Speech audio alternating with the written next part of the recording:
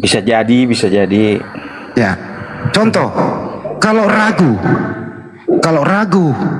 memakai kata Tuhan, ragu memakai kata dewa, ya kenapa nggak pakai Theos saja yang asli? Nggak usah ditulis Yunaninya Theos, tulis Latin aja Theos, sebagaimana yang ada di stiker di atas, biar Kristen tuh paham. Jadi nanti kalau ditanya, Theos kamu namanya siapa? Langsung ini Kristen pasti. Tidak semudah yang kita ucapkan itu aja. Saya rasa mudah Pak kalau mau belajar. Pak Jos buktinya bisa. Pak Jos buktinya bisa Pak. Kan saya dalam lingkup kecil karena saya mulai dan baru beberapa hari jadi Pak Jos baru beberapa hari. Pak Jos baru beberapa hari jadi murid saya udah bisa berubah.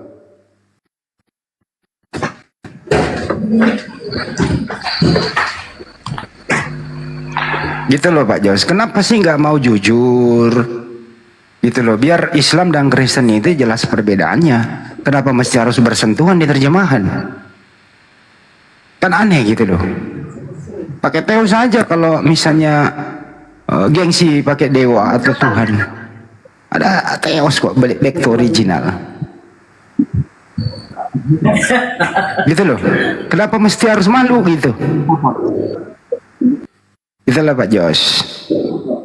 Cukup kalau kata Theos ini Pak Jos, kita lanjut lagi ke kata yang kedua ya Pak Jos ya.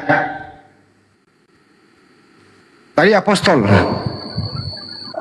Apostol tadi Pak Jos terjemahnya ke Indonesia apa Pak? Pak Jos. Apa? Apostol, apostolos.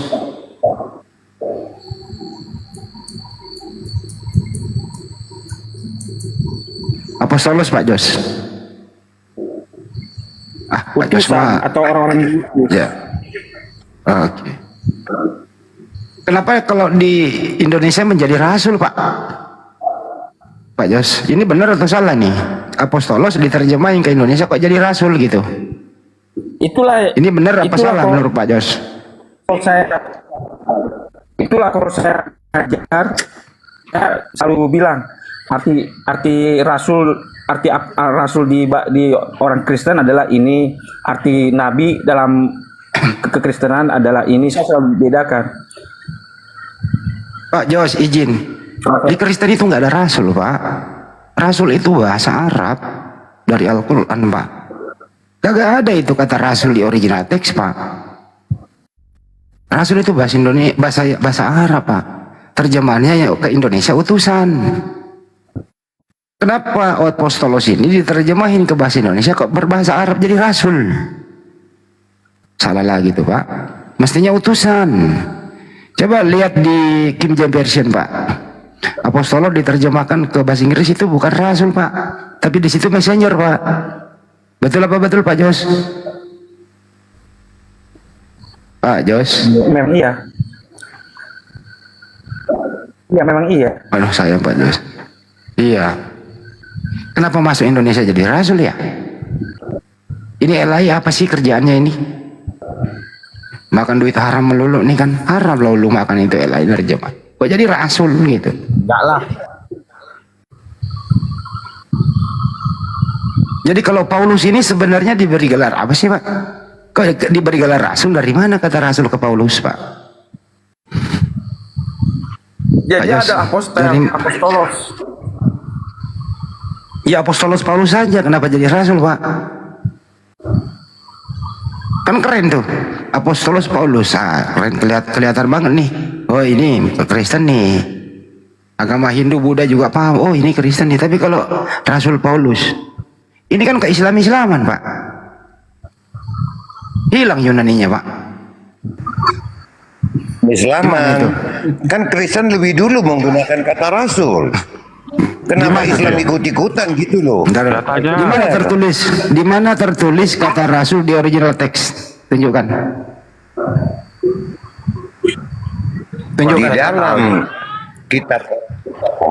Di dalam kitab orang Arab sebelum Islam ada ini ya, orang Arab itu sudah menggunakan kata rasul. Oke. Iya. Dan sudah menggunakan kata Itu sebab Islam ada loh. Jadi Kitab kalau bisa bahasa misalnya ya Bible Islam berbahasa.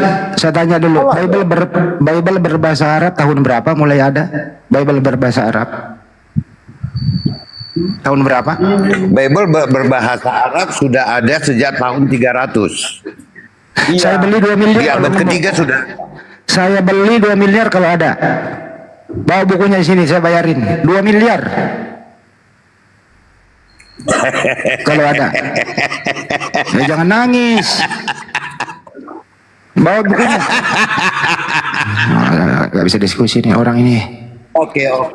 Lu gak bisa diblok. Udah bohong, blow on. Bible berbahasa Arab itu adanya di 867 Masehi. Itu udah masuk abad ke-9. Abad ke-7 ya, atau abad ke-6, abad ke-5 nggak ada. Adanya di abad ke-9. Namanya Kitabul Muqaddas. Saya ulang kembali ya. Kalau Anda menemukan Bible translator berbahasa Arab di bawah abad ke-7, abad ke-6, ke-5, ke-4, ke-3, ke-2, ke-1 itu, saya rasa umat Muslim akan membayarnya 2 miliar. Karena kami belajar, kami mencari, nggak nemu itu Pak Jos. Yang kami dapati adalah Kitabul Muqaddas itu 867 Masehi. Saya pernah membacanya di halaman 16. Di situ ada nama Allah. Di situ ismu.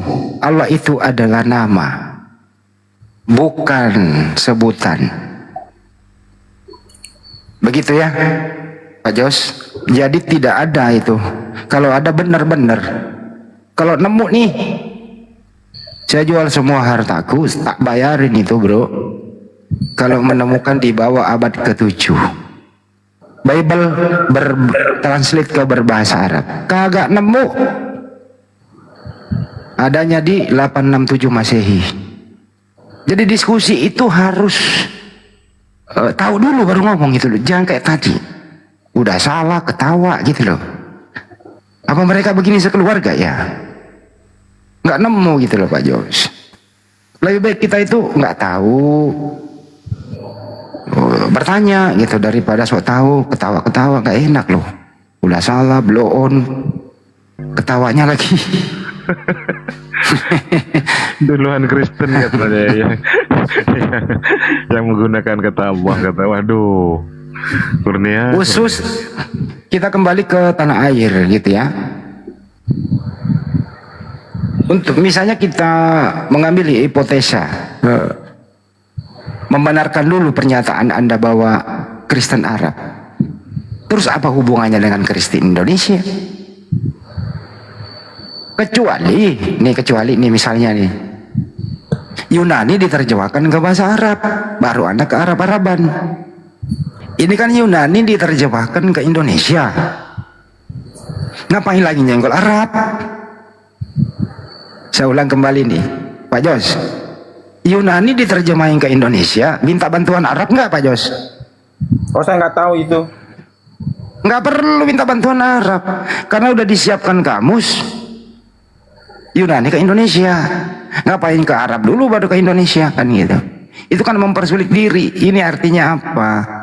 Anda ini menjawab tidak berdasar, hanya mempersulit ilmu pengetahuan Anda sendiri. Seakan-akan Anda punya ilmu diikuti oleh jemaat Anda. Anda lah yang menjadi sumber dari segala pembodohan jemaat, karena tidak mau jujur. Sekali lagi saya ulang, menerjemahkan Yunani ke Indonesia kagak perlu minta bantuan ke Arab, karena udah disiapkan kamus Yunani Indonesia. Betul apa betul teman-teman? Ngapain Yunani ke Arab dulu, Arab ke Indonesia? Muter-muter jadinya. Kenapa mesti muter? Yang kedua, Pak Jos, duluan mana Islam masuk di Nusantara daripada Kristen Pak Jos? Saya nggak ada kompetensi untuk menerangkan itu. Saya jawab kalau begitu. Duluan Islam. Syukron, dan Ibu. Ya, Islam itu sudah berdiri jaya kerajaan-kerajaan Islam di seluruh Nusantara. Kemudian pertama masuk Portugis, masuk Inggris, dan masuk Belanda. Memporak-poranda kerajaan-kerajaan Islam. Makanya pahlawan Islam itu hampir 90% dari yang beragama Islam yang mengusir penjajah. Ini juga harus dipahami sejarah ini. Artinya apa? Kristen itu datang belakangan di Nusantara. Islam dulu berjaya, kerajaan-kerajaan Islam. Penjajah masuk memporak-porandanya begitu. Kemudian terakhir Belanda mempunyai namanya Lembaga Bible Hindia Belanda. Hadiah dari Lembaga Bible Inggris. Setelah Inggris pergi, diganti menjadi Lembaga Bible Belanda. Mereka menerjemah ke bahasa Melayu supaya daerah jajahannya bisa juga menganut agama penjajah ini. Buat apa? Mereka ada 3G, Gold, Glory, dan Gospel. Buat apa diterjemahkan ke bahasa daerah jajahannya kalau nggak tujuannya untuk Gospel? Buat apa mereka mendirikan gereja? Jadi penerjemah pertama itu mulai dari Portugis, kebanyakan di wilayah timur, makanya saudara-saudara kita di timur itu banyak yang Katolik. Kemudian Inggris sudah merajai seluruh Pulau Jawa, Kalimantan, Sulawesi, dan seterusnya, dan Belanda. Nah, makanya Belanda itu banyak sekali membawa aliran Lutheran, yaitu Protestan. Terjemahkanlah itu, Pak. Terjemahan awalnya itu, Pak, banyak banget mempergunakan istilah Islam. Ada kata Ka'bah, ada kata Assalamualaikum, ada Allahu Akbar, ada kata Bismillah. Seiring perkembangan waktu, setelah Belanda kalah, tahun 1945 Indonesia merdeka, Belanda hengkang. 10 tahun kemudian tahun 1954 LAI mengambil alih resmi pengalihan dari Lembaga Bible Hindia Belanda menjadi Lembaga Bible Indonesia. Inilah yang disebut Lembaga Alkitab Indonesia yang berdomisili di Jalan Salemba, Kramat Raya, Jakarta Pusat. Kristen harus belajar itu. LAI ini hadiah daripada Lembaga Bible Hindia Belanda. Kemudian Lembaga Bible Indonesia ini mempunyai kewenangan sendiri menerjemah. Tapi di masa masih sulit-sulit itu mereka masih mencetaknya ke luar negeri. Karena Indonesia waktu itu belum mempunyai percetakan yang canggih. Seiring waktu tahun 1974, disitulah dimulai ada TB1. Ada perubahan yang signifikan, kata Ka'bah, kata Assalamualaikum, yang sedikit-sedikit dia nggak bisa bertanggung jawab secara ngeles, dihilangkan. Tapi masih mempergunakan istilah-istilah Islam yang kacau balau. Seperti, jangan ada padamu Allah-Allah lain.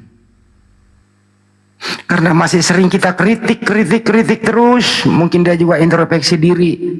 Pada Mei 2023, revisi kedua, TB2 2023. Dirubah lagi di sana, jangan ada padamu ilah-ilah lain. Berubah, Pak. Allahnya hilang di sana. Tapi ALLH-nya itu huruf kecil. Hilang lagi di sana. Jadi terakhir revisi Bible Anda itu 2023, bulan Mei kemarin. Jadi TB1 dan di bawahnya tidak berlaku lagi.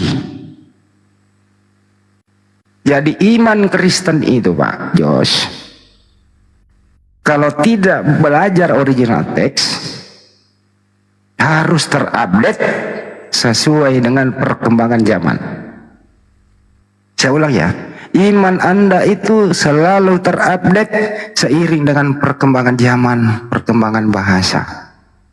Jadi kalau ada Kristen tidak mempelajari TB2 2023, imannya masih di bawah standar.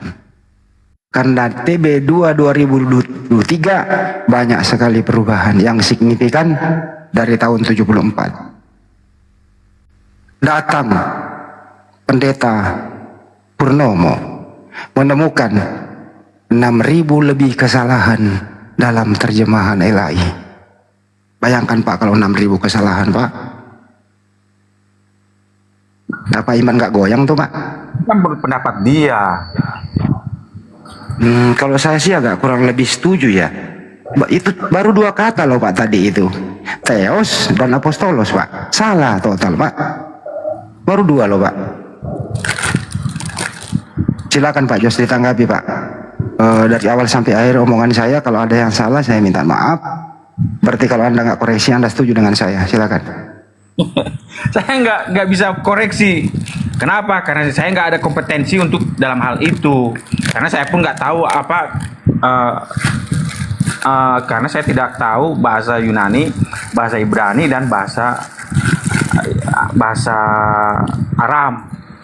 Yang saya tahu hanya sedikit-sedikit bahasa Inggris. Dari situlah saya mengerti sedikit. Jadi saya nggak ada kompetensi saya untuk menerjemahkan itu. Jadi kalau ketika kata Pak Yonatan Purnomo mengatakan ada sekian kesalahan, kadang-kadang belum tentu yang dia terjemahkan itu pun tanpa ada kesalahan. Karena begini ya, masing-masing penerjemah itu saling membuat clickbait, membuat suatu ungkapan untuk biar yang dijualnya, hasil produksinya itu, hasil karyanya itu laku terjual. Jadi jangan asal-asal kita percaya juga. Tetapi saya tidak mengatakan apa yang dikeluarkan oleh LAI itu 100% benar semua. Tetapi sampai pada saat ini itulah dulu yang bisa kita terima, tetapi tidak bisa kita rubah secepat mungkin. Tetapi kita sudah bangga dengan karya LAI. Kenapa? Karena mulai saat ini sudah keluar beberapa kata yang istilah-istilahnya mereka gunakan dengan bahasa Ibrani dan Yunani. Itu. Bisa mendengarkan ini sebentar. Ini suara siapa nih? Shalom bapak-bapak yang ada di komalnya Pak Andi. Selamat beraktivitas dan selamat melakukan sharing-sharing yang benar sebagai umat Nasrani. Jangan menggunakan nama Allah. Terima kasih. Selamat beraktivitas. Tuhan memberkati. Itu pendeta itu Pak Jos. Yakub Sulistyo Bang Andi. Oke, pintar juga Bang Arifin. Pendeta Yakub Sulistyo. Iya. Pendeta itu Pak Jos.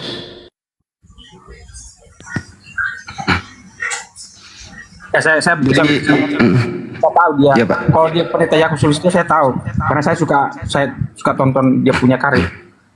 Anda tahu tapi nggak punya teleponnya, justru saya yang punya teleponnya Pak. Bah, hebat sekali ya.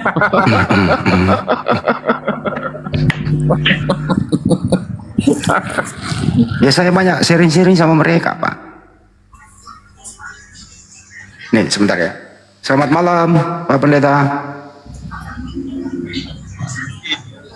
Apa kabar Pak? Loh, Ya Pak Andi.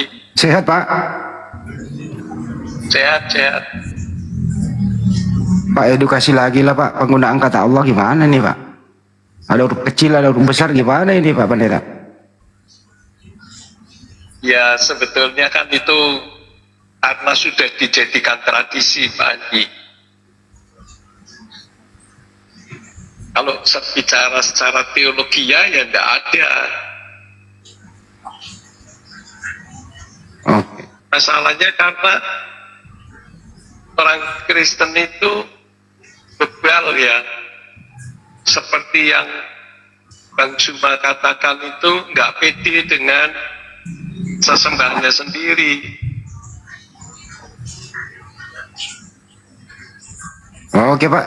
Jangan terlalu wawancara menjauh. Apa-apa kita bisa ketemu lagi diskusi ya Pak ya. Sehat selalu ya Pak Pendeta.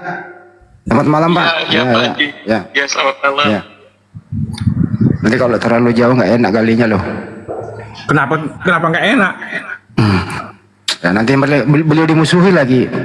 Mereka mendirikan gereja dilarang di sana. Bukan Kristen yang melarang.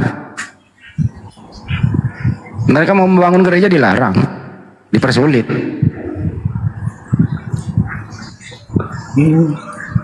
Itu loh Pak Jos.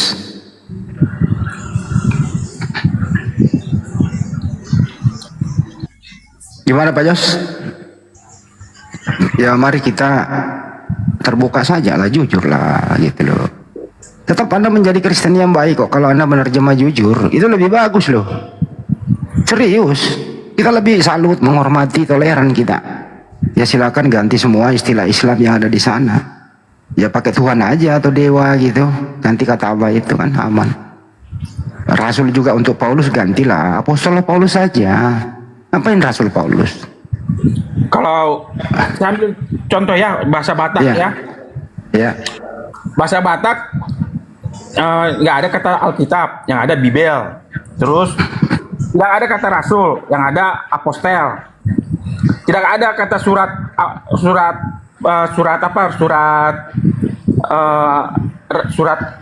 kerasulan, yang ada epistel. Jadi ketika saya baca, saya banding-bandingkan itu terjemahan, wah, jenius sekali. Saya puji sekali itu penterjemah bahasa Batak, Alkitab bahasa Batak. Karena mereka menerjemahkannya itu hampir dekat-dekat dengan istilah-istilah kekristenan. Bagusan gitu Pak, debata, apostel gitu, debata ya. Iya, debata, iya. Bagusan gitu Pak, lebih jujur kan asik. Waktu saya baca Alkitabnya, karena kan orang tua saya kan nggak kalau bahasa Indonesia kan nggak ngerti kali kan. Jadi mereka pakai Alkitab bahasa Batak. Jadi ketika saya baca itu, wah, jenius sekali itu penterjemah bahasa Batak itu, saya pikir. Saya salut kali ngelihat penterjemah bahasa Batak itu. Bisa menerjemahkan, bisa tidak menerjemahkan sesuatu yang tidak diterjemahkan. Itu bagus. Saya puji sekali itu penterjemah bahasa Batak itu. Wah, saya salut sekali.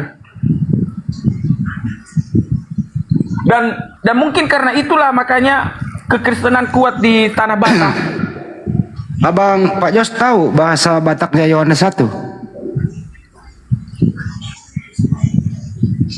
Kalau nggak tahu saya yang tahu nih. Saya bacain boleh Pak?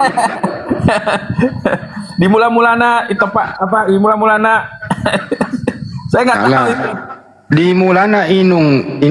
Di mulana inunga adong hatai jala saur tu debata tu hata ijala debata do hatai. Itu kan ya Pak ya? Iya. Nah, waduh, lebih bagus itu Pak. Nggak ada kata Allah. Gitu loh. Coba terjemahin ke Indonesia Pak. Cakep. Pada mulanya adalah firman. Firman itu bersama-sama dengan debata. Firman itu adalah debata. Kan gitu ya Pak ya? Iya. Nah itu. Lebih keren. Saya kasih tahu dulu pengalaman saya lagi, satu lagi. Ya siap. Waktu saya pertama kali baca, kan saya baru SD kan sudah diajari baca Alkitab ya. Terus waktu saya baca Yohanes 1 ayat 1, pada mulanya adalah firman, firman itu bersama-sama dengan Allah dan firman itu adalah Allah. Saya justru nggak ngerti apa itu firman. Iya betul, serius. Karena waktu itu masih SD kelas berapa itu, bingung saya, apa firman. Jadi walaupun saya ngerti maknanya, tapi nggak ngerti arti itunya. Jadi ketika saya baca bahasa Batak, hata katanya. Terus kemudian setelah saya remaja, saya dikasih orang tua saya kamus bahasa Indonesia, the word, karena saya dikasih Alkitab bahasa Inggris ya. Tapi saya nggak, walaupun ada Alkitab bahasa Inggris, tapi saya nggak ngerti, nggak saya baca. Setelah saya dapat kamus, baru saya baca the word. Oh, jadi firman itu adalah kata-kata, hata. Oh, itu. Jadi betul juga. Kadang-kadang bahasa Indonesia pun, walaupun saya orang Indonesia, setelah saya remaja baru saya ngerti apa arti firman. Karena firman itu kayak nggak, walaupun saya dari kecil, dari SD, saya selalu ngomong bahasa Indonesia, tapi tetap saya nggak ngerti itu apa arti firman. Kenapa demikian Pak? Itu pengaruh Nomensan. Nomensan kenal kan Pak? Orang Jerman itu di daerah Batak. Yang pertama-tama apa yang mengajarkan Kristen di sana, Nomensan Pak. Kayaknya terjemahnya untuk berbahasa Batak itu lebih jujur Pak. Kan kata kan itu Pak. Firman itu kan kata. Siapa yang berkata? Ya Tuhan. Jadi firman itu perkataan Tuhan. Bukan berkata tapi kata. Iya kata. Kata itu kan kata itu kan ada yang berkata Pak. Nggak mungkin ada kata kalau nggak ada yang berkata. Jadi firman itu adalah perkataan. Kalau firman Tuhan perkataan Tuhan. Mudah tuh Pak. Betul, tapi maknanya bukan kata kerja. Kata itu Pak, kata kerjanya. Ditambah per berarti ada yang berkata, perkataan. Nah gitu loh. Ya udahlah. Siapa yang berkata? Siapa yang berkata di kitab suci Pak? Tuhan atau bukan Tuhan? Suka-sukamu lah. Jadi yang berkata di kitab suci itu ya Tuhan. Jadi firman itu perkataan Tuhan. Diberikan kepada Nabi, Nabi mengajarkan kepada kaumnya. Supaya kaumnya ini pinter. Bisa mengenal siapa Tuhannya kan. Mudah Pak sebenarnya itu. Jadi Nabi itu tugasnya menerima perintah dari Tuhannya. Kemudian Nabi menjelaskan kepada kaumnya. Agar kaumnya ngerti siapa Tuhannya, bagaimana cara supaya mendekatkan diri kepada Tuhan. Mudah toh Pak. Jangan dipersulit tuh. Datang pendeta, oh rema itu logos, puyeng. Ada rema, ada logos, macam-macam gitu loh. Padahal ada jalan pintasnya, dipermudah begitu. Tapi Pak Jos saya apresiasi dengan Anda ini baru beberapa bulan ini menjadi murid saya, udah mulai pinter nih. Nggak usah bayar loh Pak kalau mau belajar di sini. Terus belajar terus ya Pak Jos. Kita tetap bersahabat, saling sharing gitu ya. Kalau gue yang keliru ya tolong diluruskan. Nah itulah namanya teman, gitulah. Toleransi kita, yuk menjadi Kristen yang baik, kita hormati itu. Tapi jangan nyenggol-nyenggol iman kami, mempergunakan sembahan kami yang Anda salah gunakan. Nggak enak banget didengar loh. Roh Allah melayang-layang di atas permukaan air. Marah loh umat Islam itu Pak.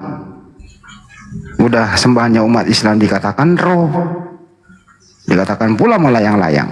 Nauzubillah min dzalik. Kenapa nggak roteo saja melayang-layang atau roh siapa kek gitu loh. Jangan sentuh sembahannya umat Islam. Kan nggak enak Pak loh itu. Roh Allah melayang-layang gitu loh. Duh. Gantilah roh Elohim kek, roh siapa kek gitu melayang-layang. Jangan sembahannya umat Islam disangka roh, nah melayang-layang. Udah salah, menista pula lagi itu. Mana loh Pak? Setuju nggak Pak diganti itu roh Theos aja kek, roh siapa kek gitu loh. Setuju nggak Pak Jos? Setuju aja saya. Ya gitu dong, itu namanya toleran Pak. Kita juga sangat toleran sekali gitu loh. Diganti di sana roh Theos atau roh Elohim kayak siapa kayak gitu ya, melayang-layang di atas permukaan air. Ya monggo. Jangan sembahannya umat Islam dikatakan roh melayang-layang gitu loh. Ini kan provokatif. Gitu loh, menista gitu loh. Ini kalau semua umat Islam paham. Nah, alhamdulillah sekarang dengan adanya diskusi terbuka ini itu mereka sudah ngerti yang namanya kristologi gitu. Ya ada hubungannya itu dengan sesembahan umat Islam. Nggak ada. Allah itu siapa? Allah itu siapa? Allah itu artinya sesembahan, bukan nama Tuhan. Itu menurut kami loh. Itu dapat dari mana hubungannya dengan ilmu dari mana itu? Ilmu Anda dapat dari mana? Ilmunya dari mana seperti itu? Memang begitulah menurut kami arti Allah itu adalah sesembahan.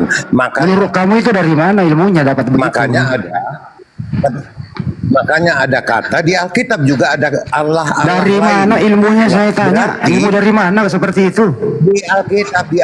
di Alkitab kawan, di Alkitab Di kawan, mana di tertulis Alkitab. begitu di Bible? Di mana tertulis? Di Alkitab itu ada Tertulis kawan. di mana? Kamu jangan ngoceh mulu dong. Saya tanya Gantian kau dong. Kamu kan modelnya tertulis di cuma mana? turunkan saya. Kalau saya ngomong, kamu ngoceh terus. Gantian dong ngomong. Kamu jangan. Nah, lu ngomong di bawah. Lu ngomong di bawah. Keluar ke teras rumah lu teriak-teriak gitu loh. Saya tanya baik-baik tertulis di mana? Gitu loh. Sederhana kok pertanyaan saya, tertulis di mana? Ya lu langsung kasih data dong. Terjelas di sana kejadian 1. Nomor 2. Gitu loh. Original teksnya seperti apa? Lihat dong original teks. Beresit bara Elohim. Itu pada mulanya Elohim menciptakan Et Hares, langit dan bumi. Nah, keduanya itu apa original teksnya? Kenapa ada roh Allah melayang-layang? Mestinya ke situ, Bu. Jadi kalau nggak ngerti nggak usah bikin malu aja kau. Udah tua juga bikin malu kau. Mestinya lari ke kejadian 1, beresit 1. Nomor 2-nya lu baca original teksnya. Apa yang melayang-layang di situ? Kalau menurut Yudaism, ya, di situ adalah ruah hakodes, angin, spirit, atau semangat. Jadi bukan Tuhan yang melayang-layang gitu loh. Menurut terjemahan atau penafsiran daripada Yudaism, bukan Tuhan yang melayang-layang, tapi udara, spirit. Gitu loh. Menurut penafsiran Yudaism. Mestinya kau jawab begitu. Jadi saya turunkan, kau belum layak. Kau belajar lagi 16 tahun baru naik sini. Setuju nggak Pak Jos? Apa? Kalau Tuhan itu melayang-layang. Begini, kata ruah itu diterjemahkan itu seharusnya kalau nggak angin, nafas, spirit. Tapi sebenarnya kurang pas juga diterjemahkan spirit itu adalah roh. Tapi ya itulah dulu yang terjemahkan, ya itulah. Ini baru jujur ini, angin, iya Pak Jos ya. Nafas, angin. Berarti bukan Tuhan yang melayang-layang ya? Makanya ketika Ayub berapa itu, Ayub 7-nya, Ayub berapa itu, Ayub 7 ayat 3, Ayub 27-nya yang sebentar saya cari dulu. 3, dan roh Allah masih di dalam lubang hidungku. Itu sebenarnya nafas Allah.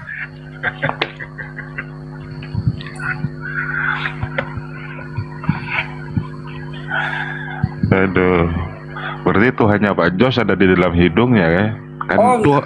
Kan Bapak itu roh kata orang Kristen, iya kan? Betul, kalau itu saya percaya. Cuman begini, arti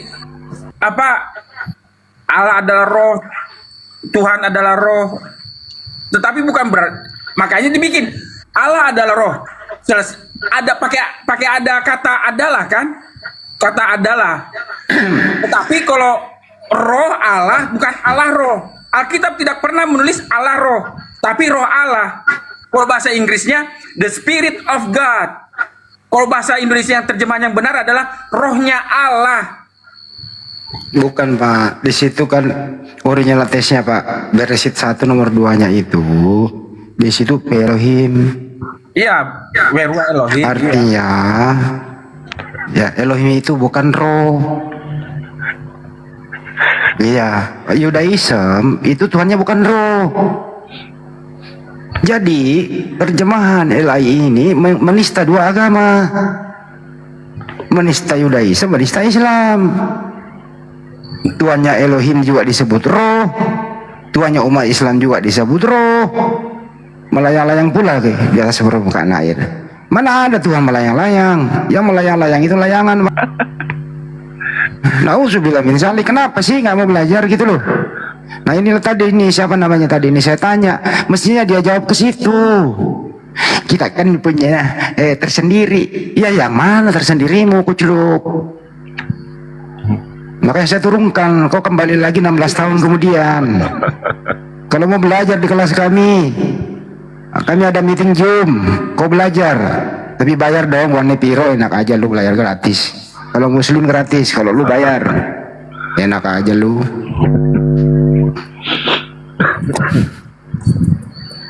Kalau Pak Joshua gratiskan kalau mau ikut belajar, gua gratisin, saya yang tanggung jawab.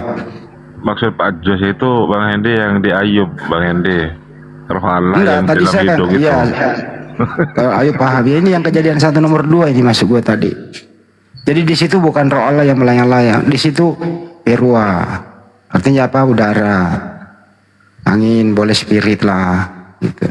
Yang jelas bukan Tuhan yang melayang-layang, itu intinya dari Yudaism. Setuju ya Pak Josya?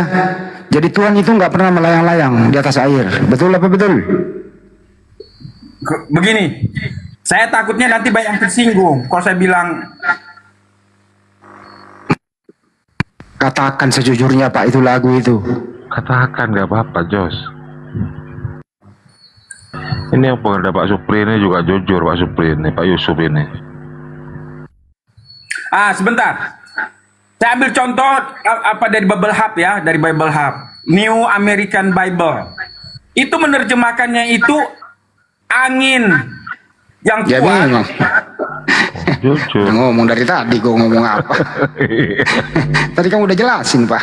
Iya, maksud saya takutnya banyak yang banyak yang marah kalau ada terjemahan yang lain. Maksud saya ini kan diskusi bukan begitu. New American Bible itu menulisnya a mighty wind sweeping, angin yang kuat menyapu di atas, melayang-layang di atas air. Nah, terus di New Revised Standard Version itu menulis begini, sementara itu sebuah angin dari Allah menyapu atau melayang-layang di atas permukaan air. Jadi saya rasa itu yang tepat terjemahannya. Terjemahan dari New American Bible dan New Revised Standard Version. Itu. Karena itu hampir dekat dengan terjemahan dari kata ruah Elohim. Ruah Iya. nafas, angin. Cuman kalau dibilang Itulah, betul itu Pak. Artinya apa? Yang melayang-layang itu adalah angin ciptaan Tuhan. Bukan Tuhan yang melayang-layang, kan itu tadi saya ngomong dari awal. Sekali lagi ya, yang melayang-layang di atas permukaan air itu adalah ciptaan Tuhan yang disebut angin. Bukan Tuhannya yang berbentuk roh melayang-layang. Setuju? Setuju Pak? Setuju Pak? lebih baik saya diam. Kita ketuk palu nih, setuju nggak nih? Sekali lagi saya ulang nih. Diam. Oh, diam berarti setuju, nggak apa-apa. Lo Anda yang Takut bawa dia. referensi tadi. Takut dimarahin teman Takut Kristen diserang. yang lain. Iya. Takut diserang dia. Sebentar. Sebentar. Saya tambahkan lagi. Makanya ketika Yesus berbicara di Yohanes 3 mengenai roh, dia berkata gini, Yohanes 3 dibilang begini.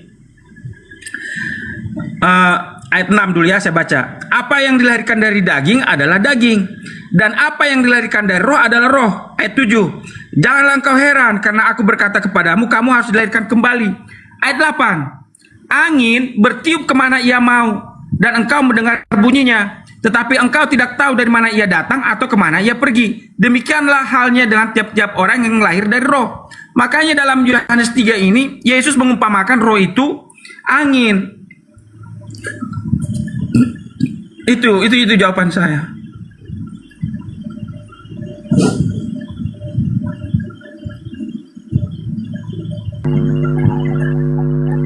Simpulkan dong Pak. Jadi yang melayang-layang di atas permukaan air adalah angin ciptaan Tuhan. Bukan angin ciptaan Tuhan. Enggak, saya enggak setuju itu. Kalau itu enggak. Ya angin kan diciptakan Pak oleh Tuhan. Bukan. Tapi kalau dibilang rohnya Allah atau rohnya Elohim, karena begini, maksudnya itu adalah nafasnya Elohim. Itu. Kalau begitu Elohim dong yang melayang-layang, Tuhan dong yang melayang-layang. Bukan, nafasnya. Mana ada napasnya Elohim berlayang-layang, Pak? Rendah kali itu Elohim, bagian daripada dirinya melayang-layang. Ya. Sebentar. Kok dirupa Di situ kok Jos? Perua Elohim, Pak. Bahasa originalnya Perua Elohim. Iya. Sebentar. Tadi Kejadian Anda membawa referensi dari Amerika, katanya sudah benar angin katanya kan? Kejadian 2 ayat 7. Sebentar, jangan dulu dipotong. Kejadian 2 ayat 7. Ketika itulah Tuhan Allah membentuk manusia itu dari debu tanah dan menghembuskan nafas hidup. Nah, di sini sama itu. Kata-katanya pun sama.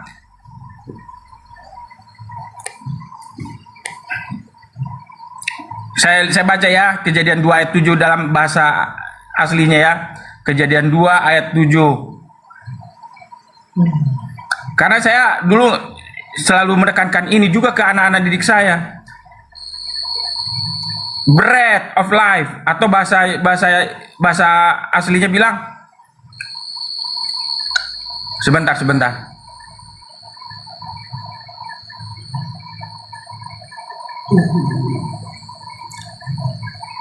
Nismat Hayim.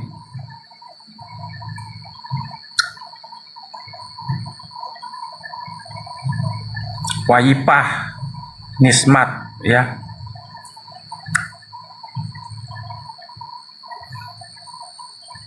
Itulah.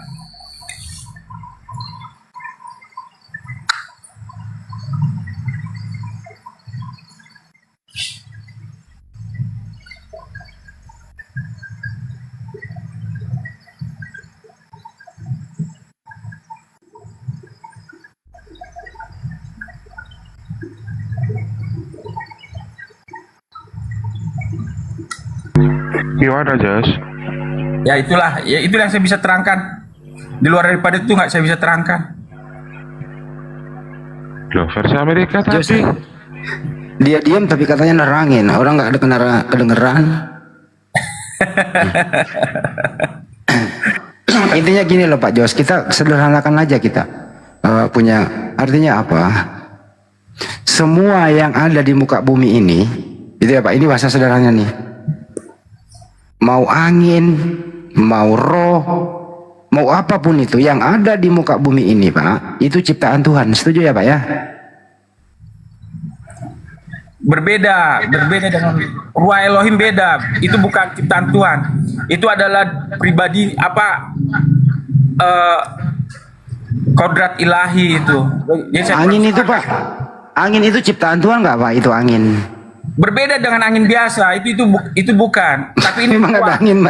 Angin itu terdiri dari angin barubu, angin puting beliung, angin sepoi-sepoi, angin ban serep, angin ban, semua angin Pak itu. Memang beda Pak. Yang keluar juga dari anggota tubuh kita melalui jalur itu Pak, bunyinya. Oke, saya jawab. Nah, itu angin juga itu Pak. Sebentar. Angin juga itu. Bentar, saya jawab. Teman-teman, angin yang keluar lewat anggota tubuh kita lewat bawah itu apa namanya ya? Kadang bunyi, kadang pret. Itu apa namanya ya? Betul. Nah, itu angin juga itu Pak. Sebentar, saya jawab. Iya.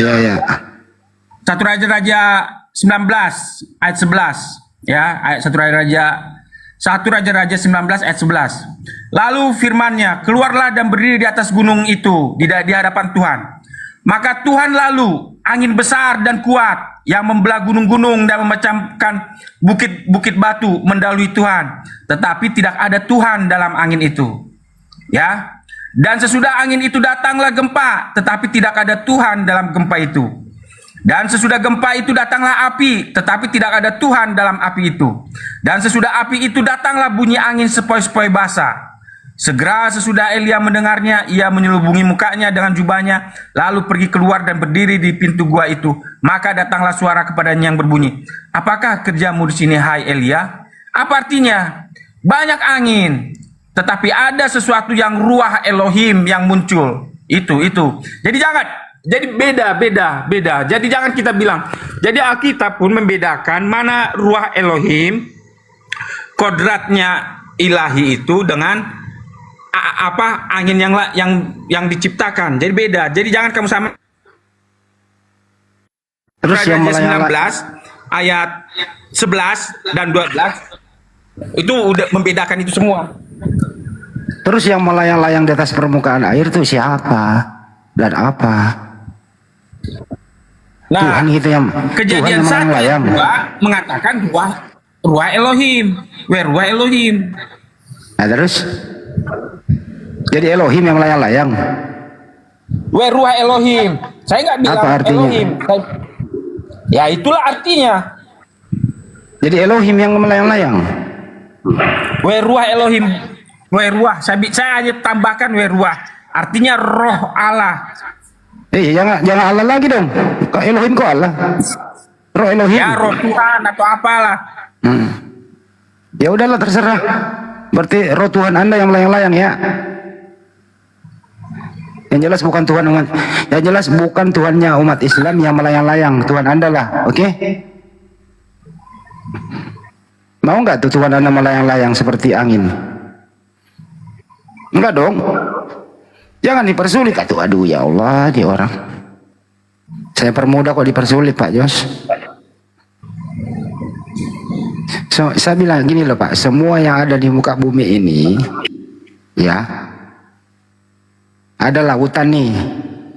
Di atas lautan itu pasti udara, ada angin. Atasnya lagi ada awan. Itu ciptaan Tuhan semua Pak. Jadi waktu penciptaan alam semesta itu Pak, ya diciptakan juga air, diciptakan udara, diciptakan angin. Bukan Tuhannya yang melayang-layang, tapi ciptaan Tuhan lah yang ada di situ. Tapi terserahlah. Kalau Anda mau mengatakan Tuhan Anda yang melayang-layang, monggo deh. Tapi jangan menyebut Tuhannya umat Islam. Saya protes. Mau mengatakan roh Tuhan Anda adalah roh yang melayang-layang, monggo saja, nggak apa-apa. Yang penting jangan menyebut kata Allah di sana. Umat Islam protes loh. Betul ya teman-teman ya? Mau dia apa terserah, yang penting hapus di situ, jangan roh Allah, roh Theo saja atau roh siapa kayak gitu. Jangan sembahnya umat Islam Anda katakan roh melayang-layang, ganti aja terserah. Setuju ya teman-teman? Setuju lah.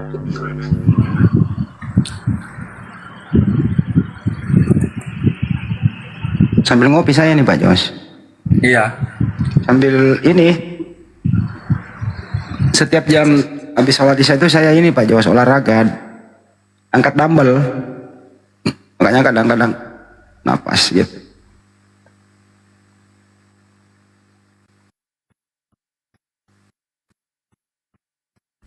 Bagaimana dengan Pak Yusuf? Silakan Mas Arif. Bagaimana dengan Pak Yusuf? Ya, silakan Pak Yusuf. Dibuka mute-nya. Gimana tanggapan Pak Yusuf? Yang apa namanya arwah itu yang melayang-layang itu ya Bang Andi ya? Iya Pak Yusuf. Itu sebenarnya kaitannya dengan kehidupan, menghidupi. Yang menghidupi nantinya itu yaitu yang dikatakan yang punya kehidupan kan Allah. Dari itu yang dimaksud sebenarnya ada kaitannya dengan rohnya itu yang menghidupi nantinya. Nah sekarang kalau manusia hidup itu karena apa gitu loh. Kalau tidak punya yang menghidupi diri manusia itu kan mati gitu loh. Itu yang dimaksud itu Bang Andi. Maksudnya pertanyaan gini loh, yang melayang-layang di atas permukaan air itu Tuhan itu sendiri berbentuk roh atau ciptaan Tuhan Pak Supri? Beda. Kalau kaitannya dengan Trinitas itu sebenarnya ya tadi ruah itu tadi, atau katakanlah apa ya, kalau tidak boleh diterjemahkan roh ya sulit karena itu kaitannya dengan rohani kan. Yang menghidupi itu apa? Yang menghidupi di dalam diri manusia itu namanya apa Bang? Iya, pertanyaan sederhana Pak. Yang melayang-layang di atas permukaan air adalah roh Tuhan sendiri yang melayang-layang atau B, ciptaan Tuhan yang melayang-layang? Rohnya Allah, rohnya Tuhan itu Bang Andi. Ya udah, rohnya Tuhan apaan? Aman lah. Ya, ya. Tapi ya, jangan, bisa. nah silakan. Atau Tapi rohnya jangan Teos bawa- juga bisa. Ya jangan menyebut sembahnya umat Islam, marah umat Islam Pak. Enggak apa-apa, itu saya justru senang, tetapi nanti yang menjadi permasalahan diskusinya tidak ramai Bang di koma-koma yang lain, karena itu kan yang menarik. Tapi kan, kalau roh Elohim Pak Yusuf malah dimarahi Yahudi Pak Yusuf. ya itu bahkan nanti kan jadi bingung juga, ini baiknya gimana. Harusnya yang di sendel itu yang menerjemahkan itu kamus bahasa Indonesia itu. Relai lagi dong yang salah. Iya, itu harus diterjemahkan apa itu loh yang pas di kata-kata yang melayang-layang itu, karena itu yang dimaksud adalah nantinya akan menghidupi apapun gitu. Iya. Jadinya rohnya Allah, karena yang Allah itu yang itu. Iya, rohnya yang Allah punya lagi. Roh Theos. rohnya Theos, rohnya Elohim, ya. Maaf Bang Andi, kalau nggak boleh Allah ya rohnya Theos atau Elohim. Memang nggak boleh Pak, nggak enak didengar loh Pak. Kayak penistaan Ya, gitu. Terima Saling kasih Bang menghormatkan. Andi, Ini loh, Pak Pak Guru Yusuf. yang baik. Ya. Ini loh Pak Yusuf, izin ya, supaya kita ini kan saling toleran gitu. Allah Iya. itu Pak, sembahnya umat Islam 5 kali sehari Ya, wajib loh Pak iya, menyembahnya gitu. Kalau dibawa ke sana menjadi roh melayang-layang, kan gak enak sekali gitu loh. Sembahnya umat Islam loh, gitu loh. Ya sedikit-sedikit dirubah lah. Memang keselio lidah kadang-kadang sih, ya namanya terbiasa toh, gitu loh. Tapi Iya. jangan marah kalau saya tegur Pak, itu aja sih. Itu ya Pak Jos, saya setuju ya Pak ya. Jadi di situ terserah mau roh Elohim kayak mau roh Theos kayak monggo, tapi jangan sembahnya umat Islam lah. Gitu aja sih, supaya nggak bersenggolan kita. Oke? Ya Pak Yusuf ya, setuju ya? Iya, kalau saya setuju sekali. Ini suaranya Pak Yusuf sama dengan suaranya Pendeta Yakub Sulistyo loh. Gimana? Suaranya Pak Yusuf sama dengan suaranya Pendeta Yakub. Oh mungkin umurnya sama, mungkin usia saya Pak, mungkin loh. Beliau sudah mau 70. Gimana? Pak Pendeta Yakub Sulistyo sudah mau menghampir 70 tahun kalau nggak salah itu. Saya hampir 70 Mas Andi, Bang Andi. Oh, seumur Pak, saya udah Iya pernah betul, ketemu sama beliau. memang iya. Saya ketemu dulu beliau di Jakarta, saya teleponan kan, dia nelpon saya dulu gitu. Janjian ketemu ngobrol-ngobrol. Aku malah berkunjung ke rumahnya tuh beliau tuh. Oh Tapi begitu. tapi saya nggak mau kasih tahu rumahnya di mana, rahasia dong. Oh, no. Sebenarnya tidak Saya, apa-apa sih. saya melindungi beliau lah, karena banyak juga yang kejar beliau. Oh begitu. Oh. Kenapa dikejar-kejar? Ya karena tidak saya seirama dengan LAI. Oh, ya. Saya kurang tahu kalau itu. Kurang tahu. Ini Bang Yuma Denomnya nggak ada sih kasih itu kalau ada Bang denomnya Yuma. juga beda gitu. Oh iya. Beberapa tahun yang lalu kan dia membawa ke pengadilan. Melaporkan apa itu? Oh, sempat disidang kan, penggunaan kata Allah itu Pak. Jadi Kristen menggugat LAI. Ada, masih ada tuh di YouTube persidangannya kok ada. Sebenarnya kalau menurut saya kok kalau tentang kepercayaan itu nggak usah perlu diperebutkan lah atau dipermasalahkan dalam yang berat-berat gitu. Kita asik diskusi aja, tapi nggak usah perlu dilaporkan gitu. Kalau Ya, menurut makanya kami edukasi di sini Pak. Jadi judul ini Theos dibungkus nama Allah itu nggak boleh ya Pak ya. Lebih baik Theos saya hilangkan lah. setuju. Tapi kalau Theos nanti kan sama dengan Yunani ya itu. Yunani apa? Yunani ya. Itu permasalahannya Theos itu Yunani. loh, Bang Andi. Theos Yunani Pak. Tadi udah bahas sama Pak Jos. Ya Theos Yunani diterjemahkan ke Inggris God, terjemahkan ke Iya, Indonesia ya berarti Tuhan Indonesia atau ini apa? Pantasnya Tuhan, Pak. apa coba? Tuhan Tuhan. atau dewa. Sebenarnya sih dewa Pak, tapi terserah lah. Kalau bahasa Yunaninya Tuhan itu Pak Arkontas. Bahasa Oh, Yunaninya seseorang. dewa adalah Iya, Theos. Saya ulang ya Pak ya.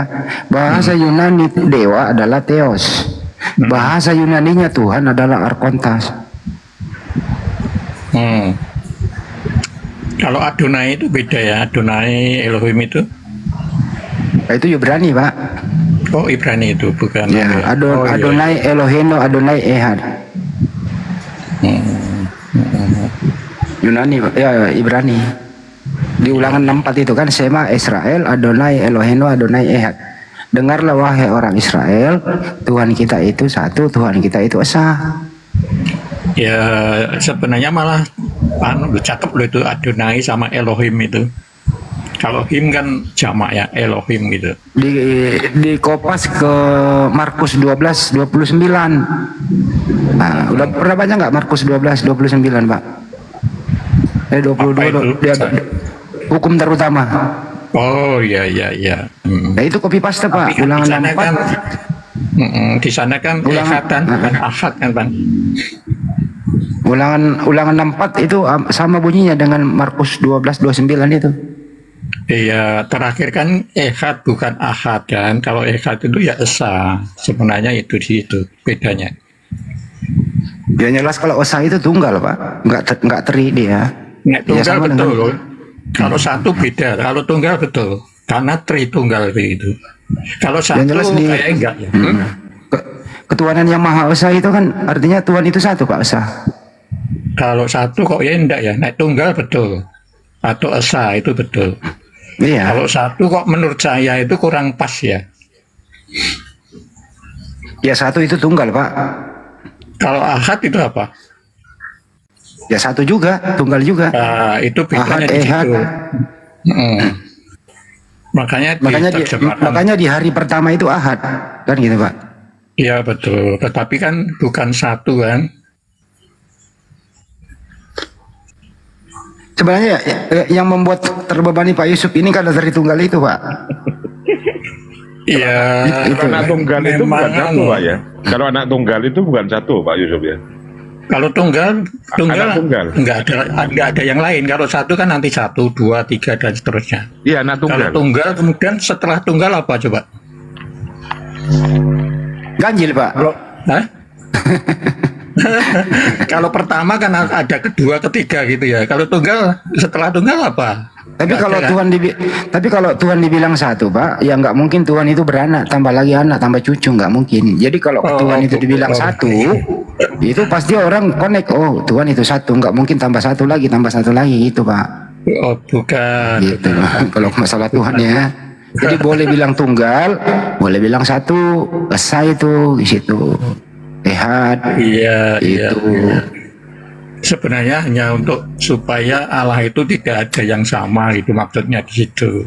Allah lagi, Tuhan itu Tuhan Pak. Kalau apa Elohim, maaflah ya sudah terlanjur sih. Udah terlanjur. Tapi sebenarnya sih kita sih nggak marah kalau Bapak itu mempergunakan kata Allah tapi pada tempatnya. Gitu itu. Kalau menyebut Allah berarti sembahannya umat Islam. Pak Yusuf, Gitu, Pak. Iya aja. Pak Yusuf, Ya. setelah tunggal ganda. Oh ada ganda. Oh iya ya.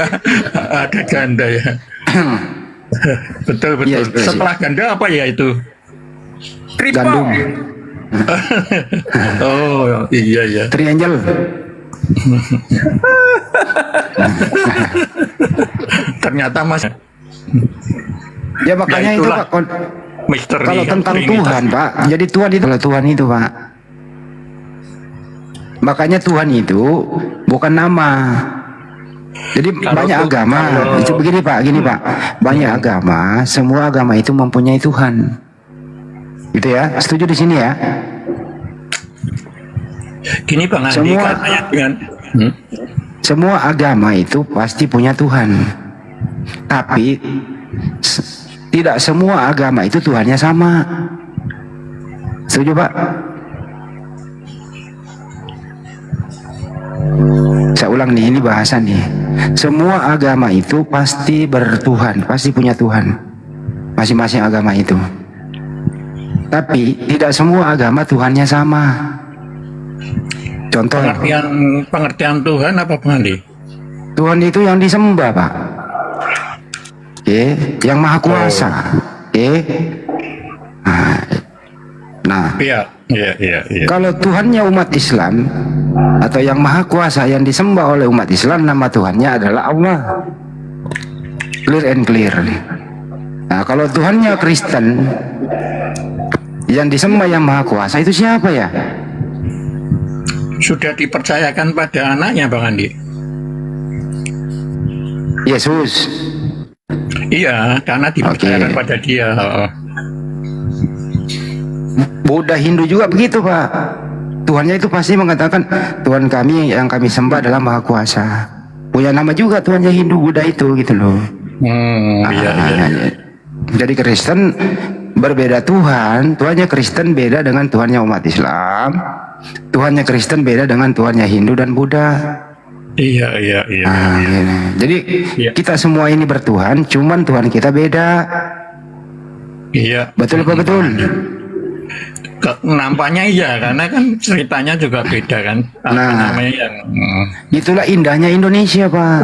Kita beragama, berbeda-beda Tuhan, tapi tetap kita harus toleran. Tidak boleh menghujat Tuhan sembahan masing-masing, karena hukumannya berat.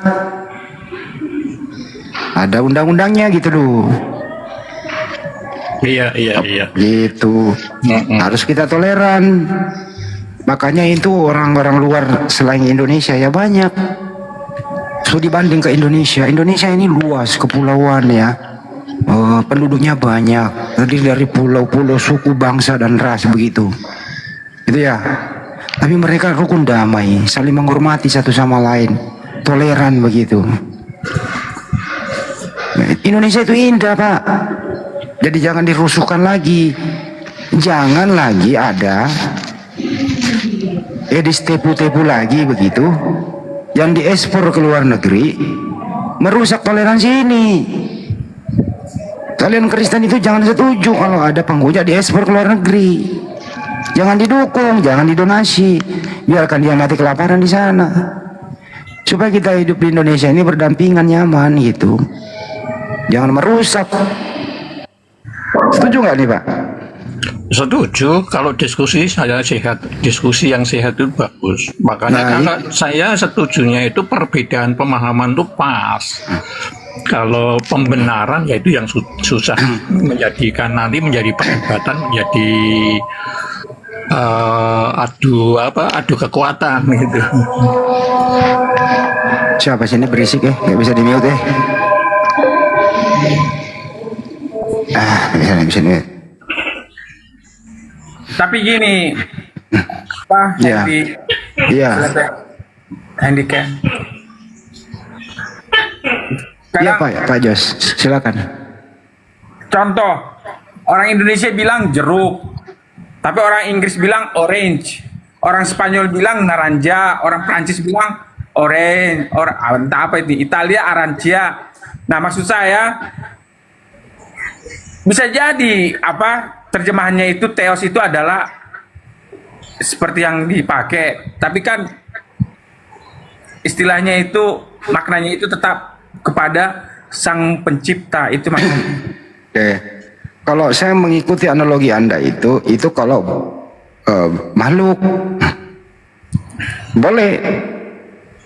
Kalau Indonesia pisang, di luar negeri banana, ya terserah. Tapi ujung-ujungnya kan pisang. Tapi kalau nama Tuhan, Pak, nama Tuhannya umat Islam itu, mau dia di Burundi kek, mau dia di Jepang kek, mau dia di Roma kek, tetap nama Tuhan mereka itu Allah. Tapi ke Kristen mohon maaf sekali lagi gitu loh.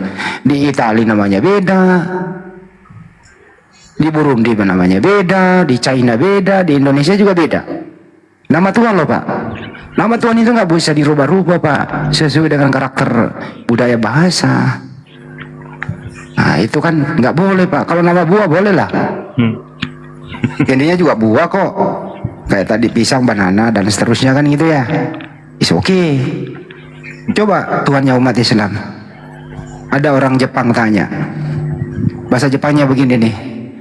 Hashimi itu yang masih mau. Nah itu. Artinya siapa nama Tuhanmu? Pasti dijawab Allah, Pak. Dapat orang bule. Name is God. Orang bule nih. Yo Muslim. Yes. Your name is God. Ya Allah. Gitu. Sama Pak jawabannya orang Jepang sama orang Inggris.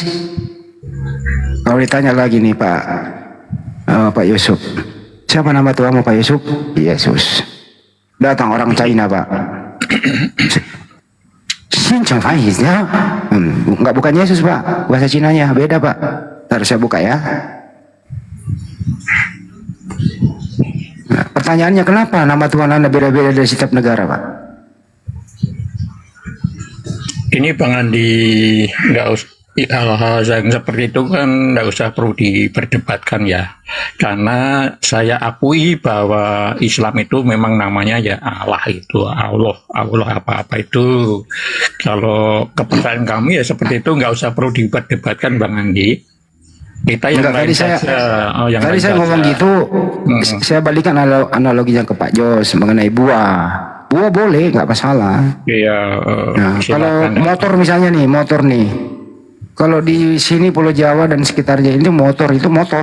Tapi kalau di daerah Sumatera Utara dan sekitarnya itu bukan motor Pak, kereta ya Pak Jos ya? Iya, kereta. Nah tuh, boleh nggak apa-apa. Terus Tapi kalau nama sebentar. Tuhan jangan dong. Bentar, Bang. Kalau di Malaysia kereta itu justru mobil. Iya, Malaysia mobil, kereta malah. Coba kalau nama Tuhan Pak diroba-roba Pak, bingung dia nanti. Nggak boleh nama Tuhan itu diroba-roba gitu. Nah, karena sebentar, makanya masing-masing daerah atau masing-masing suku memiliki nama sesembahan. Nah, nama sesembahan itulah yang dirujuk oleh kata Theos tadi atau Elohim tadi. Jadi ketika saya ambil contoh lah sejarah penterjemahan Alkitab ya, saya ambil contoh. Seperti saya pernah cerita. Ketika Ptolemeus, dinasti Ptolemy berkuasa setelah pecah kekaisaran Yunani, Alexander Agung pecah. Kemudian jenderal-jenderalnya itu hampir di seluruh kawasan yang 4 jenderalnya itu memaksa semua umat beragama yang ada di wilayah pecahan Yunani itu harus menggunakan bahasa Yunani. Nah, kemudian datanglah orang Yahudi, dikumpulkanlah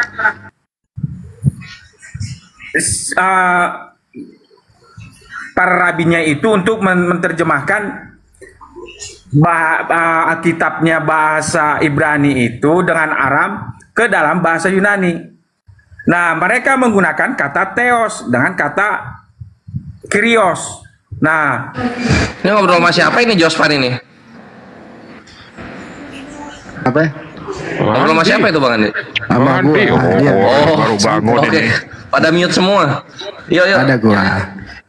Ini diskusi bagus kok orangnya, dia terbuka sekarang nih. Gitu Pak Jos. Jadi kalau nama Tuhan itu Selesai. Pak. Oh belum selesai ya, silakan. cuman terpotong. Ya lanjut. Saya pikir ada apa.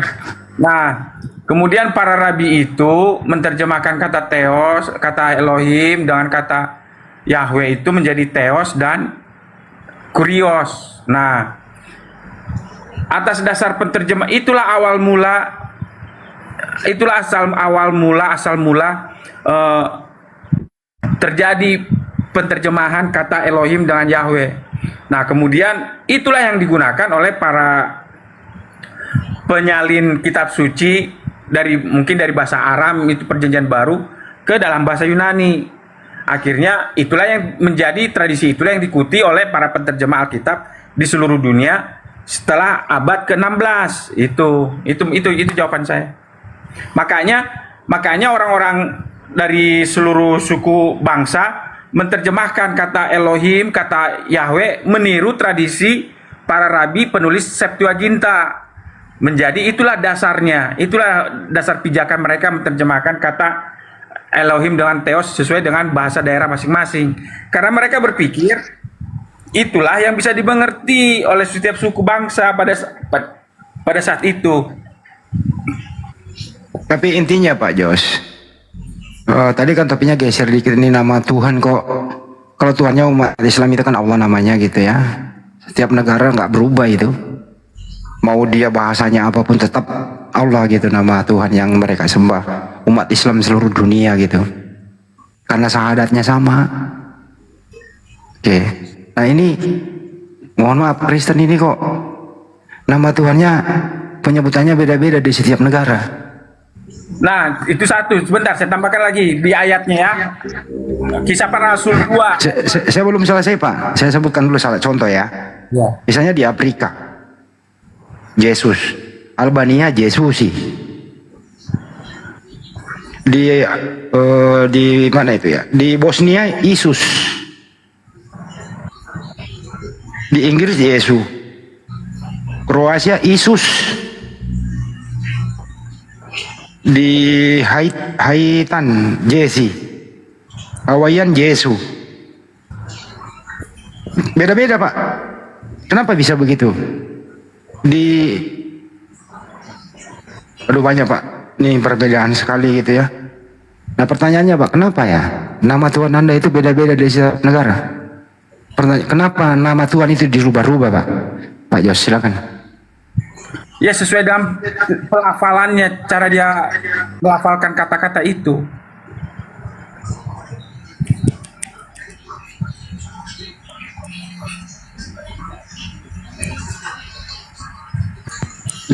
Ya beda lah Pak.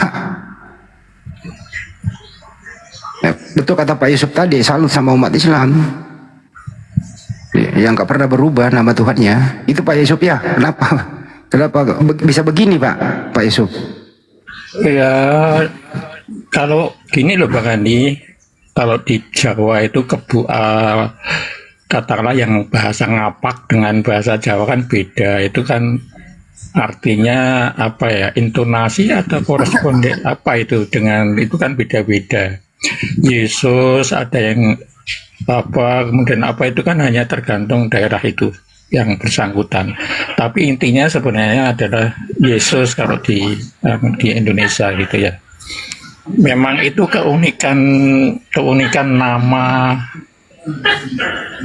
yang kami percayai ya seperti itu Bang Andi. Kalau seperti ini kok maksud saya nggak usah diperdebatkan ya Bang Andi. Karena Allah itu kan bahasa Arab ya, nama yang bahasa Arab. Kalau dikaitkan dengan bahasa Arab memang seperti itu. Tapi barangkali kalau bahasa Arabnya itu diterjemahkan mungkin akan menjadi beda Bang Andi. Maksudnya?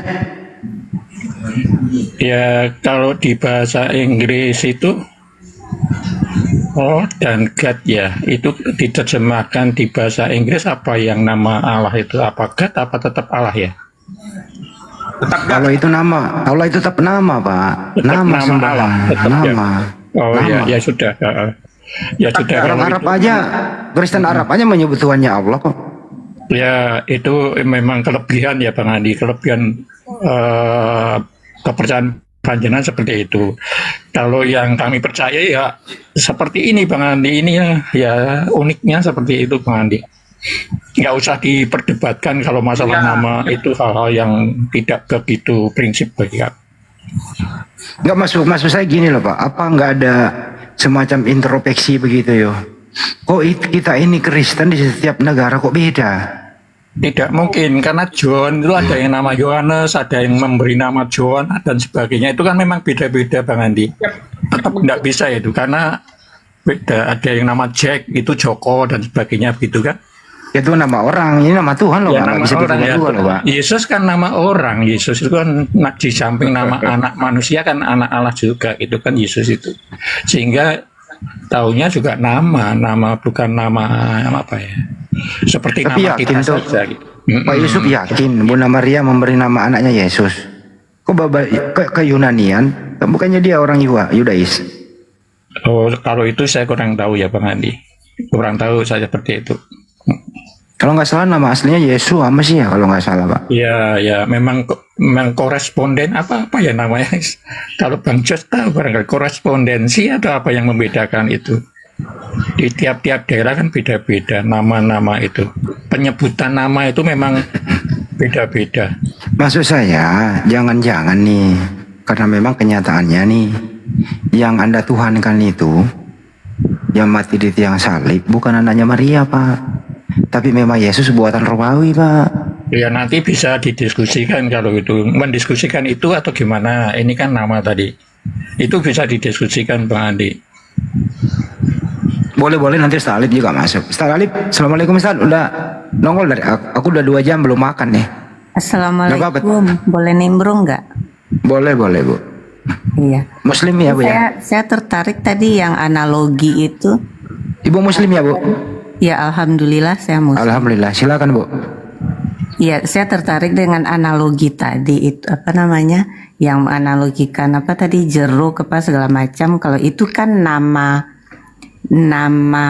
apa namanya, nama spesiesnya gitu kan ini gitu.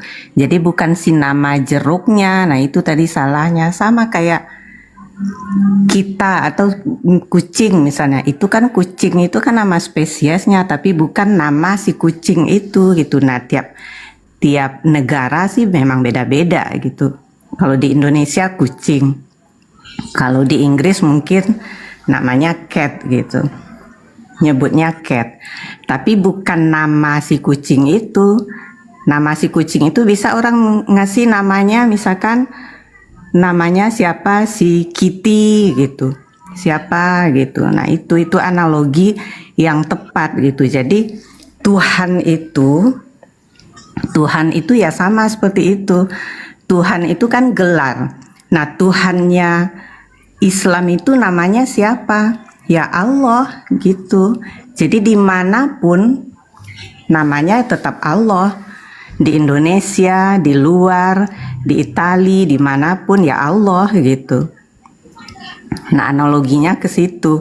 Misalnya kucing, namanya siapa? Kita ngasih Bu, nama. tadi jangan, Bu, durasi Bu jangan diulang-ulang. Tadi udah diperjelas itu. Saya jawab Iya, yang iya. punya ibu tadi ya. Saya jawab yang punya ibu itu ya jawabannya. Ya, silakan. Saya jawab.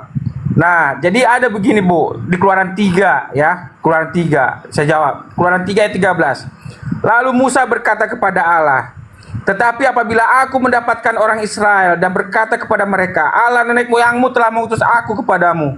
Dan mereka bertanya kepadaku, bagaimana tentang namanya? Apakah yang harus kujawab kepada mereka? Ayat 14. Firman Allah kepada Musa, aku adalah aku. Nah, betul yang ibu bilang, kucing itu adalah nama spesies. Ketika Allah mengatakan aku adalah aku, artinya apa? Itu sebentar. Pak Jos, saya potong dulu Pak Jos. Di situ salah terjemah lagi loh. Sebentar. Elohim. Diganti dong Elohim di situ. Di situ Allah itu udah nama, terus bertanya lagi siapa namaku. Gitu loh.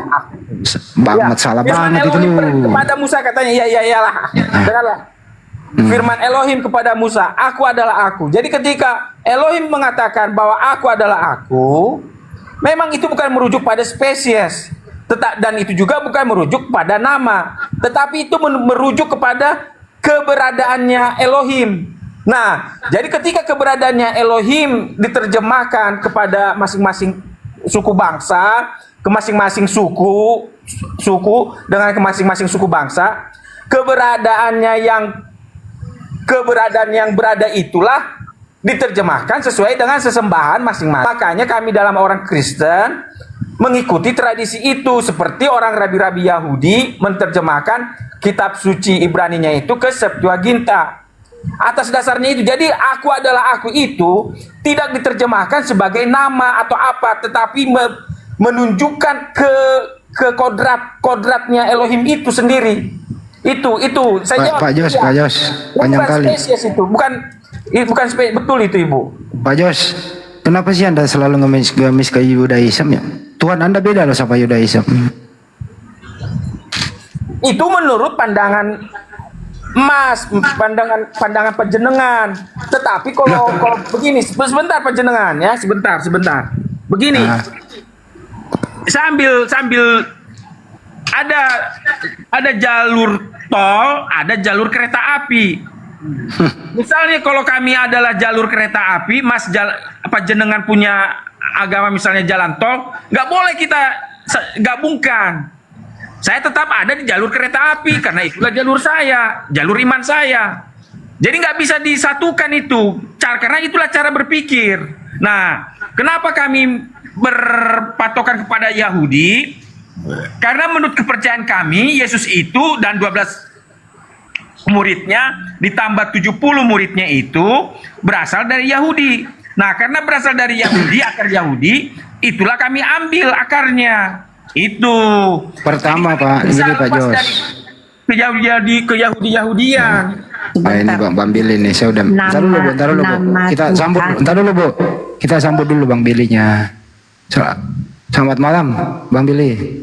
Alaikum shalom, Khafirim. Selamat malam semua. Alah.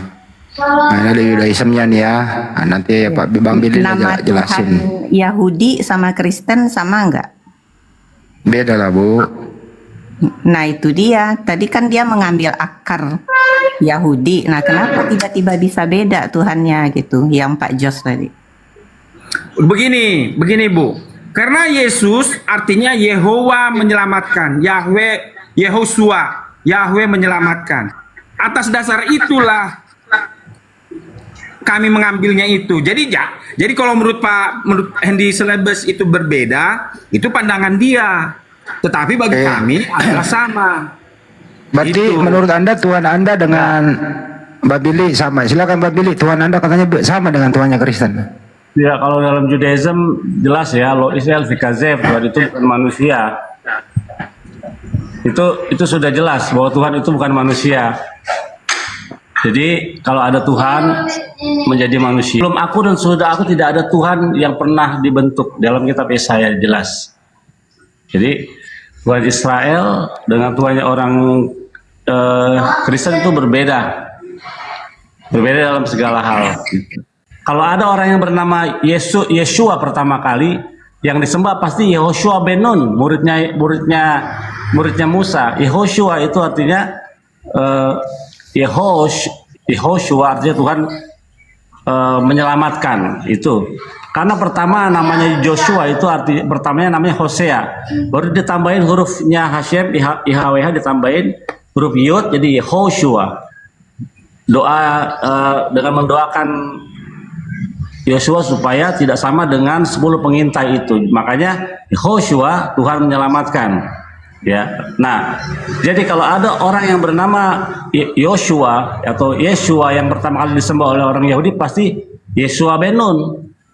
Gitu. Tapi nyatanya orang Yahudi tidak pernah menyembah yang namanya Yeshua yang artinya Tuhan menyelamatkan atau keselamatan daripada Tuhan. Tidak pernah disembah. Apakah Tuhannya Bang Yahudi roh? Bukan.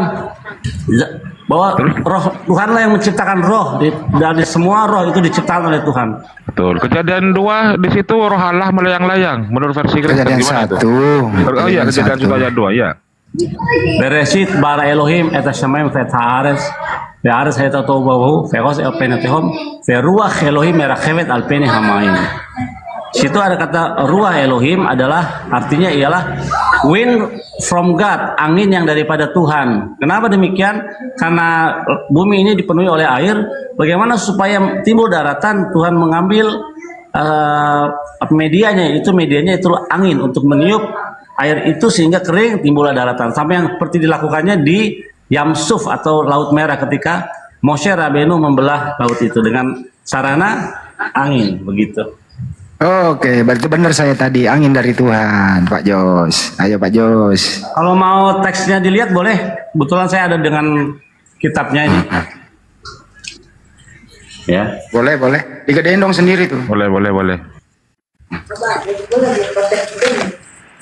Jadi kata ruah itu artinya bisa ada nafas juga artinya ruah, semangat juga artinya ruah. Oke. Bisa di tunggu bentar aku. Gimana caranya? Tunggu bentar. Dibalik layarnya. Oke. Bentar ya. Oke. Wah, baca nggak nih? Nah, ini kan Bereshit bara Elohim al penetehom nih. Al penetehom veruach Elohim. Ini ya. Veruach Elohim.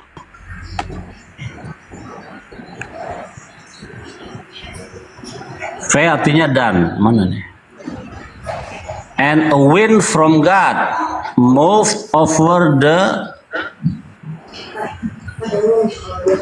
Surface of the water. Jadi angin yang daripada Tuhan, wind from God, ya tuh, ya gimana tadi ini? And a wind from God, tuh ya, nih angin jadinya, bukan roh. Lanjut. Ini dengan kitabnya ya. Jadi saya benar ya Pak Jos ya. Mungkin mau menanggapi Pak Jos? Silakan Pak Jos.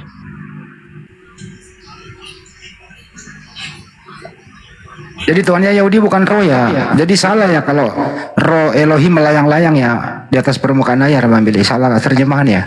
Fatal itu, fatal. Makanya terjemahan kayak Tuhan menampakkan diri itu salah. Karena kalau yang namanya diri itu badan, Tuhan menampakkan diri. Teks yang benar ialah fayera, bahasa Ibrani-nya. Apa? Muncul. Muncul dalam bentuk apa? Tidak dikasih tahu. Kayak Kejadian 18. Tuhan itu muncul kepada Abraham, tapi tidak dikatakan dalam bentuk tubuh. Tidak. Apa yang datang kepada Abraham itu adalah Shekinah daripada Hashem atau hadirat ilahi Tuhan. Atau apa ya, bisa dikatakan seperti Roh Kudus gitu. Roh Kudus ada lawannya, roh najis. Nah itu semua Tuhan yang menciptakan, termasuk setan pun yang menciptakan itu Tuhan. Mana ada bisa setan melawan Tuhan? Gak bisa. Jadi tiga orang yang menemui Abraham itu bukan Tuhan ya? Bukan Tuhan. Jadi Anasim disebut di situ kan ayat 2. 3 orang laki-laki. Siapa mereka? Mikael, Rafael dan Gabriel. Menampakkan diri ke Abraham. Siapa? Ya, Siapa itu kita? Pak Yosef. Halo Pak Yosef. Pak Jos lah yang nanya, mumpung ada orangnya nih. Iya, saya mau tanya. Ya. Kejadian 18 ayat 3, ayat 2 tadi. Dari mana Pak Yosef tahu referensi yang mengatakan bahwa itu adalah Gabriel, Rafael dan siapa? Oke, mantap Ini yang sekali. punya kitab. Ini Billy Yahudi nih. Iya. Iya.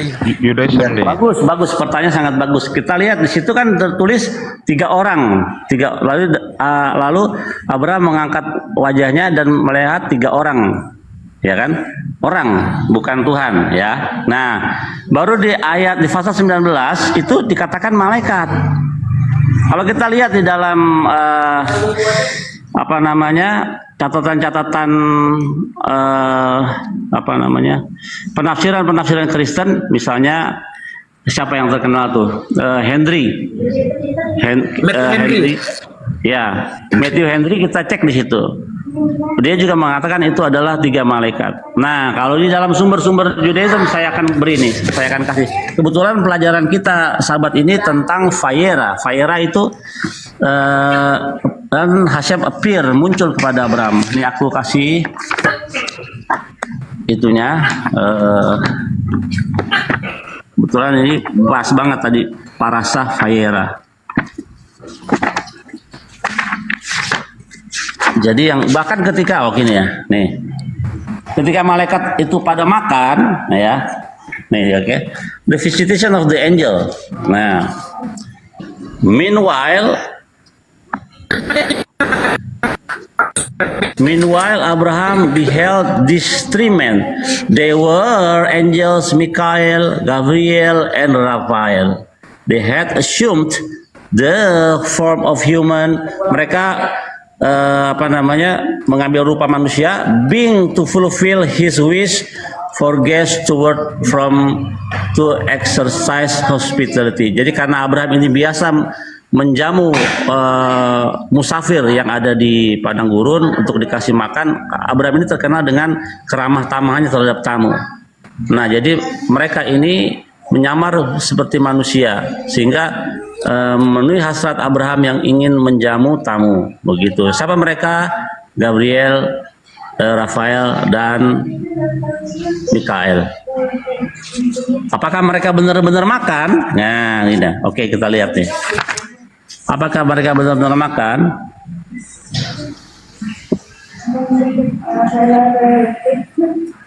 Oke. Nah, ini dia. Abraham himself served his guests. Abraham menjamu tamu-tamunya and it appeared to him, dan nampak baginya, dan ketiga orang yang sama-sama dengan dia itu mereka itu makan. Tapi itu adalah ilusi saja, ilusi hayalan mereka. Di dalam kenyataannya mereka tidak makan. Hanya Abraham dan 3 temannya, Aner, Eskol, dan Mamre, dan Ismail. Nih, Ismail partook of the banquet, yang ada di meja perjamuan makan.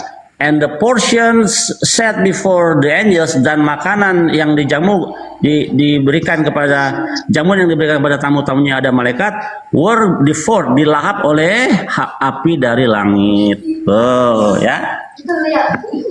Ya, heavenly fire. Jadi gitu. Ini kenapa bang? Putus-putus bang. Putus-putus Pak Jos. Jaringannya putus-putus, Jos. Putus-putus Pak Jos. Itu tiga orang itu misi Sodom Gomora itu Bang Bil ya? Iya, 1. Nanti di pasal 19 tinggal 2 malaikatnya. Coba aku ambil Alkitab ya, Alkitab ya. Jadi Alkitab dulu mana deh? Begini. Ya. Kita lihat misi Sodom Gomora. Jadi dilihat oleh Abraham dan Ismail dan 3 teman Abraham itu, mereka makan, tapi pada kenyataannya tidak makan mereka. Malaikat kan nggak makan. Jadi mohon maaf tak turun ya, ini karena kurang begitu menarik bagiku, mohon maaf aku turun dulu. Ini belajar sini Pak Yusuf. Gak apa-apa, manteng-manteng aja dengerin Pak Yusuf. Nanti kita lanjut. Ya gak apa-apa, turunlah. Nanti di pasal 19 itu malaikatnya tinggal 2. Ada sebutan malaikat itu pasal 19.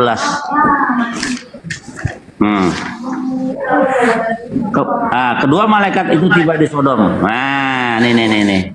Tuh. Duh, mana nih?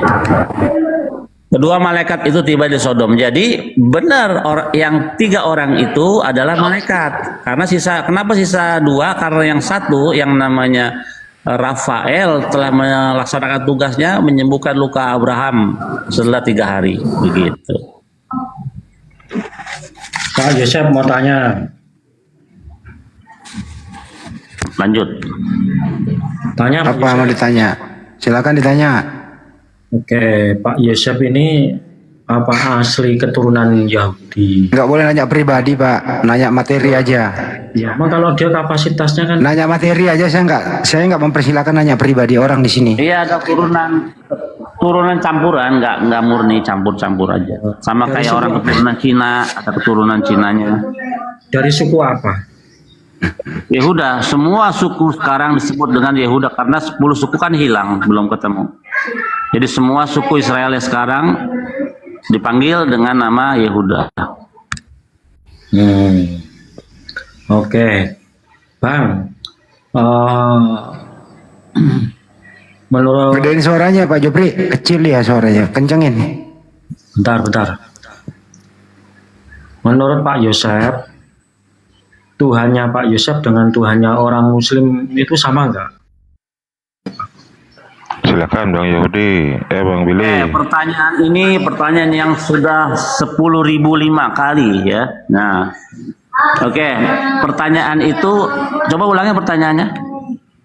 Tuhannya Pak Yosef kan, Pak Yosef kan yang Judaisme ya, Judaisme. Iya, betul. Apakah sama Tuhannya Judaisme itu dengan Tuhannya orang Islam? Apanya yang sama, Mas? Ya dari figurnya lah, pokoknya figurnya semuanya sama lah itu lah. Figur maksudnya? Fisiknya? Bukan fisik, kalau Tuhan tidak punya fisik kan? Esensinya. Pinter itu. Esensinya. Ya. Jadi yang sama apanya yang ditanyakan? Ya sama atau tidak? Ya kita bilang figur ya. Figur artinya kan person lah. Ya. Kalau kita terjemahkan. Nggak bisa bertanya dia. Ya. Karakternya Bang Billy maksudnya itu. Sifatnya. Karakter kan sifat. Ini bukan sifat ya. Terus? Katakanlah Tuhan itu gini maksud saya. Katakanlah Tuhan itu saya gambarkan seperti manusia ya. Supaya kata siapa Tuhan seperti manusia? Ini gambaran Bang. Ini nggak boleh, Tuhan nggak boleh digambar. Tuhan nggak boleh digambar. Lalu gimana untuk menjelaskan? Nah, bagaimana kita memahami Tuhan lewat sifat-sifatnya? Ketika disebut El Shaddai, Tuhan Maha Kuasa, El Gibor, ya Tuhan Allah yang perkasa, El Elyon yang Maha Tinggi, Hakados yang Maha Suci. Itu sifat-sifat Tuhan yang kita bisa pahami. Kita tidak bisa memahami Tuhan lewat fisik, gambaran gitu. Tuhan bukan gambaran. Sifat, Bang. Bang, halo. Kenapa? Saya lebih condong Dengarkan dulu orang. Dengar dulu, Pak Kris. Ngomong, belum Sebentar. selesai. Sebut satu persatu Bang Billy, biar saya nanti kan. Al-Gibor ya, Bang Juli. Al-Gibor yang pertama tadi. Ya, misalnya El Elyon yang Maha Tinggi. Al-Ali kalau di dalam Islam yang Maha Tinggi. Ya. Terus Hakados yang Maha Suci. Iya, sama Kudus, Al-Kudus. Terus Hamelech. Ya, Al-Gibor Raja. tadi ya. Iya, kerajaan. Hamelech. Raja. Iya, Malik. Sang Iya. Raja. Iya. Al-Malik. Al-Gibor. Ya, jadi Al-Gibor, Al-Jabbar. Tuhan itu kita bisa pahami lewat sifatnya. Ya, Tadi Maha Suci apa, Pak? Bang Billy, Maha Suci Kenapa, tadi Bang? apa? Hakodes. Maha Suci. Kudus. Hakados. Kudus. Oh, hampir sama ya. Bahasa serumpun Iya. sih ya. Iya. Ya. Al-Kudus ada di Asmaul Husna, Bang. Jadi Bang Hendi. dari gelar-gelar itu kita tidak pernah menemukan Yesus bergelar itu El Elyon, El Gibor, nggak pernah ada. Coba cari di dalam Perjanjian Baru, ada nggak Yesus pernah bergelar El Elyon, El Gibor? Nggak ada. Jadi apakah sama Tuhannya Israel dengan Tuhannya umat Islam? Sama sifat-sifatnya tentunya, ya. figurnya bagaimana? Figurnya. Istilahnya Figur itu apa? personnya. Yang person. Coba aku cari ya kata. Udah dijelaskan tadi loh karakteristiknya, sifat-sifatnya gitu loh. Kalau sifat itu kan Figur sih. Figur itu berbentuk, Pak Jupri. Waduh. Bang Joma, assalamualaikum Bang Joma. Waalaikumsalam warahmatullahi wabarakatuh. Masya Allah. Assalamualaikum ahi. Alhamdulillah, Mbak Zuma. Subhanallah. Ya, jadi kalau berbicara mengenai hakikat, hakikat, jangan berbicara mengenai wujud atau berbicara mengenai apa itu fisik dan seterusnya. Tuhan itu berbicara hakikat. Di dalam Al-Quran diterangkan, Bismillahirrahmanirrahim, Am kuntum syuhada ishadara Ya'qubal maut.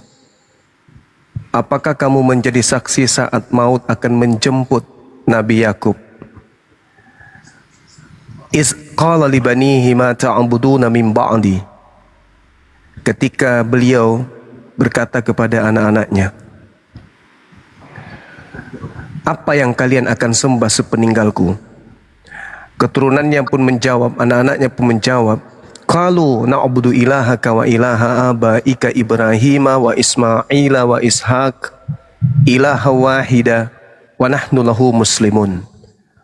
Kami anak-anakmu wahai Nabi Yakub akan menyembah Tuhanmu, Tuhan nenek moyangmu, yaitu Tuhannya Nabi Ibrahim, Ismail, Ishaq, yaitu Tuhan yang Maha Esa, dan kami anak-anakmu akan berserah diri kepadanya, akan mengikuti aturannya, akan runut menjalankan tuntunan hukum-hukum perintah dan larangannya. Mantap kan? Jadi ketika umat Islam datang dengan kitab sucinya Al-Quranul Karim, maka Nabi Muhammad diajarkan kulu amanna billah wa ma unzila ilaina wa ma unzila ila Ibrahim wa Ismail wa Ishaq wa Yaqub. Katakanlah kami beriman kepada Allah dan kepada apa yang diturunkan kepada kami dan apa yang diturunkan kepada Nabi Ibrahim, Ismail, Ishaq, Yakub dan anak cucunya. Jadi Islam sempurna dalam kaidah ini. Nah, sedangkan agama Kristen, Pak Job, itu menyembah apa yang kemudian orang Athena tidak kenal, yang disebut agnostos theos. Orang-orang Kristen itu bukan menyembah kepada Tuhannya orang Yahudi, tapi menyembah kepada dewa Athena yang bernama Agnostos Theos yang diperkenalkan Paulus kepada mereka dalam nama Kristus. Beda. Beda itu. Cuman orang Kristen di hadapan orang Islam mengajarkan bahwa orang Kristen itu adalah penerus ajaran Tauhid, Shema Israel, ajaran satu Tuhan dari Israel, padahal kagak. Kalian hanya menggunakan terjemahan kitabnya orang Yahudi untuk menipu lawan. Sebenarnya yang kalian sembah itu menurut Paulus di dalam Kisah Para Rasul 17 nomor 23 adalah dewanya orang Yunani. Makanya Paulus berseru, "Hai orang-orang Athena, aku lihat bahwa dalam segala hal kamu sangat beribadah kepada Theos. Sebab ketika aku berjalan-jalan di kotamu dan melihat barang-barang pujaanmu, aku menjumpai juga sebuah mesbah atau sebuah kuil." Ya, bukan mesbah di situ sebenarnya, tapi kuil dengan tulisan kepada Theos yang tidak dikenal. Nah, aku Paulus datang mengajarkan kepada kalian tentang Theos yang kamu sembah tanpa kamu kenal. Itulah yang kuberitakan kepada kamu. Nah, ingin saya tanya kepada Akhi Billy. Akhi, abad pertama orang-orang di Yunani, di Athena, apakah menyembah kepada Elohim? Ya, gimana, apakah Akhi? menyembah? Abad pertama, ya, cek abad pertama. Apakah orang-orang di Athena di kuil-kuil mereka menyembah kepada Hashem?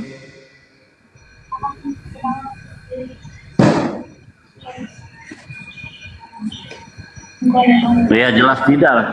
Nah, tidak. Tidak, mereka tidak menyembah kepada Hashem. Tidak, tetapi mereka menyembah kepada Theos. Nah, Paulus datang mengatakan kepada penyembah Theos, "Wahai orang-orang Athena Yunani, apa yang kalian sembah yaitu Theos yang tidak kalian kenal. Aku datang kepada kalian mengajarkan kepada Theos yang kalian tidak kenal itu, yaitu Kristus Yesus." Jadi pada prinsipnya bukan Kristus Yesus, bukan orang Yahudi, yang turun, bukan Tuhannya Yahudi yang turun ke bumi jadi Yesus, bukan. Yang turun ke bumi menjadi Yesus itu adalah dewa-dewa mitologi Yunani. Tidak ada itu orang Yunani abad pertama menyembah kepada Elohim, menyembah kepada Hashem, nggak ada, nggak ada. Kecuali orang-orang yang berdarah Bani Yakub yang tinggal di tengah-tengah mereka. Kemungkinan mereka masih menyembah kepada Hashem. Itu pun kalau ada dari kalangan Yudaism yang datang kepada mereka.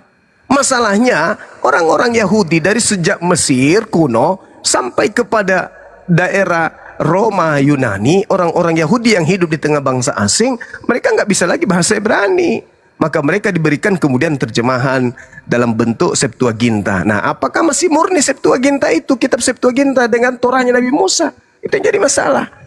Jadi pada kesimpulannya saudara Jopri, Kristen, Kristus yang kau sembah di gereja itu bukan Tuhannya Yahudi.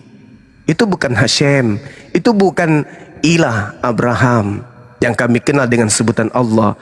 Tetapi itu tadi Agnostos Theos, dewa yang tidak dikenal, yang mereka sembah secara turun-temurun berabad-abad lamanya sebelum Masehi, yang datang diajarkan kembali oleh Paulus dalam nama Kristus yang keluar dari kubur pada hari ketiga. Camkan itu. Ya, mudah-mudahan beliau tidak marah lagi sama aku. Jup. Jup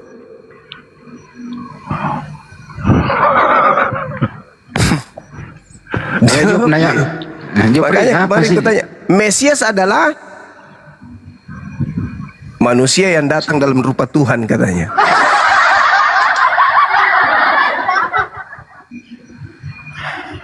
Jup. Ya udah aku tutup, aku turun lagi kalau gitu. Dadah Jup. Takut kali dia sama Banjuma. Si Jos juga. Takut kali dia. Mana si Jos tuh? Padahal Mesias itu manusia loh, bukan Tuhan. Kalau kita mau jujur baca di Yesaya 11 ayat 1 sampai 3 itu. Maka masalahnya teman-teman Kristen kalau dia membaca gini, rohku. Nah, giliran membaca malaikatku, malaikat Tuhan bukan. Anginku, apiku, awanku, itu Tuhan bukan. Tapi begitu bunyinya rohku, itu Tuhan. Padahal itu adalah ciptaan Tuhan semua.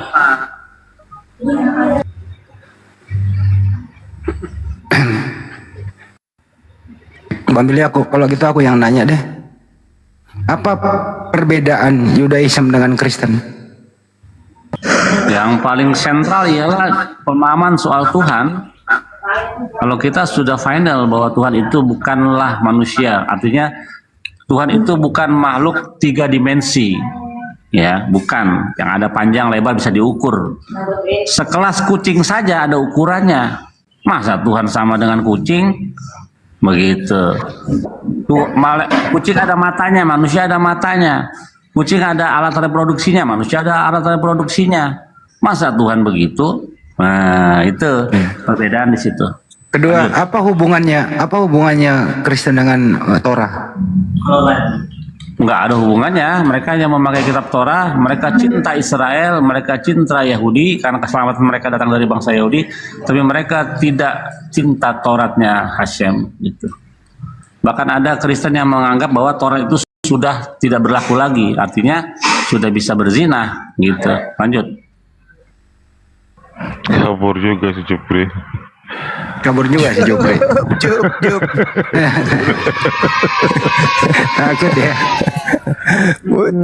Sudah, karena dihantam juga dari Yudaism. Jadi bagaimana mau bergerak, bernapas pun sudah sulit. Lanjut. Aduh. Jadi tidak ada ya hubungannya Kristen dengan Torah ya, Bang Billy? Iya, pertanyaannya sekarang dari pihak Islam, Bang Billy. Apakah Tuhannya Yahudi sama dengan Tuhannya Kristen? Kau udah dijawab tadi. Mana Juma mana? Aduh, langsung Bang Juma. Hadir. Kayak pinter nih. Hadir, Paman. Kalau saya bicara jangan dipotong ya. Saya Paman. Kalau bener, kalau suaramu bagus nggak dipotong. Kalau enak ya gue potong lah.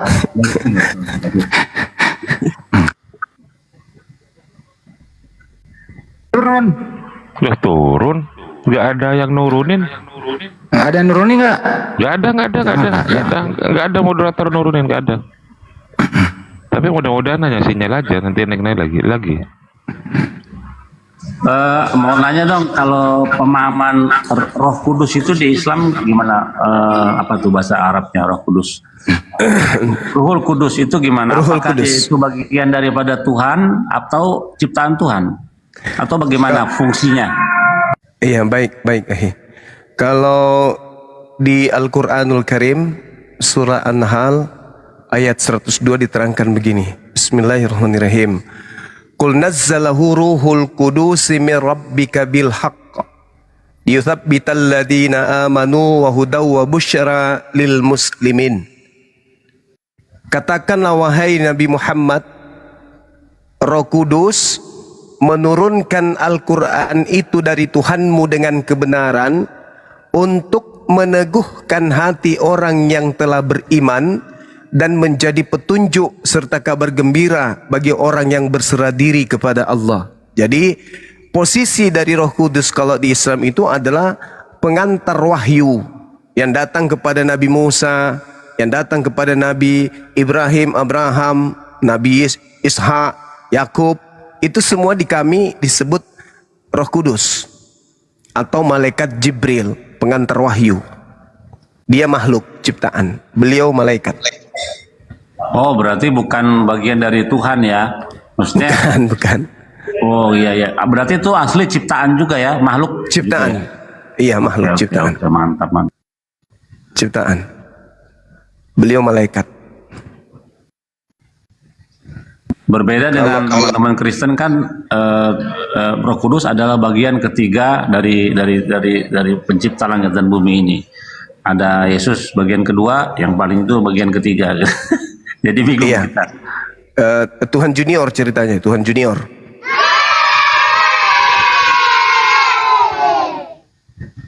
Yang bungsu, paling bungsu itu. Karena bapak dulu Theos, kemudian anak Theos, kemudian ada burung merpati. Ya sama seperti Brahma, Krishna, Siwa, Trimurti. Sama itu. Oh berarti itu diadopsi ya? Secara tidak sadar diadopsi oleh mereka. Ya, itu tadi akhi. Kalau kita pahami kisah para Rasul 17, Paulus datang di tengah-tengah mereka itu mengajarkan dewa-dewa mereka. Ya, siapa dulu Burunda? Kebetulan nih aku ada Alkitab dari bapak aku nih, almarhum. Iya. Ayatnya berapa tadi? Kisah para Rasul 17, 23. Oke, akhirnya punya Alkitab nih. 17 ayat 23. 23. Bisa dibaca dimulai dari 22 akhi. 22, oke. Siap. Lalu ia menyuruh dua orang pembantunya yaitu Timotius dan Erastus mendahului Kisah para Rasul 17. 17 betul ayat? Oh iya iya. 22 sampai seterusnya. Paulus pergi berdiri di atas Areopagus dan berkata, "Hai orang-orang Athena, aku lihat bahwa dalam segala hal kamu sangat beribadah kepada dewa-dewa.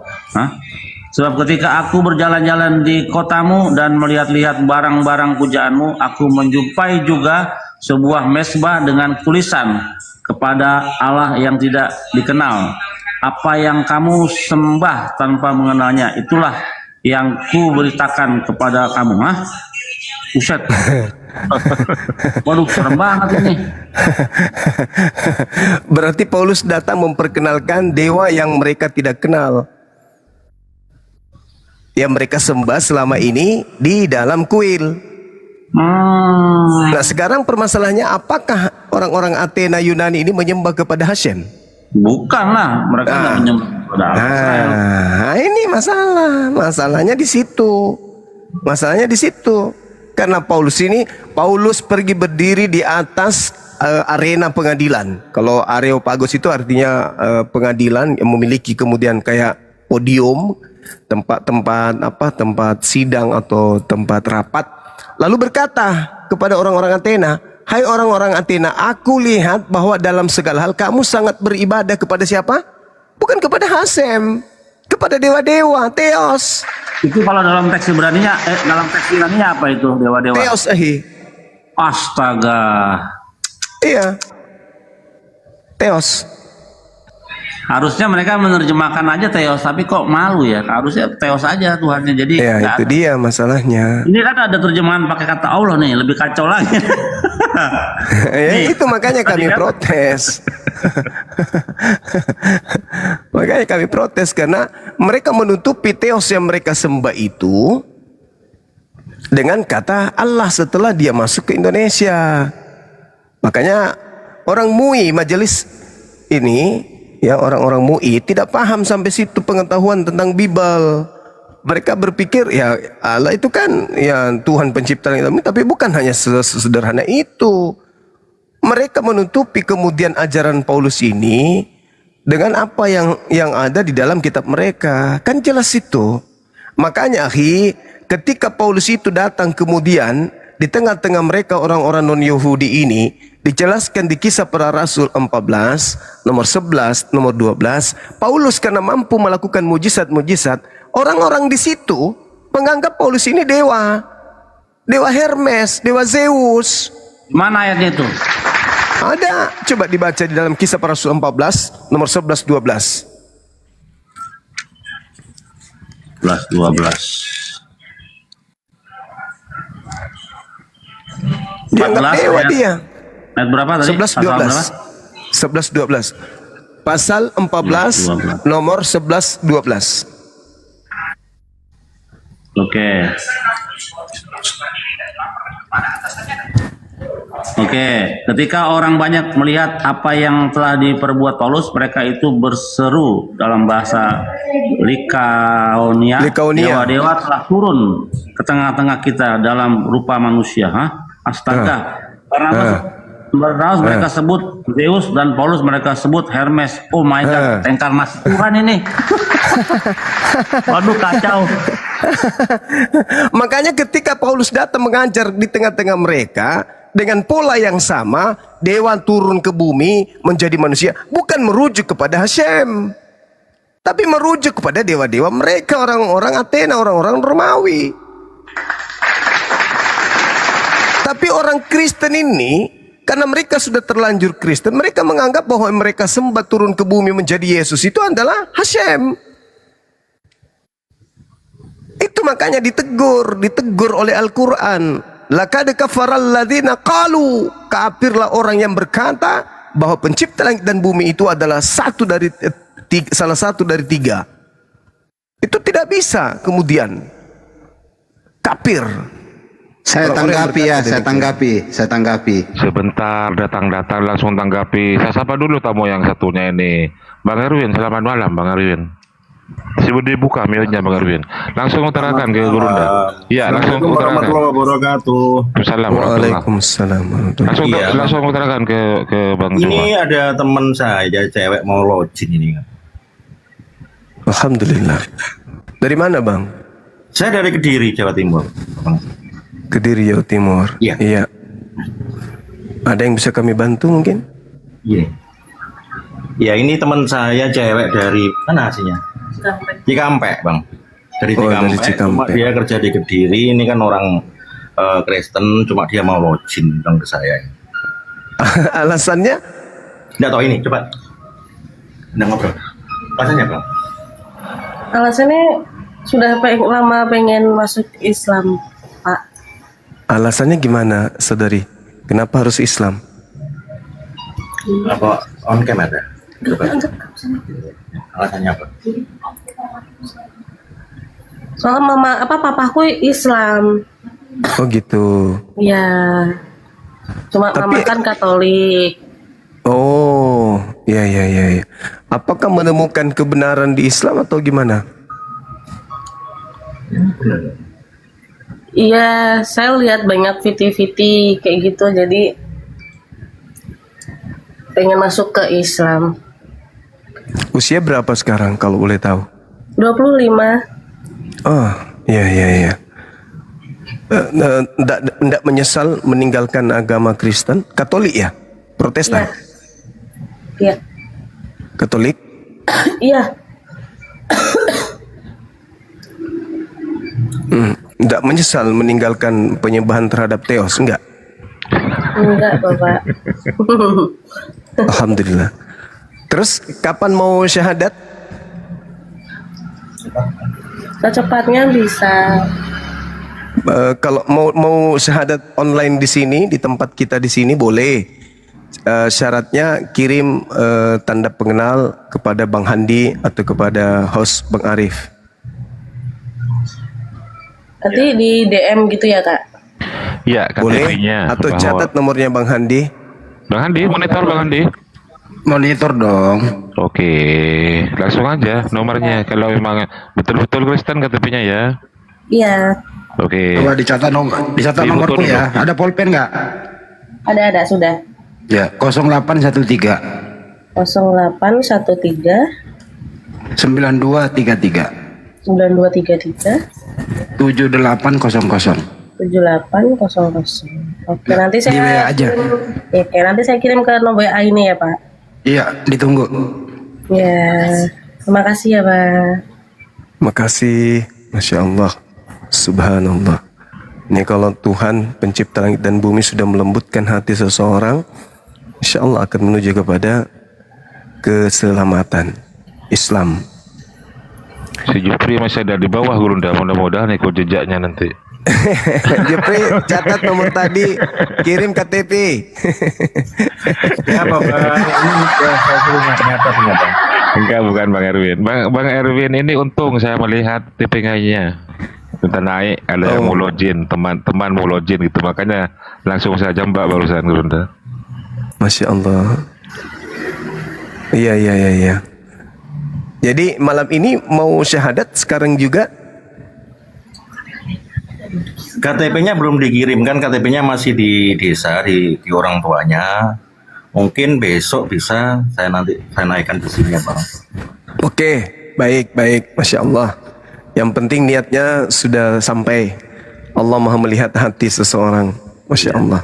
Kan kemarin Bang Erwin. sebetulnya gini ya Bang. Kemarin tuh sebetulnya sudah mau ke pondok itu di pelosok Kediri, mau ke pondok pelosok. Cuma kan kendala mungkin agak jauh. Habis itu tak sarankan, dia di sini aja, di Bang Arif, di Bang Juma aja, nggak apa-apa. Gitu, Pak. Bisa, gitu kan. Iya, bisa. Iya, nanti pihak Apologet Islam Indonesia sebagai yayasan resmi Bang Erwin ya, kemudian mengeluarkan sertifikat mualaf. Itu kenapa saya minta KTP nanti beserta tanda tangannya kan, untuk proses pembuatan mualaf, proses sertifikat mualafnya. Iya, siap Bang. Tadi sudah saya jelaskan seperti itu Bang. Nanti ada sertifikatnya juga saya bilang. Iya. Oke. Kami tunggu ya Bang Yang. Bang Sudah Erwin. di DM. Ini udah WA, sudah di WA itu. Bang Hendy sudah Bang Hendy. Sudah di WA. Ini udah WA-nya nih. Di foto aja identitasnya di situ, Mbak. Identitasnya. SIM atau Ya KTP. mungkin identitasnya bisa dikirim enggak? Belum balas. Nanti mungkin kalau sudah dibalas sama adiknya atau mungkin besok nanti dikirim ke Bang ya. Baik. Oke, mantap. Masya Allah.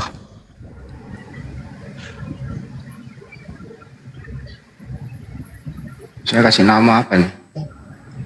Oh, Ibu. Nama-nama sudah. Udah Ibu Sarimi. Bang Andi sudah ya? Udah di WA ya Bang Andi? Udah nih. Dia balas, saya nunggu kiriman foto KTP-nya ya Pak. Udah ditunggu aja dulu. Ya, nanti ditunggu Bang Andi. Oke, lanjut kita diskusi dulu sambil menunggu KTP-nya dikirim ya. Oke. Siap Bang. Di sini aja dulu. Sambil nunggu. Kristen sejati mau nanya apa tadi, Bro? Mau menanggapi apa? Kristen Aku sejati, menanggapi tuh silakan. pernyataan si Juma tadi. Juma ini kan bawa doktrin dari Muslim, lakot kafara ladina qalu innallaha wal masih ibnu Maryam, itu mah doktrin kalian. Kalian tidak bisa menyangkut pautkan karena perbedaan paham antara Kristen dan Islam itu jauh, antara langit dan bumi. Emang. Nggak usah dipaksa-paksakan. Yang pertama bagi kami Islam, di dalam Islam tidak ada keselamatan, jujur aja. Nah, Tapi yang Yesus tadi juru selamat. saya melihat tadi cara kalian aja menerima orang untuk masuk agama kalian ini tanpa berbagai ini, saya menilainya memang kayak orang terima orang datang belanja di warung. Nah, akhirnya nanti muncul penghujat di sini. Nah, ini yang berbahaya. Oh, enggak nah, dong. itu dia. Itu pikiran kamu Ini aja. Bang Juma. Jangan kau bawa Kalau saya pikiranmu lihat, ke Islam. kamu harus lebih. Jangan kau bawa pikiran kafirmu itu ke Islam. Jangan. Kafir aja. Jangan kau bawa pikiran kafirmu ke kami, ke Islam. Di Islam itu tidak ada zuuzon. Kami lebih mengedepankan positif di dalam menyikapi setiap niat baik seseorang. Berbuat jahat aja kita berpikir positif kok sama orang yang berbuat jahat. Bukan begitu Bang Juma. Dari Terus setiap apa masalahnya? narasimu. Diam dulu. Apa masalahnya? Coba apa masalahnya ketika ada orang mengaku mau masuk Islam terus? Oh, saya apa tidak yang harus masalah. Cuman Terus saya lihat kenapa? saja cara Apa? penerimaannya amatiran begini. Oh, Akhirnya memang nanti begitu. menciptakan orang-orang yang betul-betul tidak memiliki iman. Ya, kalau di justru Kristen yang muncul gimana? nanti penghujat. Kalau orang mau masuk Kristen gimana? Kalau orang mau masuk Kristen apa syaratnya? Gila dulu Nah, kan? saya jujur aja Bang Juma ya, saya miris. Kenapa saya miris? Itu dari talu. Kasihan saya. Akhirnya nanti Itu dari talu. Agamamu sudah berapa ratus tahun menjajah di Nusantara ini tetap minoritas. Itu dari talu. Terlalu bergaya kamu. Orang waras tidak mungkin mau menyembah dewa, itu aja. Hanya orang gila yang mau menyembah dewa yang turun ke bumi jadi cuplis. Jadi agamamu. Jangan kau bawa, kau takar penyembah dewa kau itu, kau takar ke Islam. Di Islam tidak begitu. Ada orang datang, bang, saya mau masuk Islam. Ya langsung kita terima, langsung kita syahadatkan. Apa yang kita pikirkan? Jangan sampai dia berpura-pura. Dia berpura-pura itu urusannya dengan pencipta langit dan bumi. Karena pencipta langit dan bumi itu mengetahui bisikan hati setiap manusia. Tujuannya apa, niatannya apa. Bisa jadi dia hanya berpura-pura. Tapi begitu dia masuk Islam, ternyata dia sungguh-sungguh melihat kebenaran di dalam Islam. Gitu bung, tidak seperti di agamamu. Bagaimana kalau mau jadi murtad orang di agamamu? Dijanjikan dulu Indomie, diiming-imingi dulu, dan seterusnya gitu. Bisa juga dihamili dulu. Iya, gitu. Siandel. Pura-pura dulu masuk Islam, setelah punya anak baru dipaksa istrinya makan babi. Tahuan deh. Susah bung, susah. Kami semua di sini adalah aktivis. Ya, setiap hari kami bertemu dengan propaganda dari kalian. Saya syahadatkan bulan lalu satu keluarga. Besoknya dari gereja datang ngemis-ngemis suruh orang itu murtad kembali. Kasihan kali.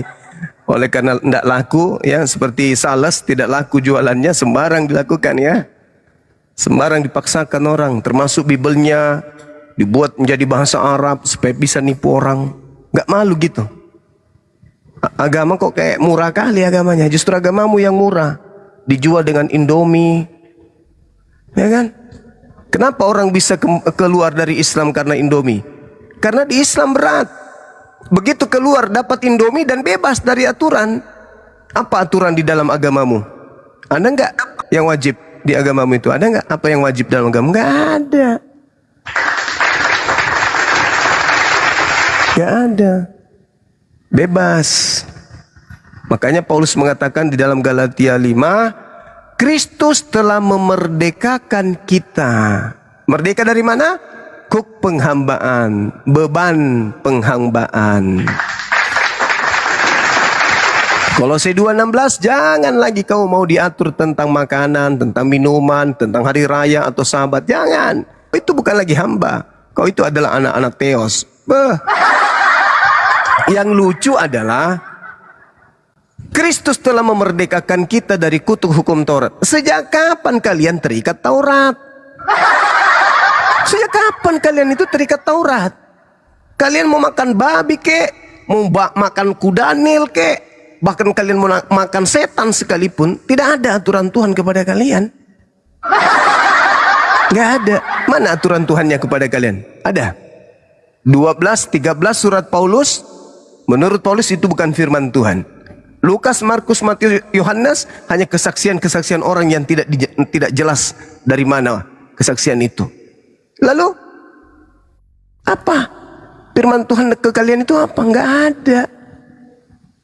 Mana firman Tuhan yang datang ke Kristen? Ada. Kalau kami Al-Quran. Kalau orang Yahudi Torah. Ada juga Mazmur. Banyak nabi-nabi mereka. Nah kalau Kristen nabi mana nabinya? Hah? Agnostos Theos paling. Allahu Akbar, Masya Allah. Jadi jangan sok paten. Kita udah tamat. Agama Kristen itu kami sudah tamat. Ya. Kelihatannya kami lebih mengenal agama Kristen daripada mengenal cucu kami sendiri. Saking tiap hari kami mengkaji, menelaah, ya, kemudian mempelajari Bible itu. Dari huruf ke huruf, tanda koma, tanda titik, tanda seru kami pelajari. Bahasa aslinya kami pelajari, revisinya kami pelajari. Oke? Jadi tidak perlu kamu ragu tentang pengetahuan kami tentang agamamu itu. Tamat kami. Tamat. Makanya kalian sakit hati. Sakit hati setelah kita buka kedoknya. Oh ternyata agama mereka bukan dari Yahudi ternyata. Ternyata agama mereka bukan dari sono. Cuman menggenapi nubuat Nabi Yakub di Kejadian 49. Di nomor 27, anak Yakub bernama Benyamin, tingkahnya kelak seperti serigala. Pada pagi hari merampas jarahannya sore hari membagi-bagikan hasil jarahan. Apa yang dijarah oleh Benyamin keturunannya? Torah. Dibagi kemana? Ke Roma. Menggenapi. Paulus mengatakan dalam Filipi 3 nomor 5, aku adalah orang Ibrani keturunan Benyamin dari kalangan Farisi. Bah. Tahuan deh. Pantas saja dia mengatakan hukum Torah itu sampah. Ternyata dia menggenapi nubuat dari Yakub di dalam kitab Kejadian 49 itu. Kasihan deh lo. Ternyata hasil rampasan dari Benyamin, dari serigala yang kalian gunakan. Tapi sekarang udah kebuka semua. Tak ada lagi yang bisa kalian sembunyikan. Termasuk perpuluhan itu bukan hak kalian itu. Kalian hanya mengambil perpuluhan dari agama Yahudi untuk kalian gunakan kepada orang-orang yang tidak mengerti. Betul, betul Afif. Betul. Lewi ya. Iya. Ma'asyar itu namanya ma'asyar kalau dalam bahasa Ibrani. Ma'asyar sini ma'asyar rishon.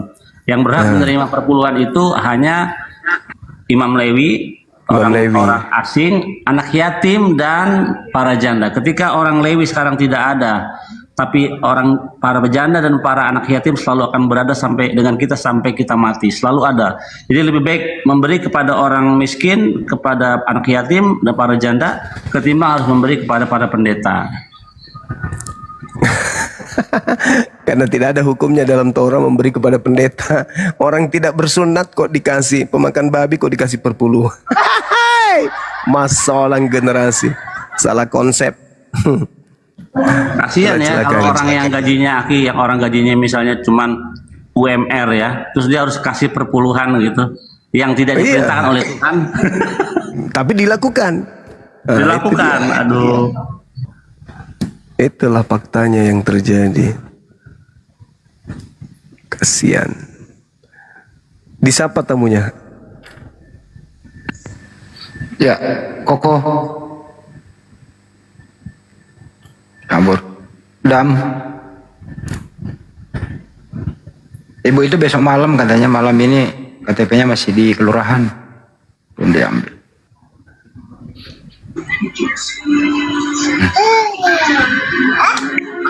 Apa ini?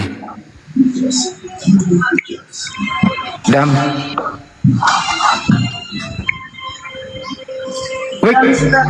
Dam. Mana nomornya? Ya udah saya turunkan. Gak respect. Silakan Kristen, anak Theos yang mau naik silakan.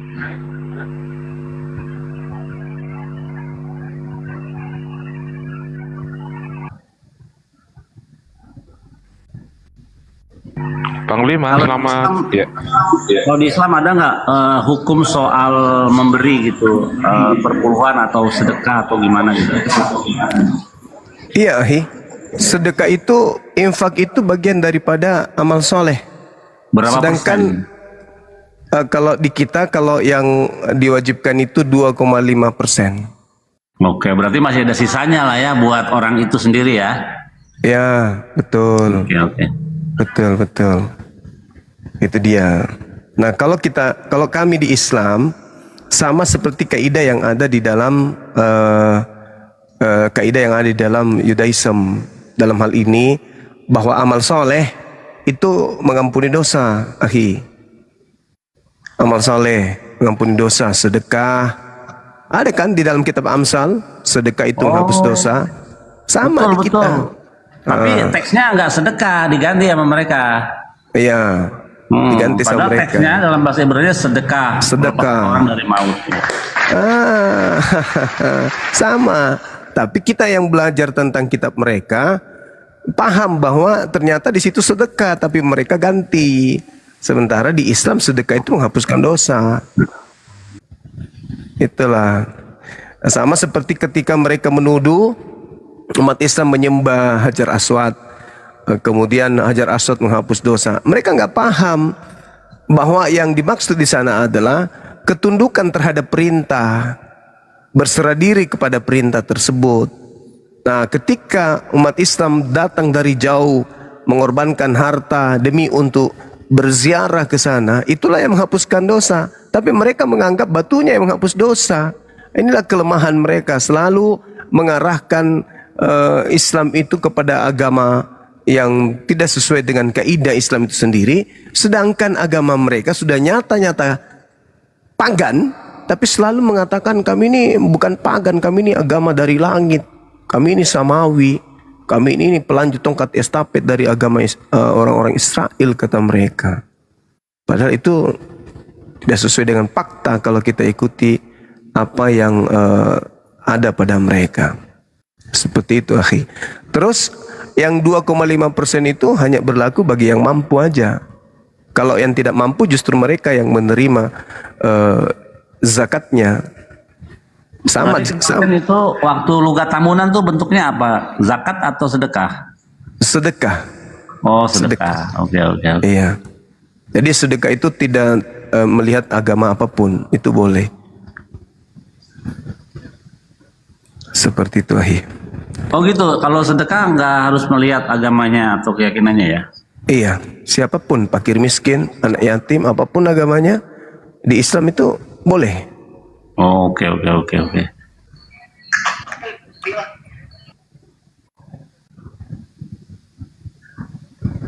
Sedekah. Nah, di Islam sama, sedekah itu juga menghapus dosa. Tapi saya ingin bertanya, akhi, Yesaya 6 nomor 6 sampai nomor 7 itu bisa nggak diberikan penjelasan ke kami di sini?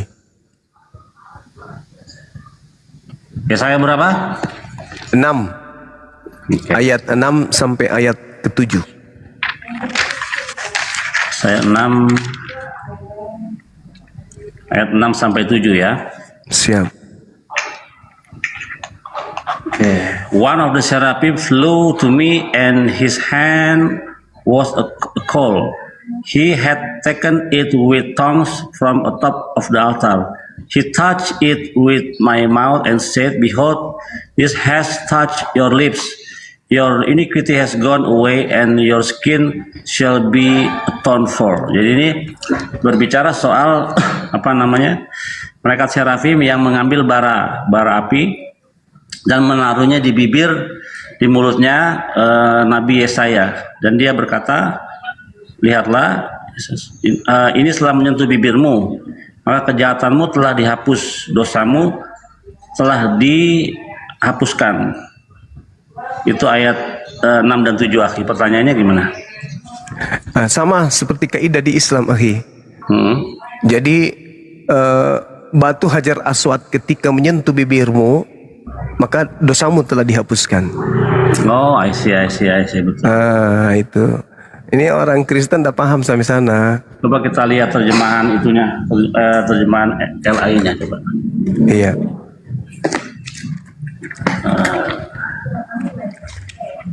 Saya 6 ayat 6. Oke. Tetapi seorang daripada serafim itu terbang mendapatkan aku, di tangannya ada bara yang diambilnya dengan sepit dari atas mezbah. Ia menyentuhkannya kepada mulutku serta berkata, "Lihat, ini telah menyentuh bibirmu, maka kesalahanmu telah dihapus dan dosamu telah diampuni." Oke. Sama kan? Iya, jadi itu salah satu cara pola penghapusan dosa kepada Nabi Yesaya ini. Gitu. Jadi dengan bara api itu, ya batu bara itu, dosanya Yesaya ini diampunin. Gitu. Berarti Tuhan hanya memberi syarat, sama seperti menyembelih kurban hewan. Itu hanya syarat, bukan hewannya yang menjadi kurban, yang menjadi penebus dosa, bukan.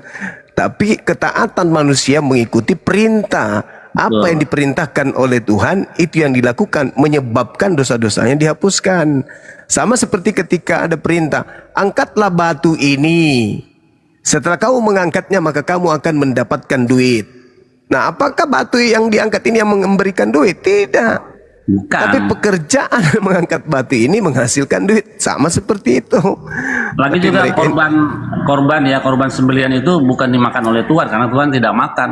korban itu dibagi-bagi. Ya, kalau dalam dibagi-bagi. di dalam konteks Torah, korban itu diberikan kepada orang-orang Lewi yang tidak punya bagian tanah, sehingga mereka makannya dijamin dari situ. Jadi diberikan kepada sesama orang juga, bukan untuk Tuhan karena nggak perlu makan.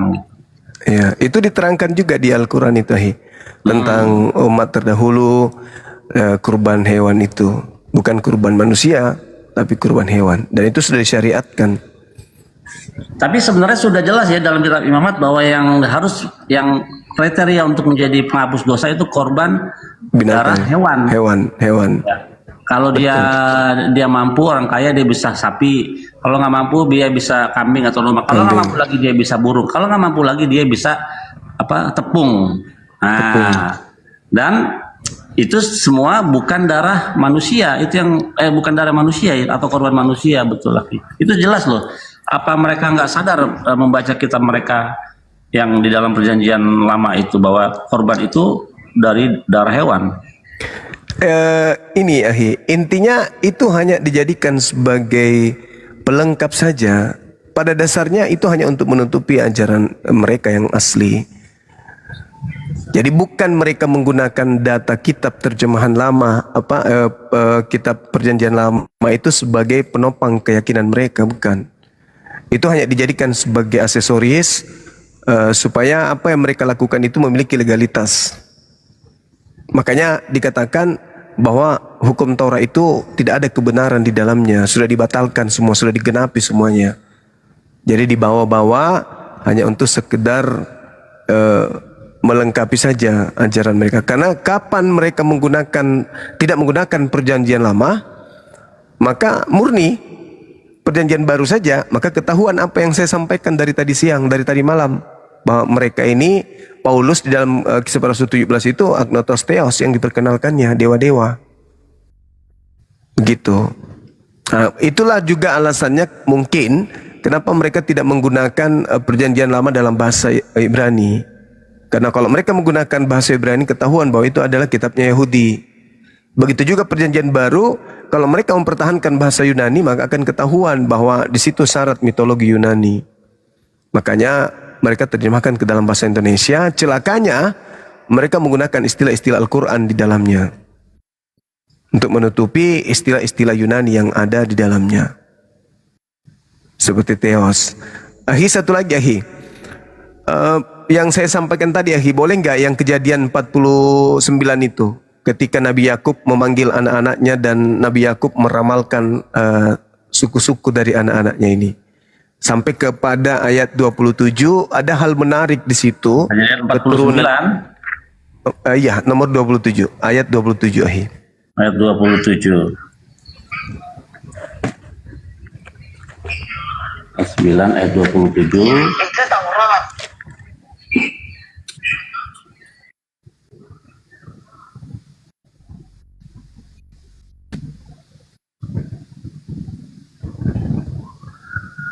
Ya, 49 ayat 27 ya. Siap.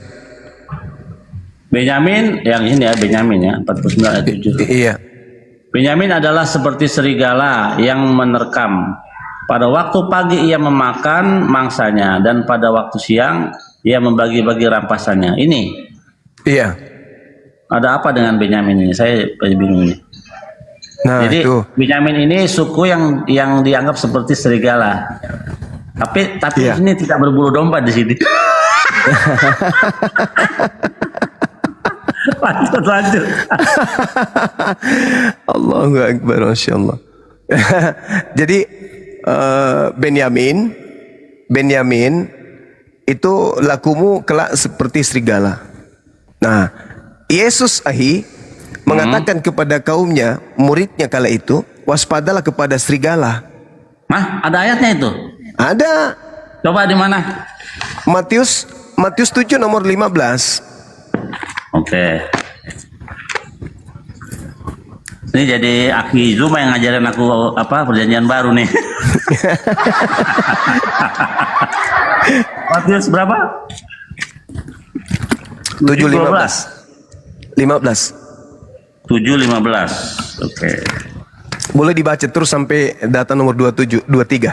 Iya, waspadalah terhadap nabi-nabi palsu yang datang kepadamu dengan menyamar sebagai domba, tetapi sesungguhnya mereka adalah serigala yang buas. Dari buahnya lah kamu akan mengenal mereka. Dapatkah orang memetik buah anggur dari semak duri atau buah ara dari rumput duri? Demikianlah setiap pohon yang baik. Oke.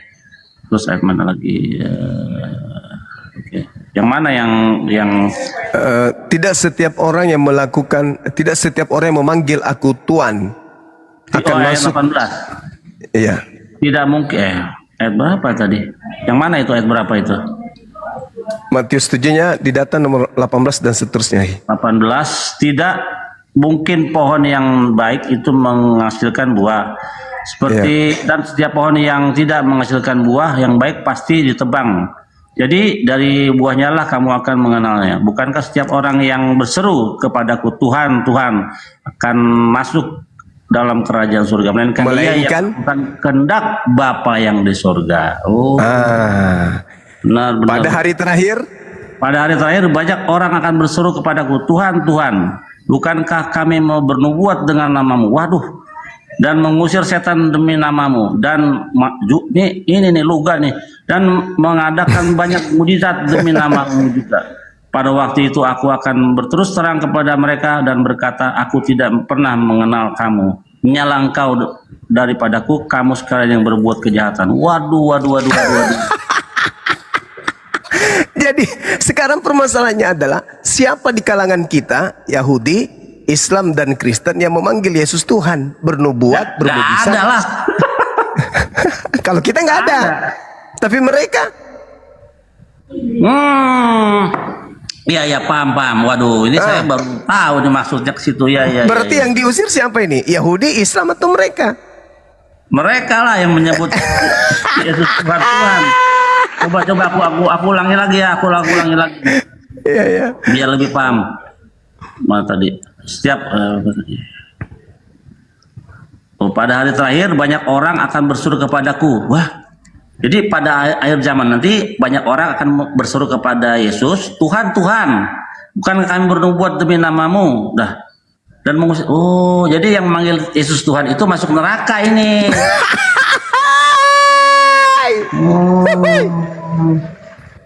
Karena Yesus mengajak. Coba bagaimana mereka menjelaskan ini? Mereka mengatakan bahwasanya mereka mengakui bahwa di kalangan kami memang ada memang, kata dia. Tapi kan yang memanggil Yesus Tuhan. Nah itu dia masalahnya. Ini secara tekstual loh. Makanya waspadalah kepada nabi-nabi palsu yang datang kepada kamu, menyamar seperti domba, tetapi sesungguhnya mereka adalah serigala yang buas. Paulus mengaku bahwasanya aku adalah keturunan Benyamin. Oh, di mana itu? Di dalam Filipi 3 nomor 5. Waduh, apa dia? Sadis ini. Masalah generasi. Waduh, kacau ini. Oh, berarti ya itu benar tadi. Makanya kita tadi lari ke kejadian tadi ya. Oke. Yakub loh, seorang, kalau di kami nabi, beliau itu Nabi Yakub menceritakan kepada keturunannya. Betul. Itu sebelum dia mati. Sebelum mati, Nabi Yakub memanggil semua anak-anaknya. Betul. Menubuatkan laku keturunan daripada anak-anaknya Nabi Yakub. Baru orang dia lambat. Udah tahu kayak gitu kan, laporkanlah kata Anda. Apa logika? Katanya dia melanggar nasdaq itu katanya.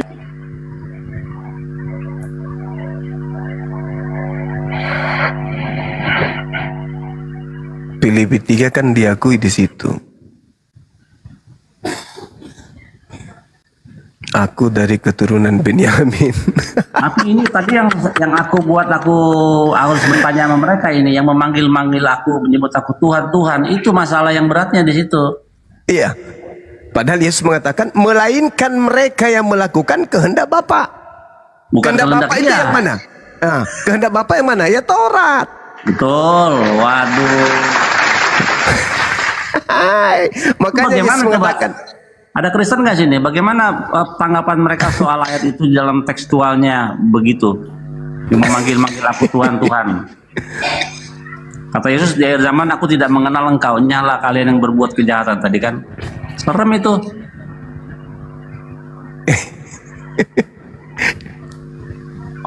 Bunuh diri kalau ada yang ini menjelaskan.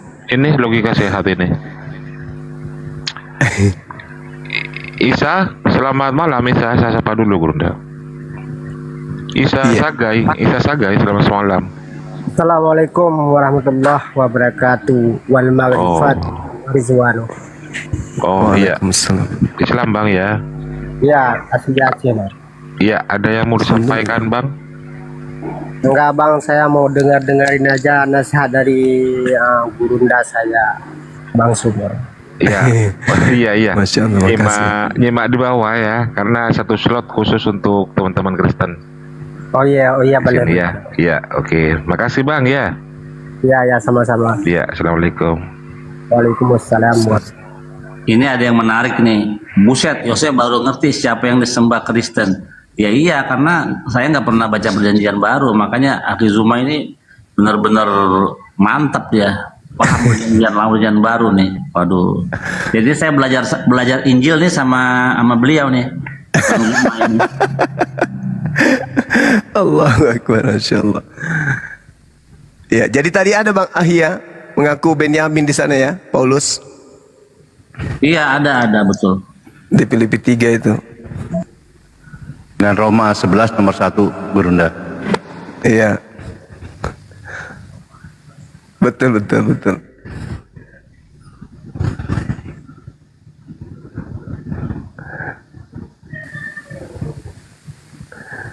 Munawaroh mau tanya apa? Gurunda berarti Gurunda itu Yesus ini memang cerdas ya, dia memahami kitab Taurat sehingga dia menggunakan analogi bahwa si penyesat ini identik dengan serigala gitu kan ya, karena dia paham dengan perjanjian lama itu siapa serigala ini, dan dia bisa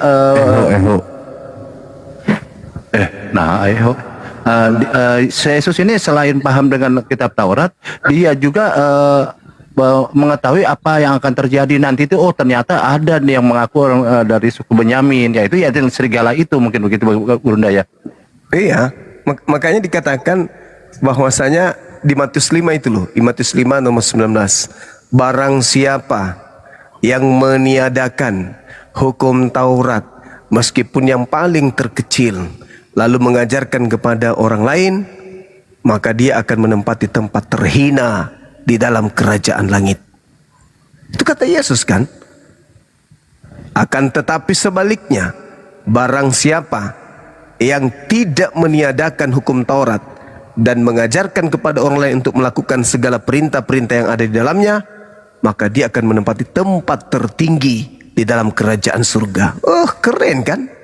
Makanya harus berdasarkan kepada kehendak Bapa. Ya, ya, saya kan ya? orang luar nih, Aki, aku orang luar nih. Begitu tadi baca itu tanpa doktrin ya, tanpa doktrin. Jadi harus dicoba ini. Misalnya kasih orang Hindu baca ini ayat ini, bagaimana menurutmu?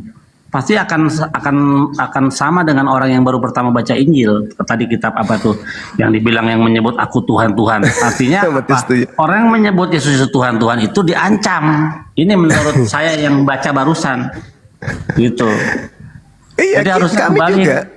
Jadi harusnya kebalik, saudara-saudara Kristen. Orang untuk mengerti kitab kalian itu jangan pakai doktrin dulu. Jadi seperti orang yang polos membaca itu. Bagaimana menurut teksnya? Teksnya begitu udah. Pahamnya begitu. Saya yang baca tadi udah mengerti bahwa yang menyebut Yesus itu Tuhan itu akan dicampakkan. Gitu. Jadi permasalahannya sekarang ini begini. Yesus berkata, pada hari terakhir nanti banyak orang berseru memanggil aku Tuhan, Tuhan. Bukankah kami bermukjizat mengusir setan pakai namamu? Nah, Akhi Billy tahu nggak bahwa di antara mereka ada yang mampu mengusir setan, mengobati orang pakai nama Yesus? Apa itu? Ya, seperti Andi Simon. Siapa lagi yang baru-baru ini ngobatin orang? Luga. Bukan. Itu lelucon dia itu. Rusuli Lubis. Oh, Rusuli Lubis, ya betul. Terus yang itu yang pendeta yang Chinese itu yang siapa namanya? Andi Simon. Yang pakai rantainya diputusin nggak putus-putus, siapa tuh namanya? Orang Surabaya itu. Aduh, siapa namanya? Yang ganteng itu, aduh, siapa namanya? Rantainya diputusin nggak putus-putus. Nah, itu artinya bahwa mereka melakukan mujizat ini dengan nama Yesus. Tapi ajaibnya, Yesus mengatakan, aku tidak mengenal kalian. Jadi, Yesus mana yang datang membantu dia dalam bermujizat? Karena Yesus mengatakan bahwa Kristus palsu dan nabi-nabi palsu akan datang dengan melakukan banyak mujizat dan tanda-tanda dahsyat sekiranya mungkin untuk menyesatkan orang-orang pilihan juga. Nah sekarang ketika Yesus mengatakan pada hari terakhir nanti banyak orang berseru, memanggil aku Tuhan, bernubuat pakai namaku, mengusir setan pakai namaku. Artinya kan orang ini betul-betul mengusir setan pakai nama Yesus. Tapi kok celakanya Yesus tidak mengenal mereka? Berarti ada Yesus palsu yang datang kepada mereka, membantu mereka mengusir setan, bernubuat kepada dan bermujizat pakai nama Yesus. Itu. Karena Yesus mengatakan, aku tidak mengenal kalian. Loh, jadi Yesus siapa yang datang membantu mereka ngobatin orang? Nah Yesus mengatakan, waspadalah kepada penyesat yang datang kepadamu dengan memakai namaku dan berkata, akulah Kristus. Jadi gimana dong? Ada penyesat datang memakai nama Yesus. Gimana dong? Apalagi di dalam Matius 12 nomor 26, Lukas 11 nomor 18, di situ diceritakan bahwa iblis bisa mengusir iblis.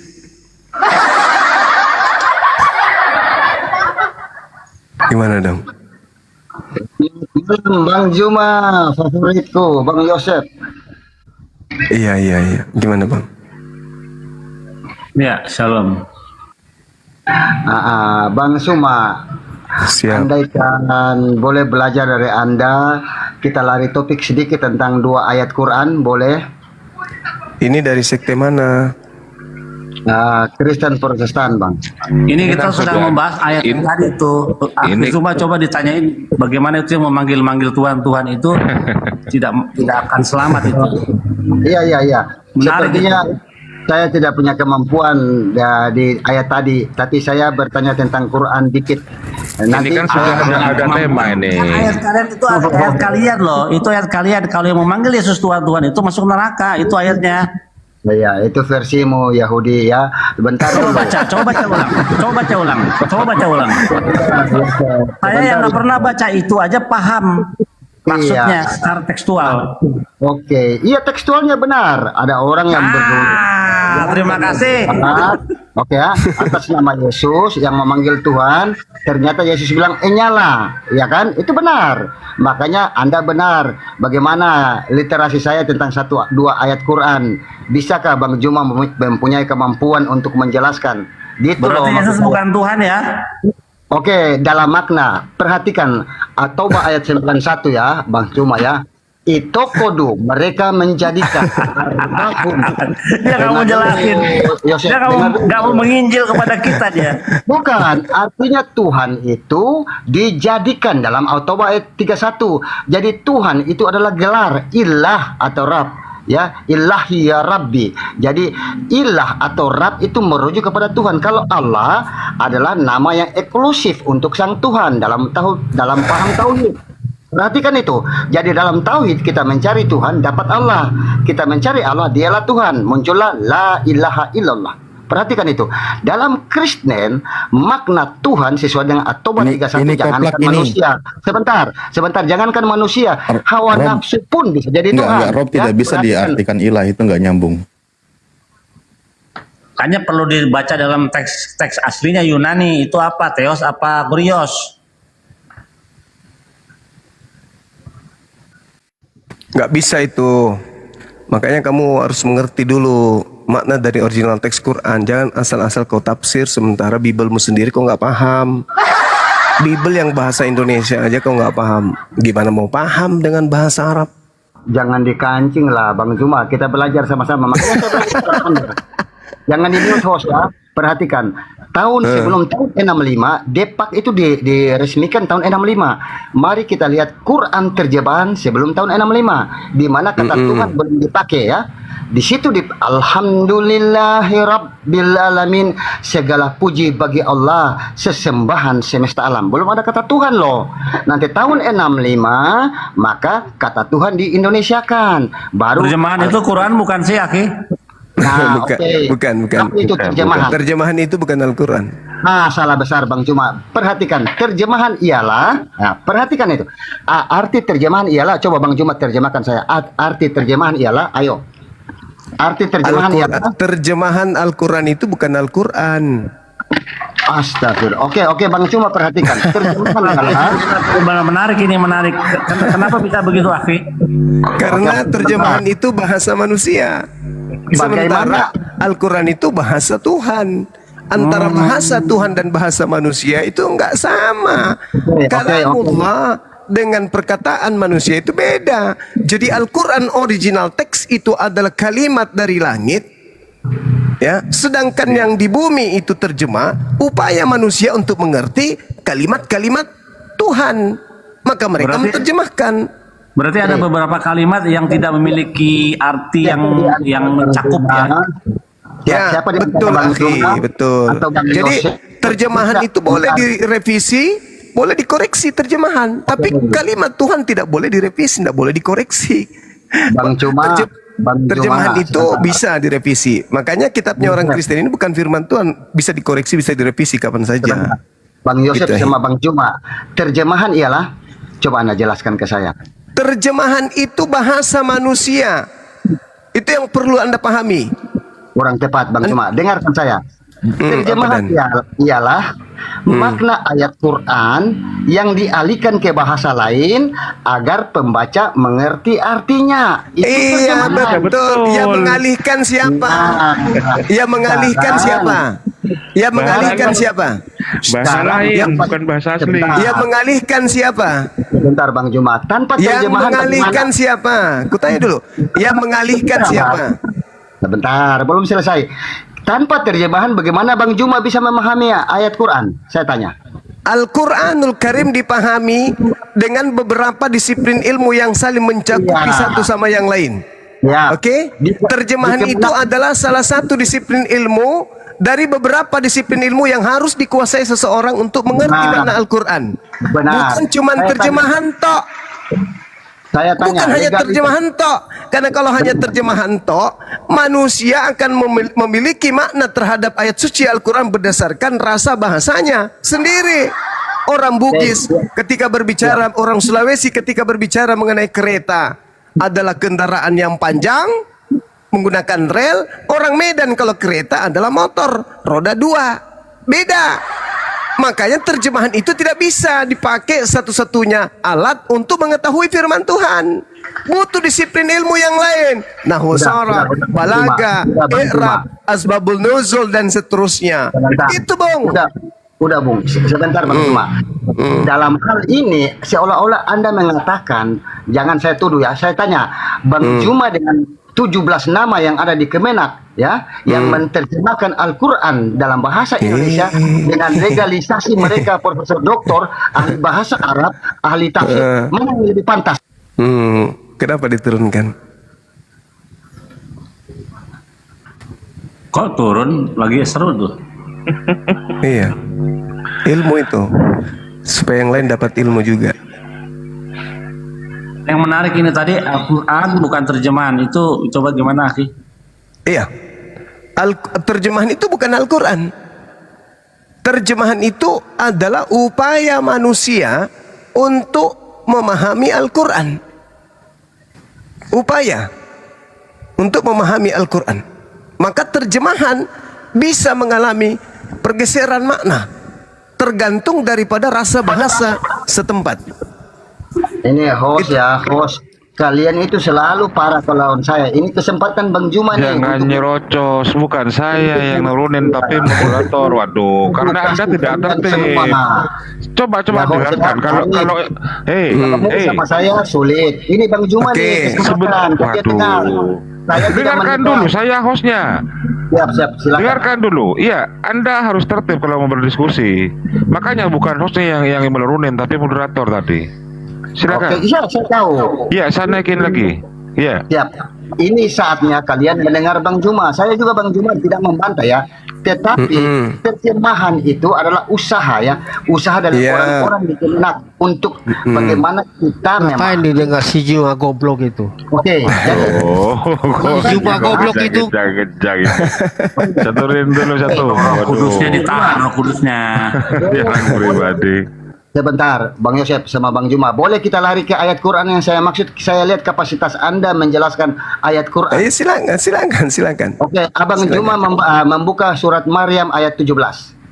Saya kasih atau saya tampilkan di sini ya? Boleh ya? Boleh. Tampilkan dan bacakan teks asli, jadi bisa diterjemahkan dengan baik nantinya. Iya. Ya, sebentar ya, saya tampilkan ya Bang Juma. Iya. Kita belajar sama-sama. Iya, silakan. Ya. Namanya ngajarin kucing meong nih. Terserah. Mari kita lihat karena setiap orang punya telinga untuk mendengar Bang Juma ya. Perhatikan literal dan ayat Quran karena saya bukan Islam yang bukan nggak bisa membaca dalam bahasa Arab. Saya terjemahkan ya. Kita baca dulu yang aslinya. Oke, saya baca, saya usaha. Coba kalau ngomong itu pelan-pelan. Kalau ngomong itu pelan-pelan. Biar bisa dipahami. Waduh. Siap. Besarin host. Kalau ketawa berarti kalian tahu ya. Jangan ya. Fataqudat min dunihim hijaban. Maka Maryam mengasingkan diri dari mereka dengan takbir. Fa arsalna ilaiha ruhana. Ya, lalu kami mengutus kepadanya ruh kami. Betul, ruhana itu merujuk kepada ruh kami, bukan ruh Jibril itu. Kemudian Kemenak menambahkan sudah itu. Sebentar. Ruhana, frasa ruhana, ruh itu roh sesuatu yang memberi kehidupan. Nah, itu merujuk pada domir mustahil atau milik Allah. Artinya Allah menisbatkan kepada dirinya sebagai bentuk penghormatan atau tasrif. Jadi ruhana itu. Waduh, domir tasrif apa ini berpoton ini? Ruhana itu idofah. Kan giliran saya. Jadi makanya salah itu. Astagfirullah. Ruhana itu bukan Jibril, tapi ruh Allah, ruh kami. Benar Bang Juma?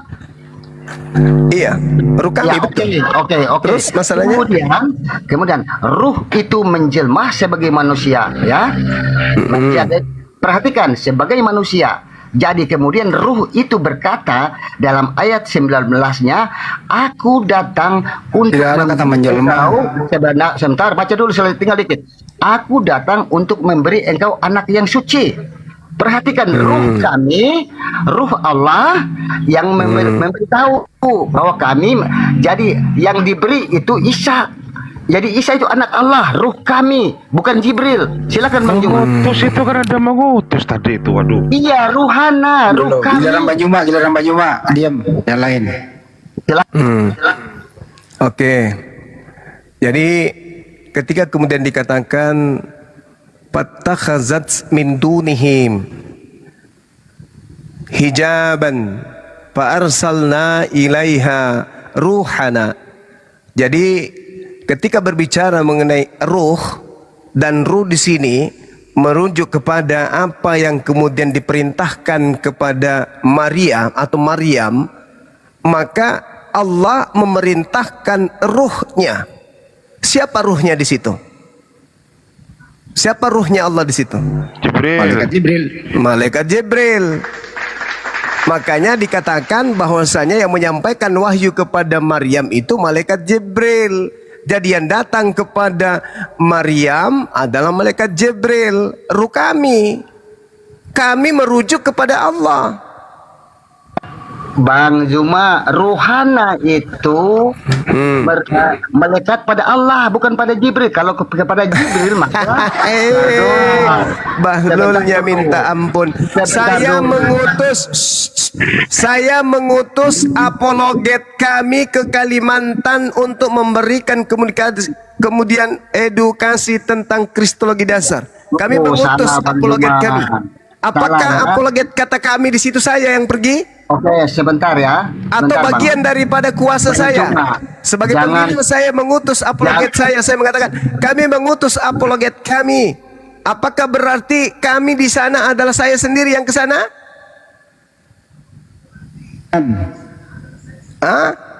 Makanya kau jangan memahami Al-Quran hanya dengan satu sudut pandang terjemah saja.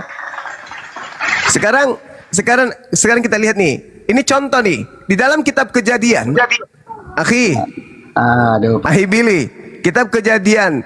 Baiklah kita menciptakan manusia. Kami. Bang Juma, ruhana. Kami di situ. Apakah menunjukkan bahwasanya Tuhan itu banyak? Wasit, diam nggak? Bisa diatur nggak, wasit? Itu baca sampai terakhir di situ. Pada lari semua kalian itu. Baca sampai terakhir. Waduh. Malaikat itu tidak disebut. Ini masih dipertahankan nggak orang kayak gini, Pak Juma? Aduh. Dipahami dulu. Saudaraku. Saya kasih kamu, kalau saya menjelaskan mengenai Al-Quran terlalu berat. Saya minta Anda baca, bisa Anda baca Kejadian 6? Bisa Anda bacakan kepada saya Kejadian 6? Halo? Oke, sebentar. Al-Anbiya 91. Tunggu, jangan di situ dulu. Ketinggian. Saya minta Anda baca Kejadian 6 nomor 3 dulu. Masa ruhana kok gimana ini? Saya minta Anda baca Kejadian 6 nomor 3. Ruhana itu ruhani. Bisa dia Pak Juma? Sedikit lagi. Bukan Saya jelaskan samamu. Kalau dikatakan menurut kami di situ melibatkan kemudian malaikat Jibril, lantas Anda mengatakan Jibril itu adalah Tuhan itu sendiri. Coba kau baca Kejadian 6 nomor 3. Ini jangan samakan dengan itu. Ayat Quran ruhana.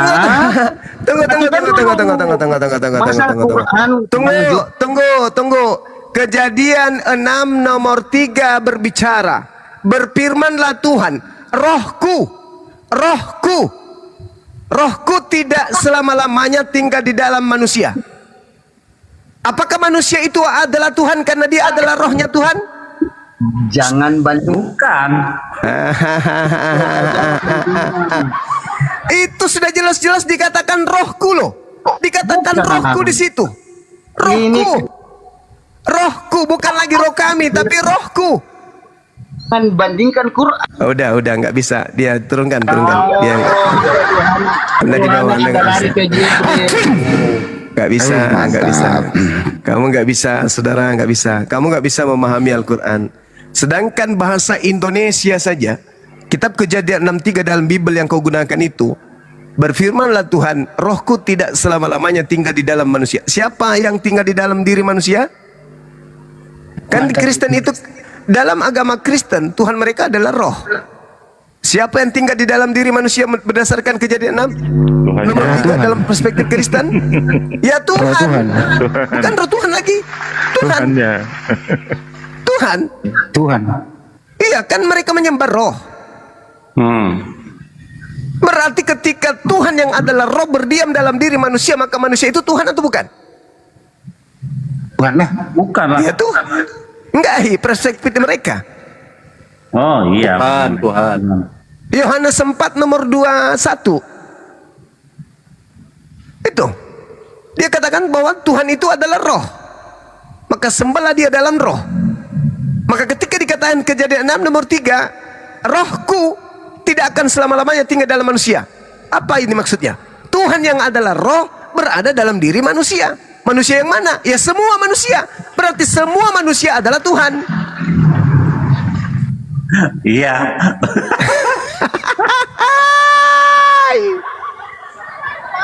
Lalu memaknai ruhana.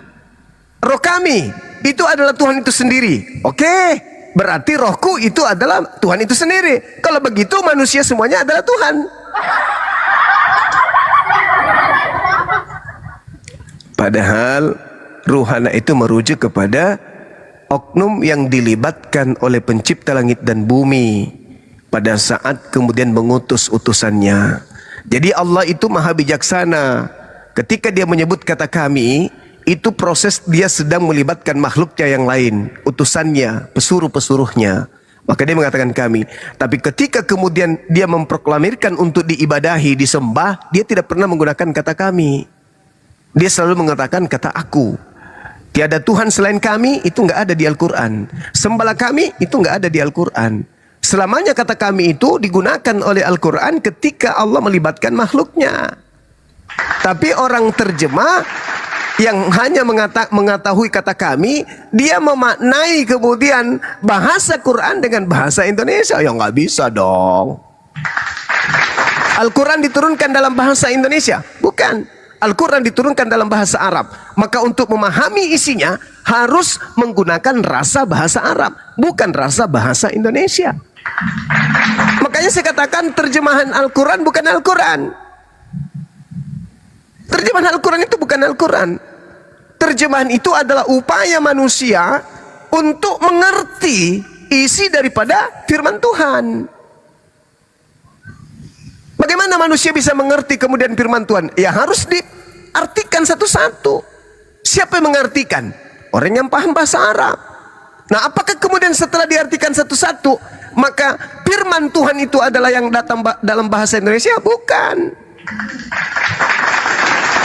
Itu hanya upaya manusia untuk mendekati makna daripada firman Tuhannya. Nah, makanya orang Kristen kalau ditanya, wahai orang Kristen, ya paman, apakah firman Tuhan bisa direvisi manusia? Enggak bisa. Apakah firman Tuhan bisa dikoreksi oleh manusia? Tidak bisa. Lalu kenapa kitabmu selalu direvisi? Kembali kepada mereka, mau jilat ludah sendiri atau meludah ke atas jatuhnya ke mulut sendiri. Katamu firman Tuhan tidak bisa direvisi, faktanya kitabmu selalu direvisi. Berarti terjemahan itu bukan firman Tuhan. Sederhana bukan? Pernah nggak Al-Quran terjemahannya direvisi? Pernah. Pernah dikoreksi? Pernah. Kenapa bisa? Karena terjemahannya adalah perkataan-perkataan manusia yang kemudian digunakan untuk mendekati makna daripada firman Tuhan tersebut. Seperti itu. Jadi kalau orang Kristen mengatakan firman Tuhan tidak bisa direvisi, firman Tuhan tidak bisa dikoreksi, itu sama dengan mereka mengatakan bahwa Bible yang ada di Indonesia itu bukan firman Tuhan, karena selalu direvisi dan dikoreksi oleh manusia. Selamat. Satu lagi nih aku tambahin. Ya, dalam Keluaran 30 itu, Bezalel itu dikatakan begini. Firman Tuhan kepada Musa, lihatlah, telah kutunjuk Bezalel bin Uri bin Hur dari suku Yehuda. Aku telah kupenuhi dia dengan roh Allah.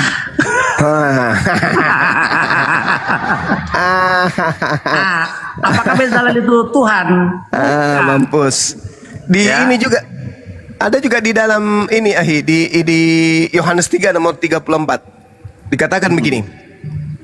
Sebab siapapun yang diutus oleh Tuhan, dialah yang menyampaikan firman Tuhan, karena Tuhan mengaruniakan rohnya dengan tidak terbatas. Nah itu, jadi perspektif Islam, Yahudi dan Kristen ketika ada kalimat roh Allah atau roh kudus, itu bukanlah itu bagian dari Tuhan. Bukan, tapi itu adalah ciptaan, salah satu entitas ciptaan Tuhan gitu. Yang disandarkan kepada Tuhan. Makanya makanya mereka kalau ditanya angin Allah bukan? Bukan. Malaikat Allah bukan? Bukan. Bukan. Roh Allah katanya. Aduh. Begitu logika sederhana. Padahal jelas sekali bahwa Roh Elohim, Ruah Elohim itu bukanlah Tuhan. Tertera di dalam kitab Ayub 23 kalau nggak salah itu. Selama napasku berada dan Ruah Elohim berada di rongga hidungku, itu artinya kalau Ruah Elohim itu mereka artikan Tuhan, berarti Tuhan mereka ada dalam hidung mereka. Bahaya saudara-saudara. Ayub berapa itu Ahi? 27 nomor 3 atau apa ya? 23 nomor 7 kah? Ada yang ingat teman-teman? Ya 27 nomor 3. Nah, itu Ruah Elohim itu keluar masuk di lubang hidung Nabi Ayub. Apakah kemudian Tuhan keluar masuk di lubang hidung? Parah. Padahal dalam Kejadian 1 itu Ruah Elohim tulisannya sama dengan yang di Ayub itu. Ruah Elohim juga keluar masuk berada di lubang hidung. Wah, tapi kalau ditanya berarti Tuhanmu ada dalam lubang hidung gitu. Nggak mau terima lah, katanya Tuhanmu Ruah Elohim itu Tuhan. Makanya kau mengatakan Tuhan kami 3, karena pada saat penciptaan ada berupa roh melayang-layang di atas permukaan air. Waduh, yang melayang itu angin, udara, bukan Tuhan. Terus yang Kejadian 1:26 itu gimana itu akhi? Mereka memaknai Tuhan itu di situ ada 3 dan menciptakan manusia serupa dengan dirinya. Bagaimana akhi memaknai itu?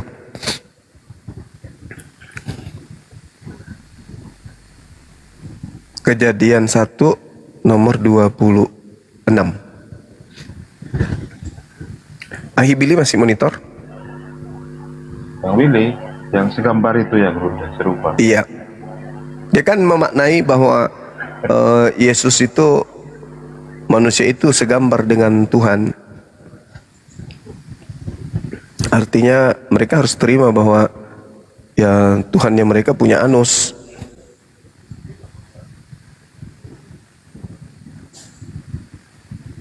Ya gimana Akhi? Tadi ada telepon dari adekku. Kejadian 1:26 Akhi. Ya mereka selalu salah tafsirkan. Ya, Naseh Adam Betselmenu Kitmotenu. Nah kita lihat dia memakai kata Naseh bukan bara. Jadi kami di situ berbicara soal siapa? Berbicara soal Tuhan dengan para malaikatnya. Para keren. Iya, keren. dengan para malaikatnya. Sama tadi pertanyaannya. Ya lanjut. Nanti dia di ayat 27-nya baru dia bilang, coba aku baca ya. Nah jadi pada saat perencanaannya dia mengkonsultasikannya, membicarakannya dengan para hamba-hambanya, itu para malaikat ya. Masya Allah. Dan nanti ayat 27-nya dia tidak memakai kata naase lagi, tapi memakai kata bara. Kenapa? Dia menciptakannya sendiri guys. Kita lihat ya. Ayat 26 adalah kita membuat manusia seperti image kita dan seperti kemiripan dengan kita. They shall rule over the fish, mereka berkuasa atas ikan-ikan, burung-burung di udara dan binatang. Nah ayat 7 baru dia tulis begini dalam bahasa Ibrani-nya 27. Paileber Paivarek Otam Elohim Payomer Lachem Elohim bara oto ya. Dia ada kata bara oto. Jadi menciptakannya sendiri tapi merencanakannya dia mengkonsultasikannya dengan para malaikat. Tapi begitu menciptakan manusia makanya berbeda sendiri. Makanya berbeda dalam bahasa Inggris create, artinya create dalam bahasa Inggris menciptakan dari sesuatu yang tidak ada menjadi ada. Baru kalau make itu menciptakan atau membuat sesuatu dari bahan yang sudah ada. Form juga, jadi ada 3 kata bahasa Inggris yang memiliki arti yang berbeda. Tapi kalau create itu dari yang tidak ada. Makanya untuk penciptaan manusia ini ketika merencanakan dengan para malaikat, dia memakai kata naase Adam, marilah kita membuat manusia. Ya, pakai kata make dalam bahasa Inggrisnya. Tapi begitu ayat 27 dia nggak pakai make lagi. So God created man, maka Tuhan menciptakan Elohim bara'oto. Tuhan menciptakan manusia itu sesuai dengan image-nya dia. Sama, akhi, di Al-Quran juga Allah juga konsultasi dengan berkomunikasi dengan malaikat-malaikatnya. Wa isqala rabbuka lil malaikati. Tapi ketika proses penciptaan dia mengatakan ini sesungguhnya aku, tidak mengatakan lagi kita atau kami. Nah, sama di dalam di dalam ayat Al-Quran surah Al-Anbiya ayat 25. Wa ma arsalna min qablika mir rasulin illa nuhi ilaihi annahu la ilaha illa ana fa'buduni. Kami tidak mengutus seorang rasul pun. Nah, kenapa kemudian dikatakan kami di situ? Karena Allah mengutus ruhnya turun kemudian ke bumi, mengutus nabi-nabinya untuk menjadi rasul. Maka Allah menggunakan kata kami. Kami tidak mengutus seorang rasul pun. Rasul ini ketika ditetapkan, yang datang kepadanya adalah namus, hukum, pembawa hukum, yang kami sebut dengan Roh Kudus, Roh HaKodes ini. Kami tidak mengutus seorang rasul pun sebelum engkau, wahai Nabi Muhammad, melainkan kami wahyukan. Nah, kenapa menggunakan kata kami? Karena yang datang menyampaikan wahyu itu adalah malaikat. Malaikat yang datang kepada para nabi. Maka Tuhan dengan kebijaksanaannya mengatakan kata kami. Tapi ketika kemudian berbicara mengenai hakikatnya, dia tidak pernah mengatakan kami. Makanya Al-Quran mengatakan illa nuhi ilaihi annahu la ilaha illa ana. Tidak mengatakan la ilaha illa nahnu. Tidak ada Tuhan selain kami. Itu enggak ada. Tapi ana, aku. Fa'budani, wa'buduni, maka sembahlah aku. Jadi artinya kami tidak mengutus seorang rasul pun sebelum engkau, melainkan kami wahyukan kepadanya bahwa tidak ada Tuhan selain aku, maka sembahlah aku. Tidak mengatakan tiada Tuhan selain kami dan sembahlah kami. Itu enggak ada. Tapi sembahlah aku karena tiada Tuhan selain aku. Jadi kata kami di situ ketika Tuhan melibatkan makhluknya. Sama di Kejadian 1 nomor 26. Cuman orang Kristen salah pahami gitu. Oke, mantap ya. Ini aku sedikit mengedukasi ya. Coba dibesarkan, host. Ya. Lanjut ahi. Coba dibesarkan, host. Dibesarkan tunggal sendiri. Ya, nah ini betul. Ini mantap ini. Besar lagi ahi. Ya. Oke. Ini Naase Adam. Nih, marilah kita membuat Naase. Bahasa Inggrisnya apa? Bahasa Inggrisnya let us make ya, bukan create, make. Nah, ini ayat ini 26 ya, Naase. Jadi marilah kita membuat, bukan mencipta. Jadi bahasa Inggrisnya itu juga berbeda. Dan bahasa Ibrani juga berbeda. Naase ayat 27-nya kan Naase Adam ya, marilah kita membuat manusia secitra dan segambar kita. Nah, terus habis itu 27-nya kita lihat ada kata Elohim bara oto, bara nih, bara itu bahasa kita lihat bahasa Inggrisnya jadi create, tadi make, sekarang create. Nah, beda ya guys, create itu menciptakan dari yang tidak ada menjadi ada nih, jadi beda. Nah, Targum Yonatan menjelaskan bahwa kalimat dan Tuhan berkata kepada ministering angel, kepada malaikat yang melayani Tuhan. Jadi jelas ya bahwa di dalam Targum Yonatan mengatakan dan Tuhan berkata kepada para malaikatnya, being created, yang diciptakan pada hari kedua dari penciptaan. Jadi malaikat lebih dulu diciptakan daripada manusia. Untuk kenapa? Apakah Tuhan perlu penasihat? Tuhan nggak perlu penasihat. Tuhan mengajarkan adab kepada kita supaya kita bisa berkonsultasi dengan sesama manusia untuk menentukan sesuatu. Tapi proses penciptaannya dia tetap sendiri menciptakan. Begitu, akhi. Masya Allah, sama persis Al-Quran. Begitu juga. Wa isqala rabbuka lil malaikati inni ja'ilun fil ardi khalifah. Wow. Keren.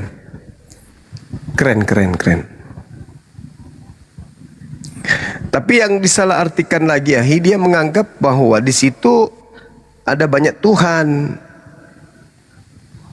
Dan juga diartikan bahwa Tuhan itu menciptakan Adam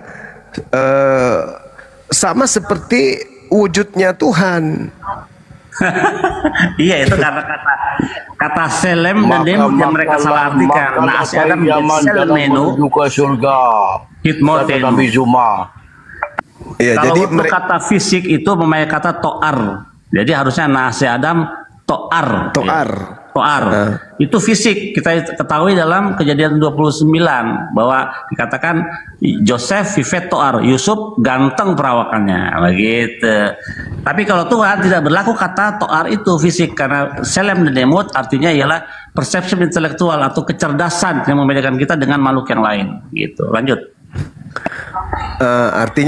Artinya yang dimaksud di sini adalah bias daripada hakikat ketuhanan itu berbias kepada makhluknya berupa manusia, bisa mendengar, bisa melihat, bisa merasa, bisa mencipta, berkarya, bisa marah, bisa penyayang, bisa pengasih dan seterusnya. Cuman skala kecil karena manusia bukanlah Tuhan, makanya tidak disebut maha.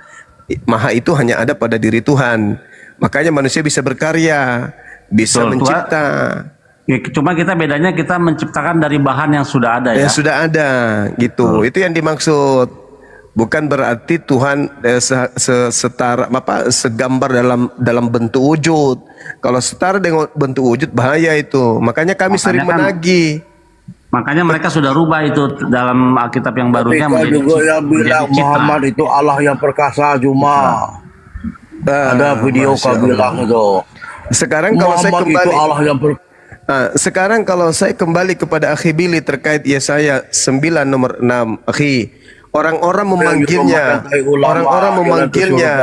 Tuhan yang perkasa, dan seterusnya. Itu merujuk kepada siapa, Akhi? Manusia atau bukan?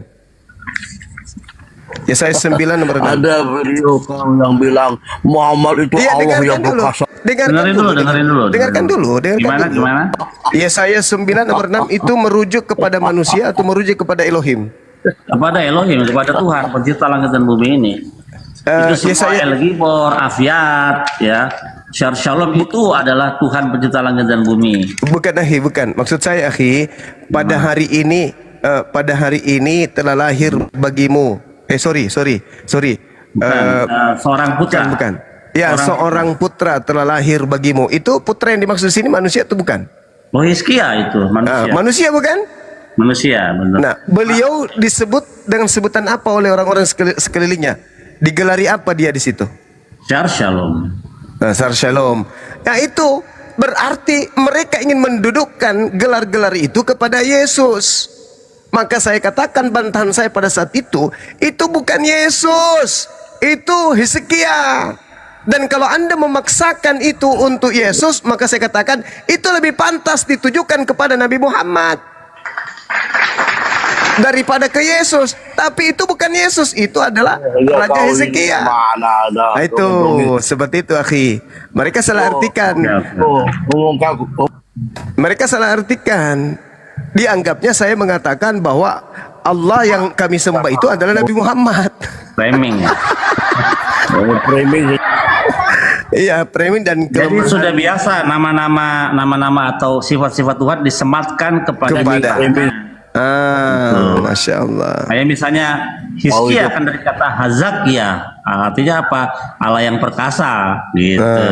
Tapi bukan berarti Hizkia itu Tuhan. Tapi mereka mengartikan ketika saya mengatakan lebih pantas itu ditujukan kepada Nabi Muhammad, mereka mengatakan bahwa Zuma ini sudah menyamakan Allah Subhanahu wa taala dengan Nabi Muhammad. Kan lucu. Sementara yang mereka anggap di dalam Yesaya 96 itu adalah Yesus yang manusia. Dan fakta Yesaya 96 harus dibaca dari nomor 1, 2, 3 supaya paham bahwa yang dimaksud di situ siapa.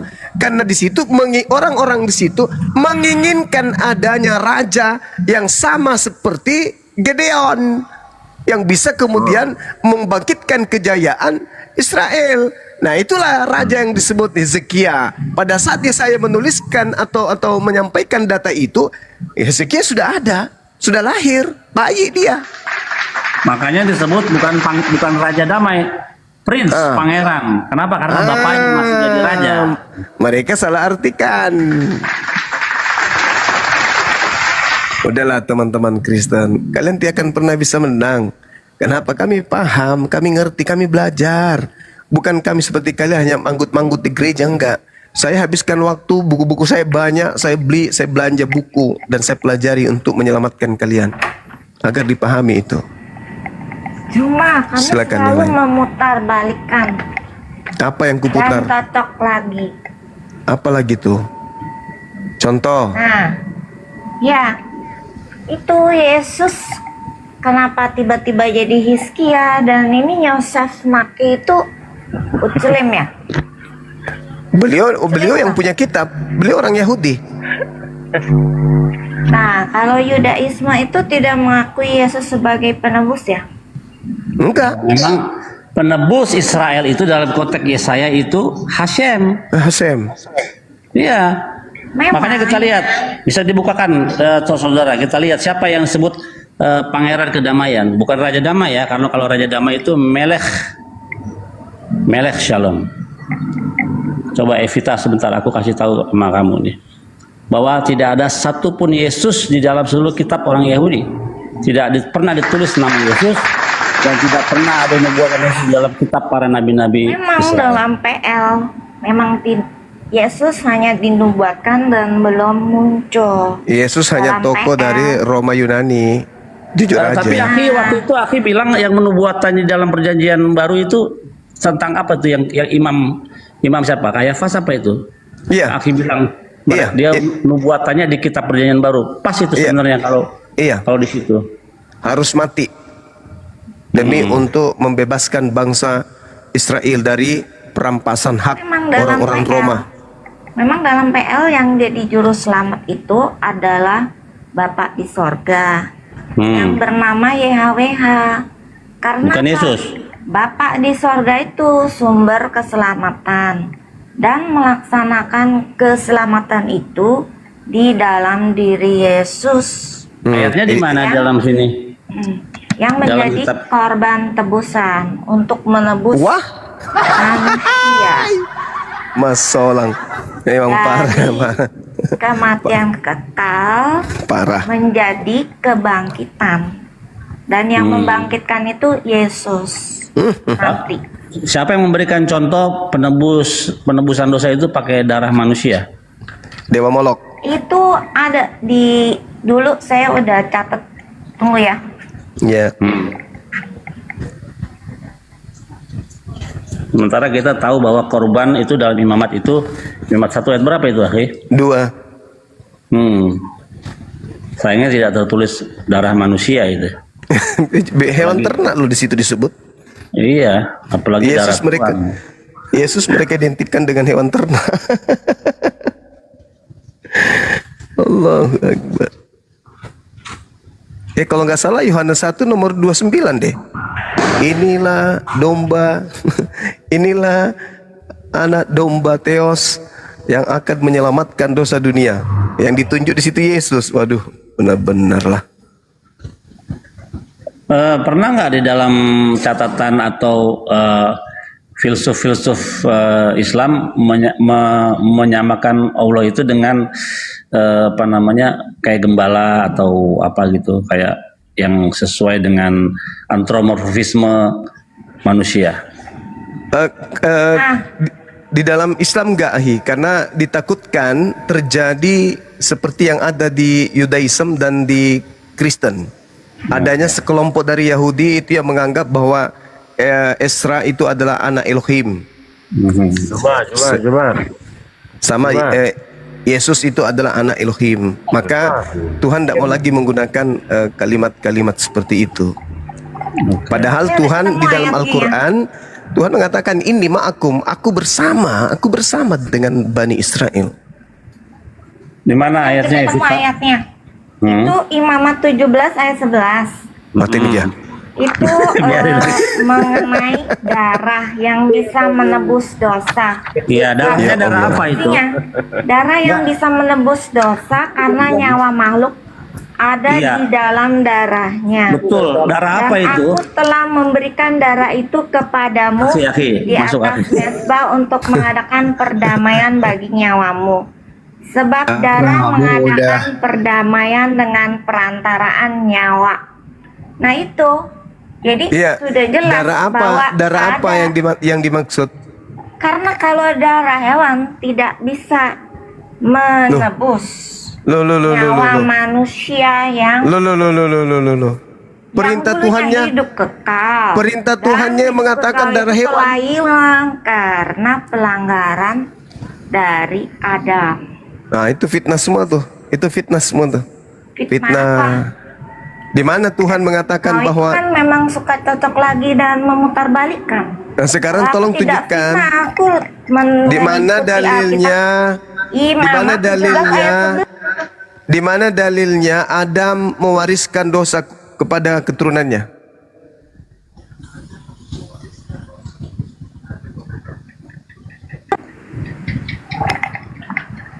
Dalil. Dalilnya Adam mewariskan dosa kepada keturunannya itu mana? Selain dari doktrin Paulus. Itu bukan doktrin Paulus. Lah itu doktrin Paulus Roma 5:12. Manusia itu kan kenapa manusia bisa Lah enggak, saya minta menderita dan dalil. mati? Kalau tidak ada dalil berarti kau memfitnah. Kalau kau memfitnah Adam tanpa dalil, berarti kau itu keturunan setan, keturunan iblis. Karena di dalam Kejadian 3 nomor 15, keturunan setan dan keturunan Adam itu dia bermusuhan. Nah, kalau dia memfitnah Adam tanpa ada data dalil, berarti orang ini memusuhi Adam. Yang menjadi musuh Adam itu hanya iblis dan keturunannya, berarti kau keturunan iblis. Bagaimana Akhi Billy? Saja itu bilang dalam dosa aku dikandung oleh ibuku. Akhi Billy, Jadi kenapa bagaimana Akhi Billy? baik Terkait dalam dengan kandungan? Kejadian 3:15 itu, betulkah bahwa keturunan perempuan dan keturunan iblis akan diadakan permusuhan? Iya, betul, permusuhan. Nah, berarti yang memusuhi Adam itu keturunan apa? Turunan si ular tua. Nah, ini Kristen, kenapa kamu itu memfitnah Adam? Kenapa? Kenapa kau memfitnah Adam? Hah? Kan memfitnah memang Adam dan Hawa itu melanggar perintah Terus Allah. kenapa kamu mengatakan dia mewariskan dosa? Sehingga keturunannya terimbas. Di mana jangan tadi? direvisi. Menderita Direvisi. dan terimbas. Mewariskan dosa tadi kau bilang. Mana di mana dalilnya? Ada mewariskan dosa di mana Menderita dalil? dan mati. Dalil. Gini, kamu akan menderita dan mati nggak? Saya tanya. Iya, itu Semua Adam. manusia akan menderita Itu dan Adam, mati. itu Adam, itu Salah Adam. apa manusia? Itu Adam, mesti begitu? bukan Itu manusia. karena dia Yang lain, terimbas bukan. dari Dengarkan. Kejadian 1 nomor 28, Adam keturunannya laki dan perempuan diberkati Tuhan. Kejadian 5 nomor 2, Adam keturunannya diberkati oleh Tuhan. Amin. Terus mana dalilmu? Keturunan Adam itu dikutuk, mana dalilmu? Weh, keturunan iblis. Menderita dan mati itu bukannya kutuk. Mana dalilnya Adam dikutuk? Menderita dan mati itu berkat. Mana dalilnya Adam dikutuk? Fatalaqqa Adam min rabbih kalimatin fataba alaih. Adam menyesali perbuatannya, lalu bertobat dan Allah menerima tobatnya. Itu kan karena kitabmu itu selalu memutarbalikkan Alkitab. Saya Ada di Alkitab pun Adam tidak dikutuk. Diputarbalikkan. Di Alkitab pun Adam tidak dikutuk. Mana dalilnya? Adam mewarisi dosa kepada keturunan itu, dalilnya mana? Kalian kan diajarkannya memang terbalik dan kalian berkeras dengan ajaran yang terbalik. Hei, saya minta dalil. Hei. Itu di Alkitab udah dilihat. Mana dalilnya Kalau Adam manusia mewariskan dosa? Coba lihat Kejadian 3. Kejadian 3 mah? 3 itu adalah kutuk. Yang dikutuk di situ siapa? Yang dikutuk siapa? Yang dikutuk di Kejadian 3 siapa? Yang nomor 15 itu. Tanah. Siapa yang Tanah. Tanah dengan ular, iblis. Terus mana Adam dikutuk? Mana Adam dikutuk? Mana dalilnya Adam dikutuk? Kan Adam itu kan sudah diberitahu kalau makan buah pengetahuan baik dan jahat dia akan Kau itu keturunan iblis. Hanya ada dua. Kau itu manusia yang sedang kerasukan iblis, atau kau iblis menjelma manusia. Hanya iblis yang bermusuhan dengan Adam alaihissalam. Hanya iblis yang memfitnah Adam. Kalau kau tidak mampu menunjukkan data Tuhan mengutus Adam mewariskan dosa, maka kau itu adalah iblis dalam rupa manusia. Dalam Al-Quran memang dikatakan minal jinnati wan nas, penyesat itu ada dari kelompok jin yang disebut setan, dan ada disebut kafir dari kelompok manusia. Kaulah itu. Kau tunjukkan kepada saya, sederhana bukan? Kalau kau bukan kerasukan iblis, kau itu iblis yang menjelma manusia. Padahal mana dalilnya? Padahal dosanya banyakkan dia daripada Adam. Adam cuma satu. Adam cuma satu. Kau semua makanan yang diharamkan Tuhan kau makan. Lebih banyak dosamu daripada Adam. Kau yang mewariskan dosa-dosa kepada keturunanmu, kau tuduh Adam. Kuceluk. Kamu. Karena perintah Tuhan. Yesus yang mengatakan, Lukas 16 nomor 17, lebih mudah langit dan bumi daripada setitik dari hukum Taurat itu dibatalkan. Itu kata Yesus. Paulus ke Efesus 5 nomor 15 mengatakan bahwa dengan matinya Kristus di atas tiang salib, Kristus telah membatalkan segala hukum Taurat dan segala perintah yang ada di dalamnya. Nah, sekarang mana dalilnya?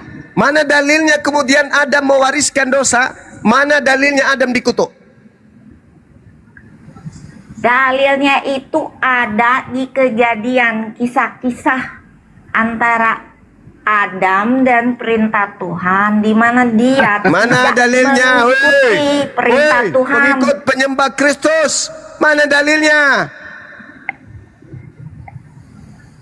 Baca Kejadian 3. Di mana di Kejadian 3 ada di situ tertulis Adam dikutuk di mana? Bentar. Silakan. Jadi kalau tidak ada, kita sepakat kau itu adalah iblis yang datang menjelma menjadi manusia, atau manusia beneran tapi kerasukan iblis. Mana? Tunjukkan ke saya. Iblis betina. Mana? Coba. Kejadian 3 di ayat berapa? 15, 17. Kalau dari 13, 14, 15 ini yang dikutuk ular. Ular. Ya, yang 14 lalu bersama Tuhan kepada ular. Karena engkau berbuat demikian, terkutuklah engkau. Nah, yang kita cari di mana ada kata terkutuklah engkau Adam? Ada nggak? Mana? Mana? Ayat 16 firman-Nya kepada perempuan itu, susah payah engkau mengandung dan akan kubuat sangat banyak. Dengan kesakitan engkau akan melahirkan anakmu, namun engkau akan berai kepada suamimu, dan ia akan berkuasa atasmu. Ayat 17. Lalu firman-Nya kepada manusia, kepada Adam itu, karena engkau mendengarkan perkataan istrimu dan memakan dari buah pohon itu yang telah kuperintahkan kepadamu, jangan makan padamu, maka terkutuklah. Siapa yang terkutuk? Tanah. Adabnya nggak ada loh.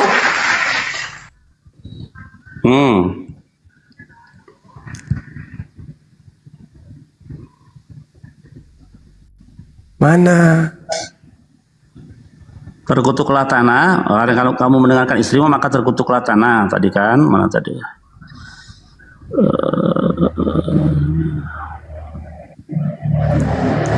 Ayo.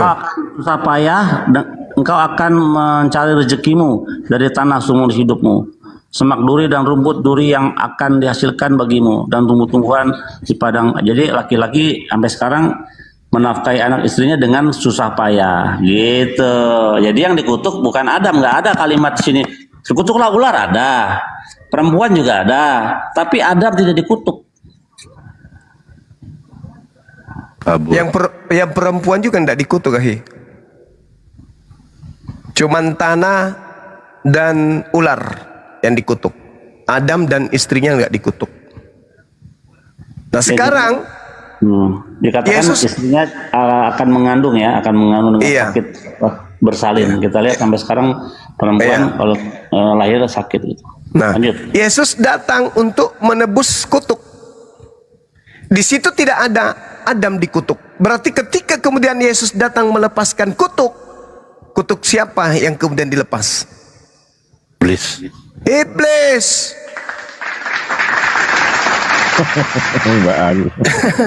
Gampang kok sebenarnya Bible ini bahasa Indonesia gampang kok, bener gampang sekali.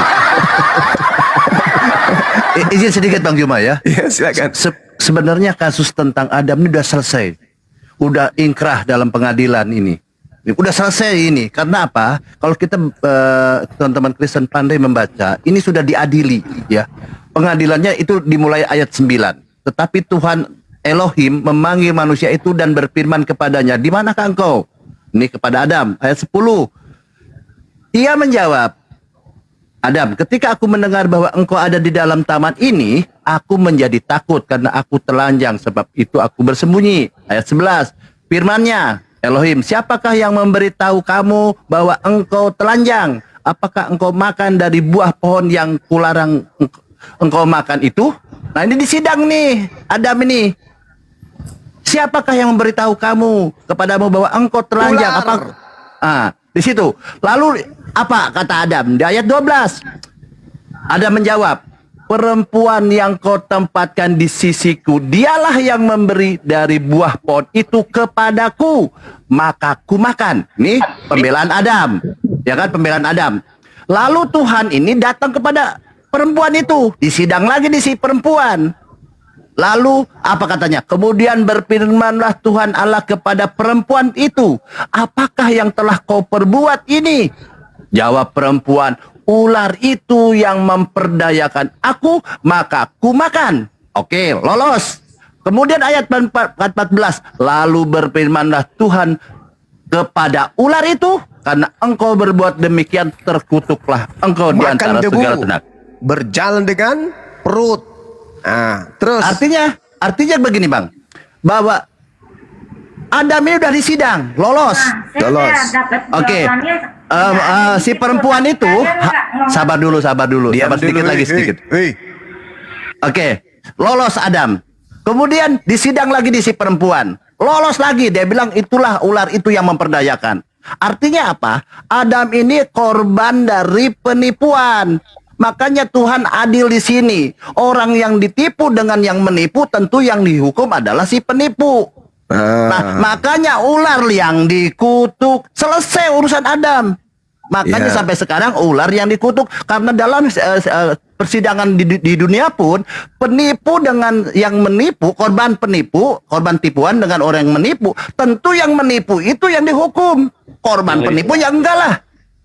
Lolos Adam dengan Hawa, gampang kok ini. Nah, sekarang pertanyaan saya tolong dijawab. Siapa yang datang membisikkan orang-orang Kristen mengatakan Adam yang dikutuk? Nah lo. Ayo. Iblis lah.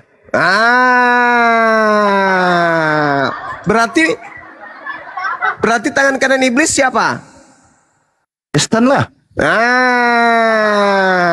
Akhi kejar ayatnya di mana ada tertulis Adam dikutuk. Iya, di mana? Di mana dalilnya Adam dikutuk sama Tuhan, mana?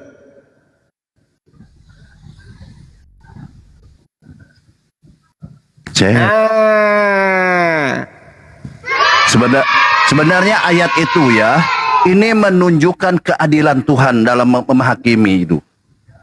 Keadilan Tuhan ini diperlihatkan di sini. Tetapi Oten kan botol. Sudah dihakimi, sudah lolos, dihakimi oleh Oten. Berdosa katanya. Luar biasa ini.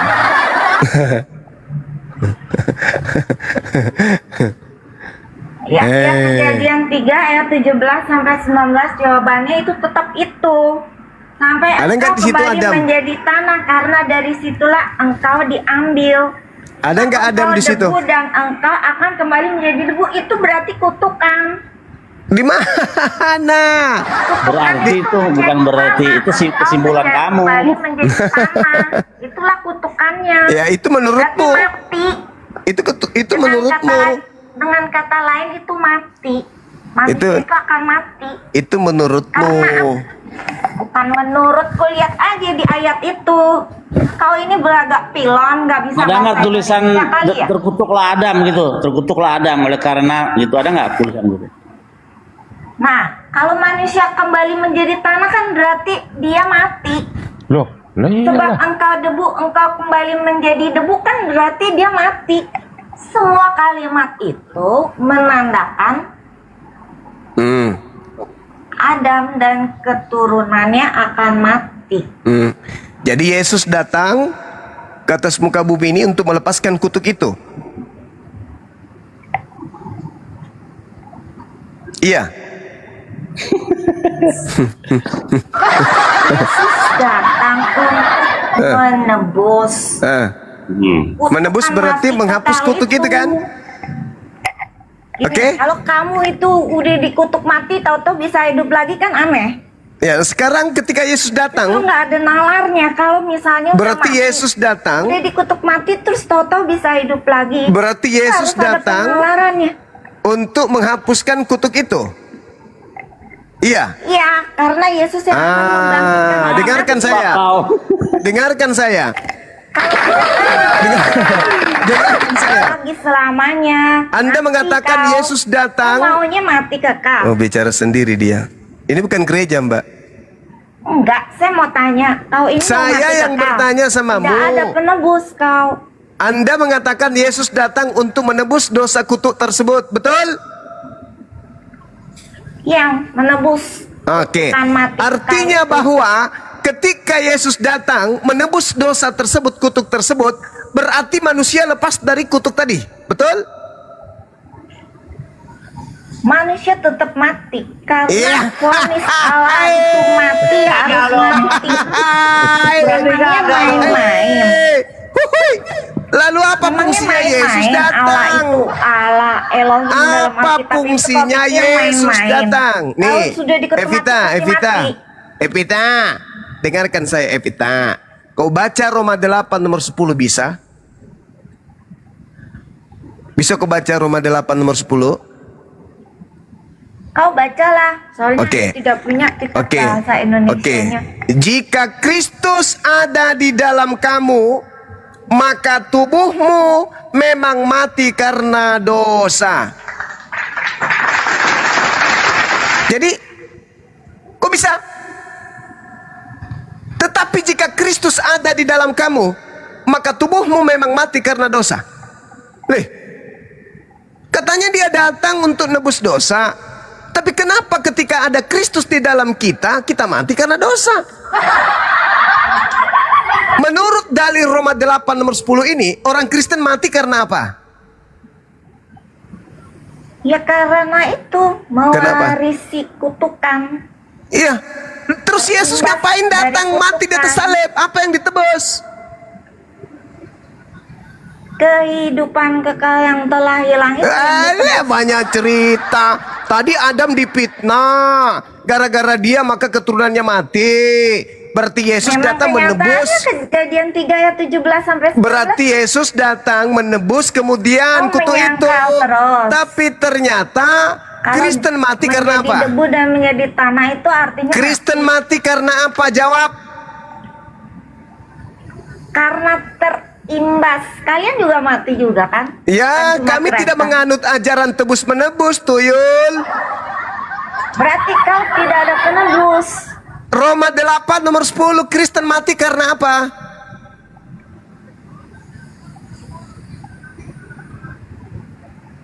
Roma 8 ayat 10. Ya karena itu terimbas dari kutukan mati. Lalu yang ditebus Yesus di salib apa? Hidup kekal yang telah hilang. Lah ini kalian mati karena dosa. Orang mati karena dosa masuk ke neraka atau ke surga? Itu akan mati dan ke kuburan. Pergi ke kuburan. Anjir ini. Kacau ini. Oh, Ten memang congor. Masalah generasi. Hancur perpuluhan, hancur, hancur. Hancur perpuluhan. Hancur perpuluhan, hancur. hancur perpuluhan. Hancur. Ternyata Yesus sia-sia mati di atas salib. Kenapa sia-sia? Ternyata Kristen mati karena dosa. Orang Kristen mati karena dosa. Lalu pertanyaannya, orang yang mati karena dosa ke surga atau ke neraka? Apa jawabannya orang ini? Ular tua ini. Orang mati ke kuburan.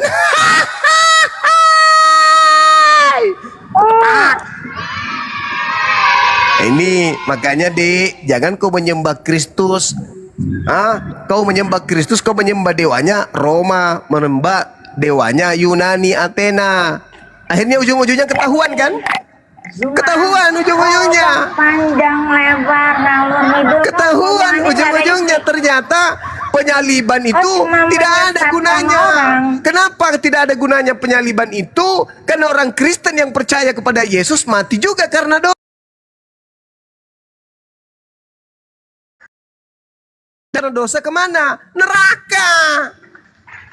Maka pantaslah Yesus mengatakan kepada Kristen, enyahlah daripadaku, aku tidak mengenal kalian. Kalian semua adalah pembuat kejahatan. Oh my God, ternyata memang kalian diusir ke neraka.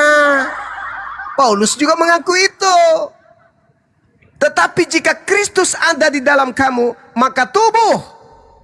Di situ bahasa Yunaninya di sana adalah soma, artinya tubuhmu. Tubuhmu memang mati karena dosa.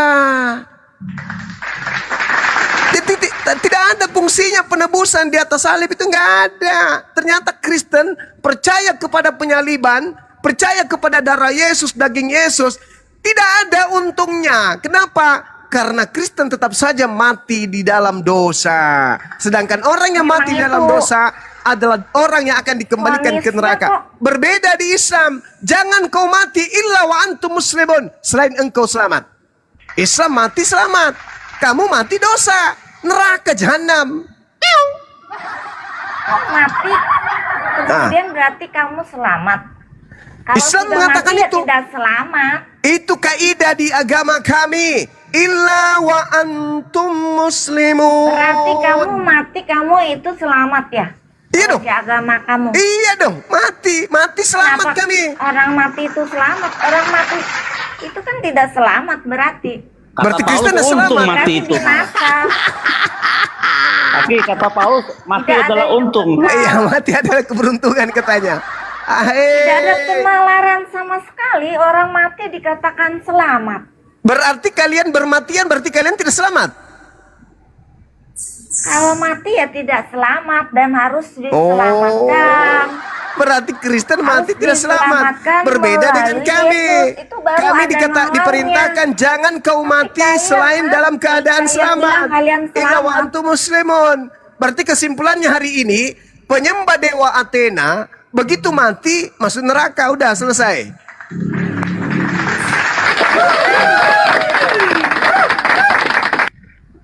Kalian itu ya tidak bernawar. Orang mati kok selamat.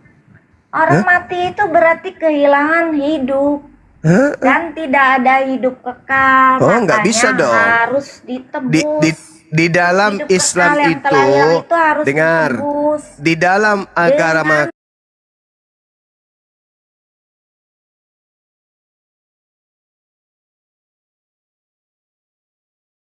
itu harus dengar, ditebus.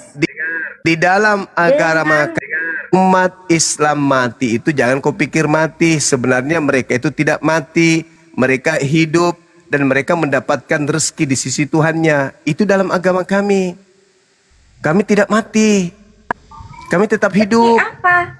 Rezeki apa yang kau dapat? Lah, itu masih di alam gaib. Kita nggak bisa menjelaskan di sini rezeki apa. Yang pasti dalam Islam, orang yang mati dalam Islam itu jangan kau pikir mereka mati. Wala tahsabanna alladziina qutilu fi sabilillahi amwata bal ahya'u inda rabbihim yurzaqun. Jangan sekali-kali kamu berpikir bahwa orang-orang Islam yang mati di jalan Allah itu mati. Sebenarnya mereka tidak mati, mereka hidup. Mereka hidup dan mendapatkan kemudian rezeki di sisi Tuhannya. Itu dalil di kitab kami.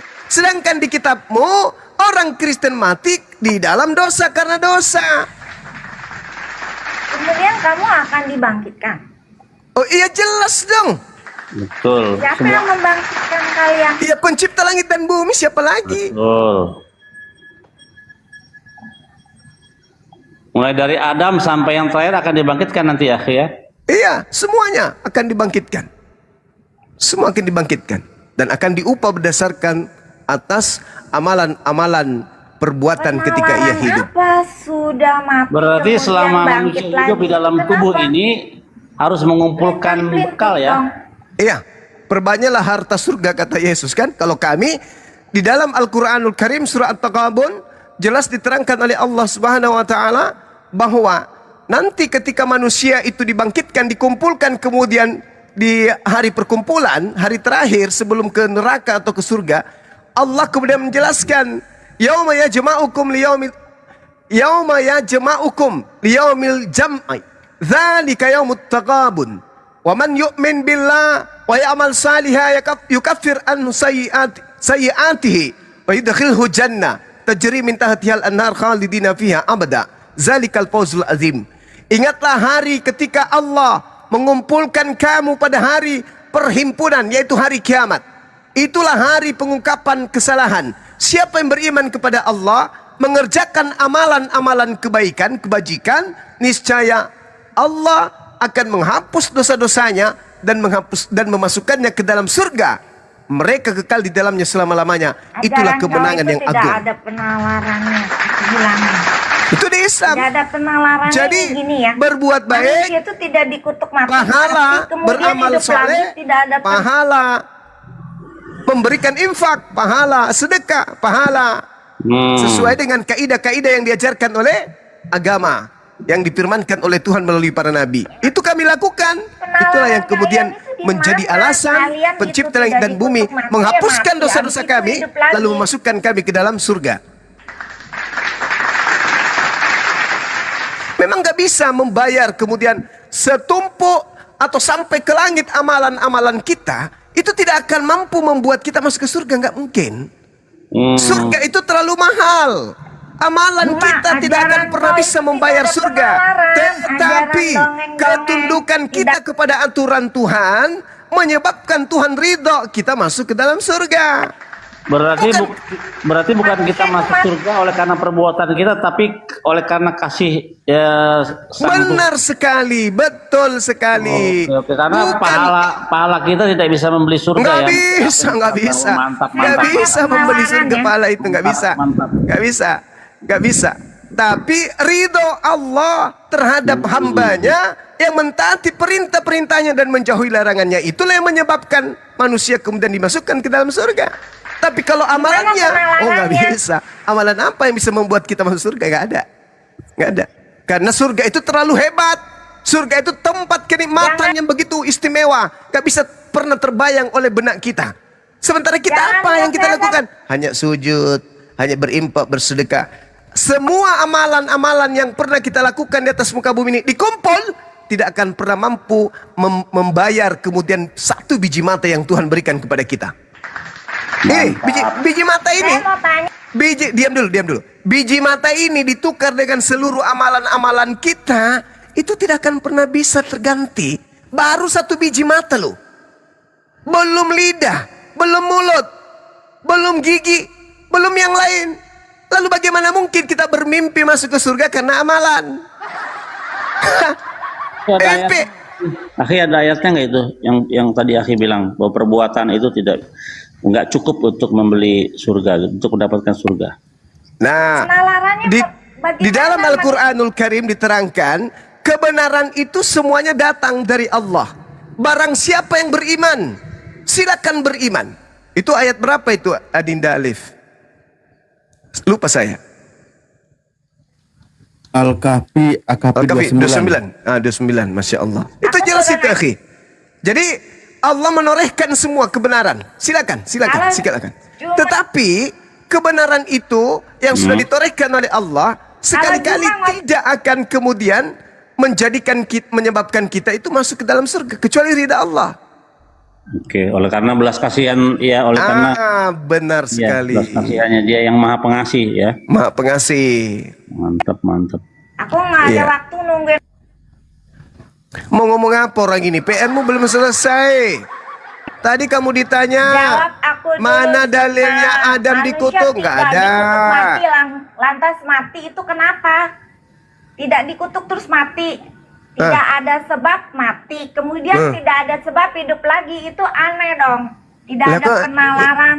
Kok aneh? Penalarannya di mana? Gimana? Coba kau baca Yehezkiel 37. Kau baca Yehezkiel 37 satu bab. Tuhan kemudian membangkitkan manusia dari sesuatu yang sudah menjadi kering, hidup kembali. Sama seperti di Al-Quran surah Yasin. Wadaraba lana. Ketika orang-orang bertanya, apakah tulang belulang yang sudah hancur kayak begini bisa bangkit? Ya bisa. Kata Allah, kalau saya bisa menjadikan kalian dari sesuatu yang tidak ada menjadi ada, apalagi sudah ada kerangkanya.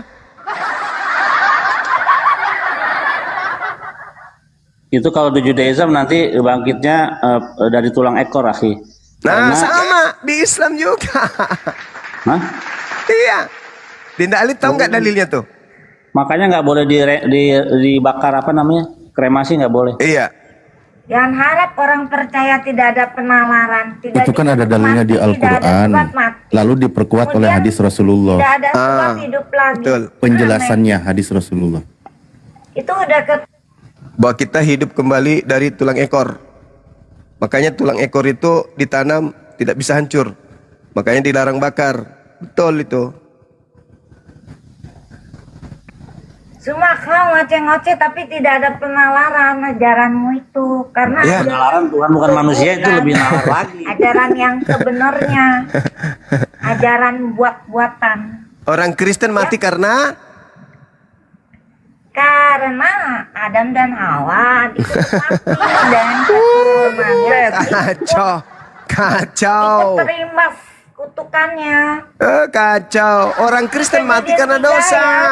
Roma 8 nomor 10. Manusia jadi debu. Nah, manusia jadi orang tanah Kristen lagi. mati karena dosa. Orang yang Itu kan berdosa berarti ini kemana? mati semuanya.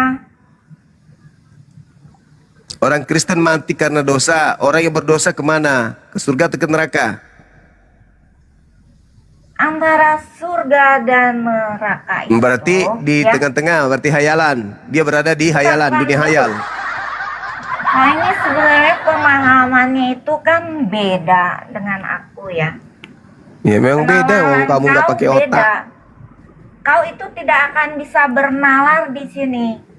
Jadi kalau manusia itu langsung ditentukan ya, pergi ke surga, pergi ke neraka berdasarkan perbuatannya di dunia. Kemudian buat apa Yesus membangkitkan orang mati? Ya kan? Nah, aku itu bernalar. Kalau orang langsung ke surga ke neraka, kemudian Yesus membangkitkan lagi orang mati. Padahal dia udah ke surga ke neraka keadaan hidup kan. Kemudian Yesus membangkitkan lagi, aneh dong. Izin Bang Juma sebentar. Izin Bang Juma, izin. Silakan. Host, tolong yang di bawah yang ketawa-ketawa diblokir host, tolong host. Menghujat itu host, tolong diblokir host. Terima kasih, lanjut Bang Juma. Bukan begitu. Tolong yang di bawah, yang ketawa, ini persyaratan ketawa itu kamu harus kasih gift kepada kita di sini kalau mau ketawa gitu. Mulai. Akhi, kalau di Islam itu roh itu bisa mati nggak, Akhi? Gimana? Roh itu yang ada yang Tuhan berikan kepada kita, roh itu bisa mati nggak sama seperti badan? Enggak. Artinya kehidupan yang sebenarnya ialah di alam dia roh. Ya. Iya, betul. Makanya dibangkitkan lagi nanti. Iya. Badannya.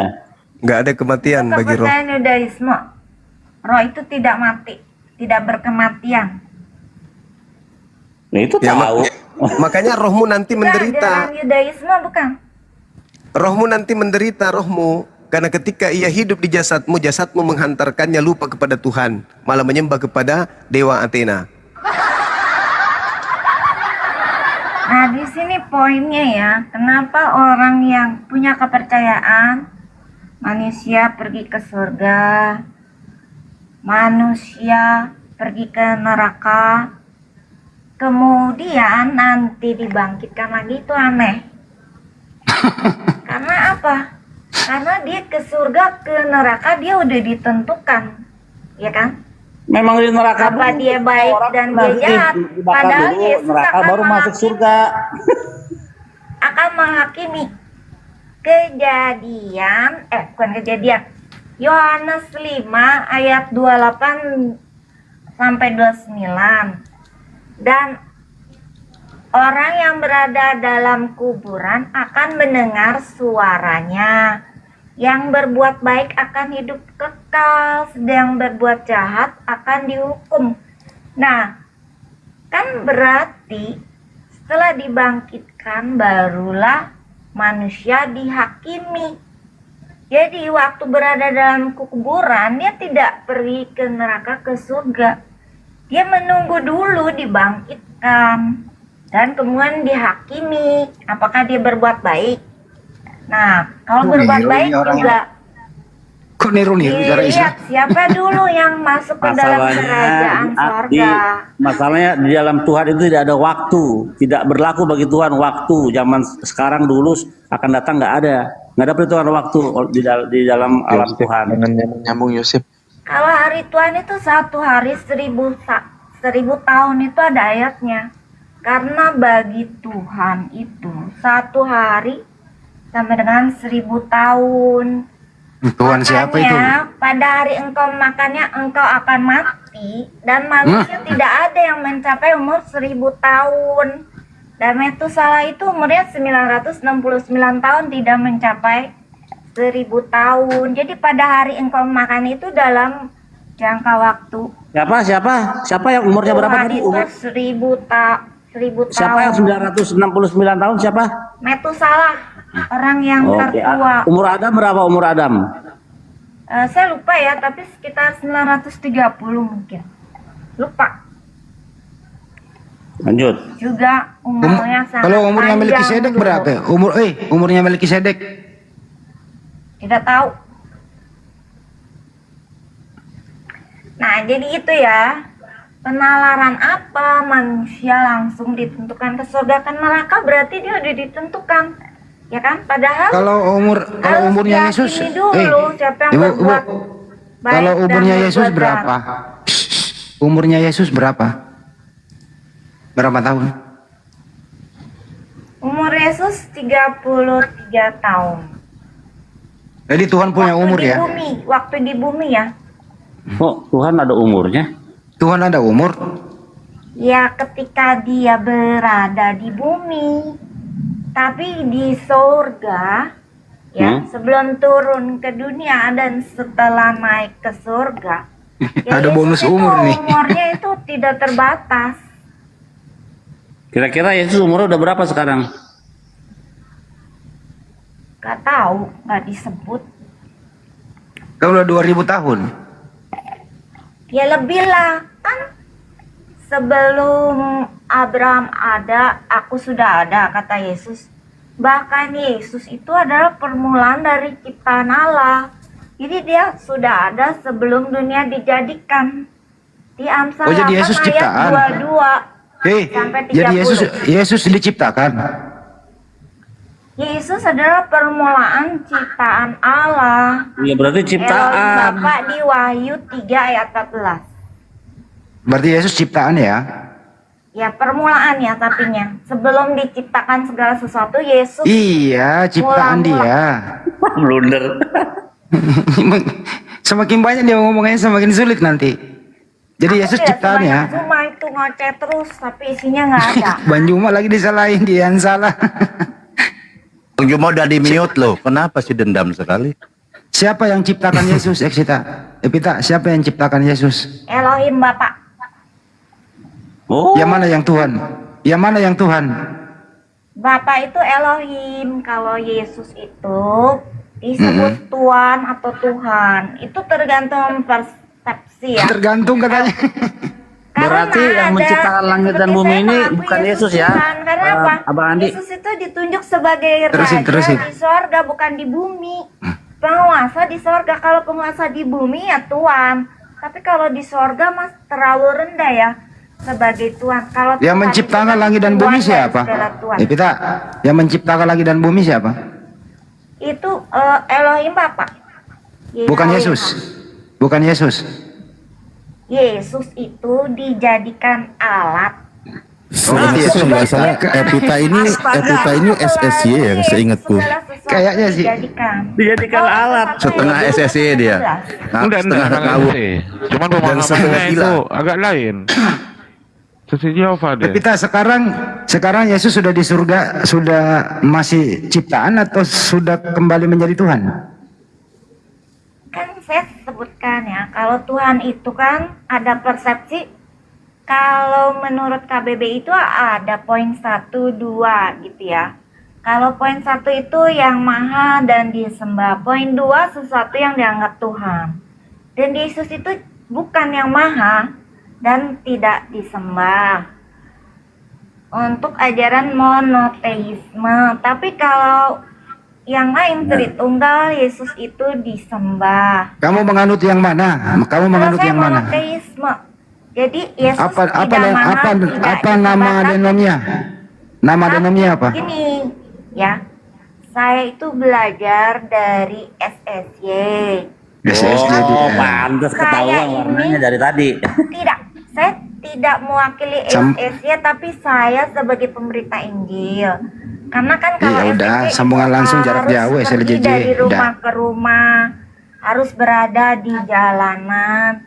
Dalam dunia nyata sedang saya di sosmed. Karena saya tahu ya, kalau orang-orang itu ya, kalau bicara malah curhat. agama itu Gak apa-apa, biar dia kebuka. Yang lain nanti pusing. Enggak, masalahnya gini, Evita ini bilang Bang Billy bahwa penciptaan langit dan bumi itu pada waktu itu Yesus masih anak-anak katanya. Siapa yang bilang tuh? Ini si Evita.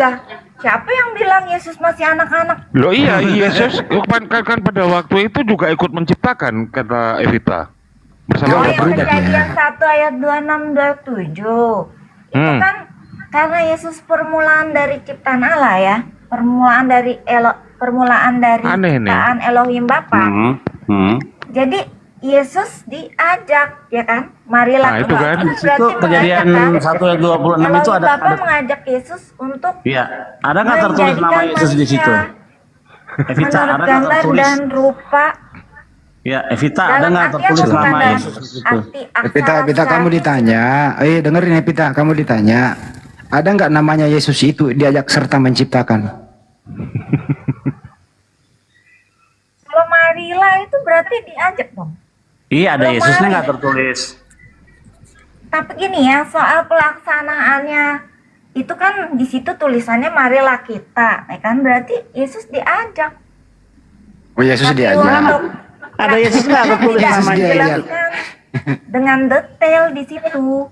Saya kan tidak bisa bicara yang tidak ada. Udah. Evita, bagaimana caranya Elohim menciptakan Yesus? Prosesnya seperti apa?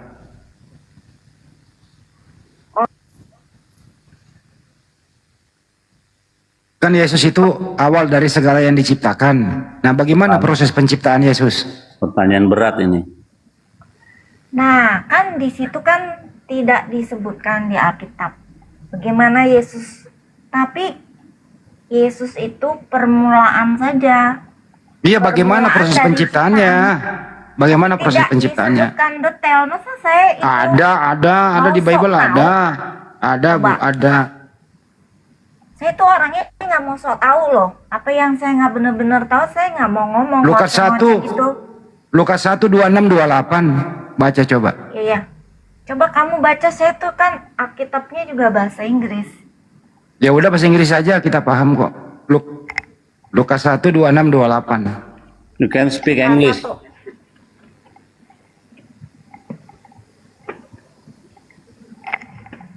Itu caranya Yesus diciptakan loh di situ.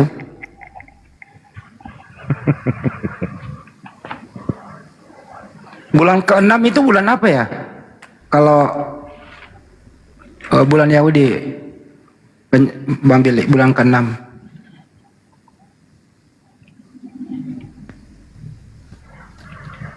Evita.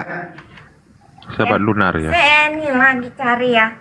Now in the 6th month, the angel Gabriel was sent by God to a city of Galilee named Nazareth to a virgin betrothed to a man whose name was Joseph of the house of David. The virgin's name was Mary. And having coming in, the angel said to her, "Rejoice, highly favored one, the Lord is with you, blessed are you among women." Jadi ini kan kedatangan malaikat Gabriel kan yang diutus oleh Elohim Bapa ke kota Galilei, yaitu Nazaret. Dan Tujuannya datang ke sana apa? Tujuannya? Ya mengabarkan mengenai betapa diberkatinya Maria. Dan Kemudian ya di ayat kemudian 30 bilang jangan takut Maria dan sebagainya. Kemudian di ayat 31 dikatakan kamu akan mengandung dan melahirkan seorang anak putra dan kamu harus menamainya Yesus. Ya. Manuel kali. Dan dia akan menjadi besar dan dinamakan putra dari yang tinggi. Dan Tuhan Allah akan memberikan dia mahkota kerajaan dari bapaknya David. Jadi maksudnya Yesus itu lahir dari keturunan Raja Daud. Enggak, bukan itu pertanyaannya. Itu proses, dengerin. Itu proses penciptaan Yesus melibatkan Gabriel menemui Maria. Maria hamil, terbentuklah Yesus dalam kandungan. 9 bulan kemudian lahirlah dia gitu. Itu betul? bukan proses logika itu, Bang Andi ya. Pengabaran Iya. kelahiran Yesus di bumi. Itu prosesnya. Aki. Karena Yesus itu Itu sudah prosesnya. ada sebelum Bulan Andi, dia ada bulan di ke-6 bumi, bulan dia Elul. turun dari surga. Itu prosesnya loh Yesus tercipta di situ. 6 ayat 38 dikatakan, aku turun dari surga bukan atas kehendakku sendiri tapi kehendak dia yang mengutus aku. Jadi ya begini, jadi Yesus itu turun dari surga. Jadi sebelum Yesus dilahirkan, Yesus tuh berasal dari surga. Itu yang kalian tidak tahu kan? Waduh, 12 ekor Yesus juga berasal dari surga. Sedangkan di bumi itu sebenarnya asalnya dari surga. Dan juga dia terangkat ke surga setelah Yesus itu menyelesaikan tugas, itu menjadi korban tebusan, ya. Yesus panjang-panjang itu kali. kemudian terangkat ke surga. Jadi Bang Andi, berarti dari Yesus surga sama dan pohon kembali lagi ke surga. lebih tuaan pohon ya. Iya. Intinya adalah sebelum Bunda Maria mengandung, itu ya, Yesus itu belum ada. Iya, tuaan pohon berarti Andi. Sudah ada, dia kan turun dari surga. Kamu kan Loh. tidak baca. Kamu kan ngertinya cuman Yesus di bumi aja. Kamu kan yang tidak tahu Gabriel, Yesus dengerin, dari surga dengerin. itu kalian tuh semua nggak tahu. Dengerin Bu. Ya kan? Ya, yang Gabriel bawa ke Bunda Maria apa? Kabar kesukaan kan mengenai kelahiran Yesus. Ya itu baru kabar, belum ada Yesus. Ya kan nanti kan dilahirkan Baru kabar. bahwa Yesus akan dilahirkan. Kacau ini orang ini. Ya, kamu yang kacau, kamu nggak ngerti, cuman Dengar tahu pula Yesus gua. ada di bumi. Kamu tidak tahu asal-usul Yesus dari sorga. Ya kan? Kalian cuma taunya secomet-secomet, kemudian juga di Adam, Di-framing Noah, Yesus hanya Musa, semua manusia. itu salah ya karena nggak mengenal Yesus ya. Bukan Tuhannya bukan Yesus ya. Begini, memang dalam PL Yesus belum ada. Ini kan kalau Yudaisme tidak mengakui Yesus belum ada. sebagai penebus ya. Emang nggak ada Yesus dalam PL. Tapi ada belum muncul.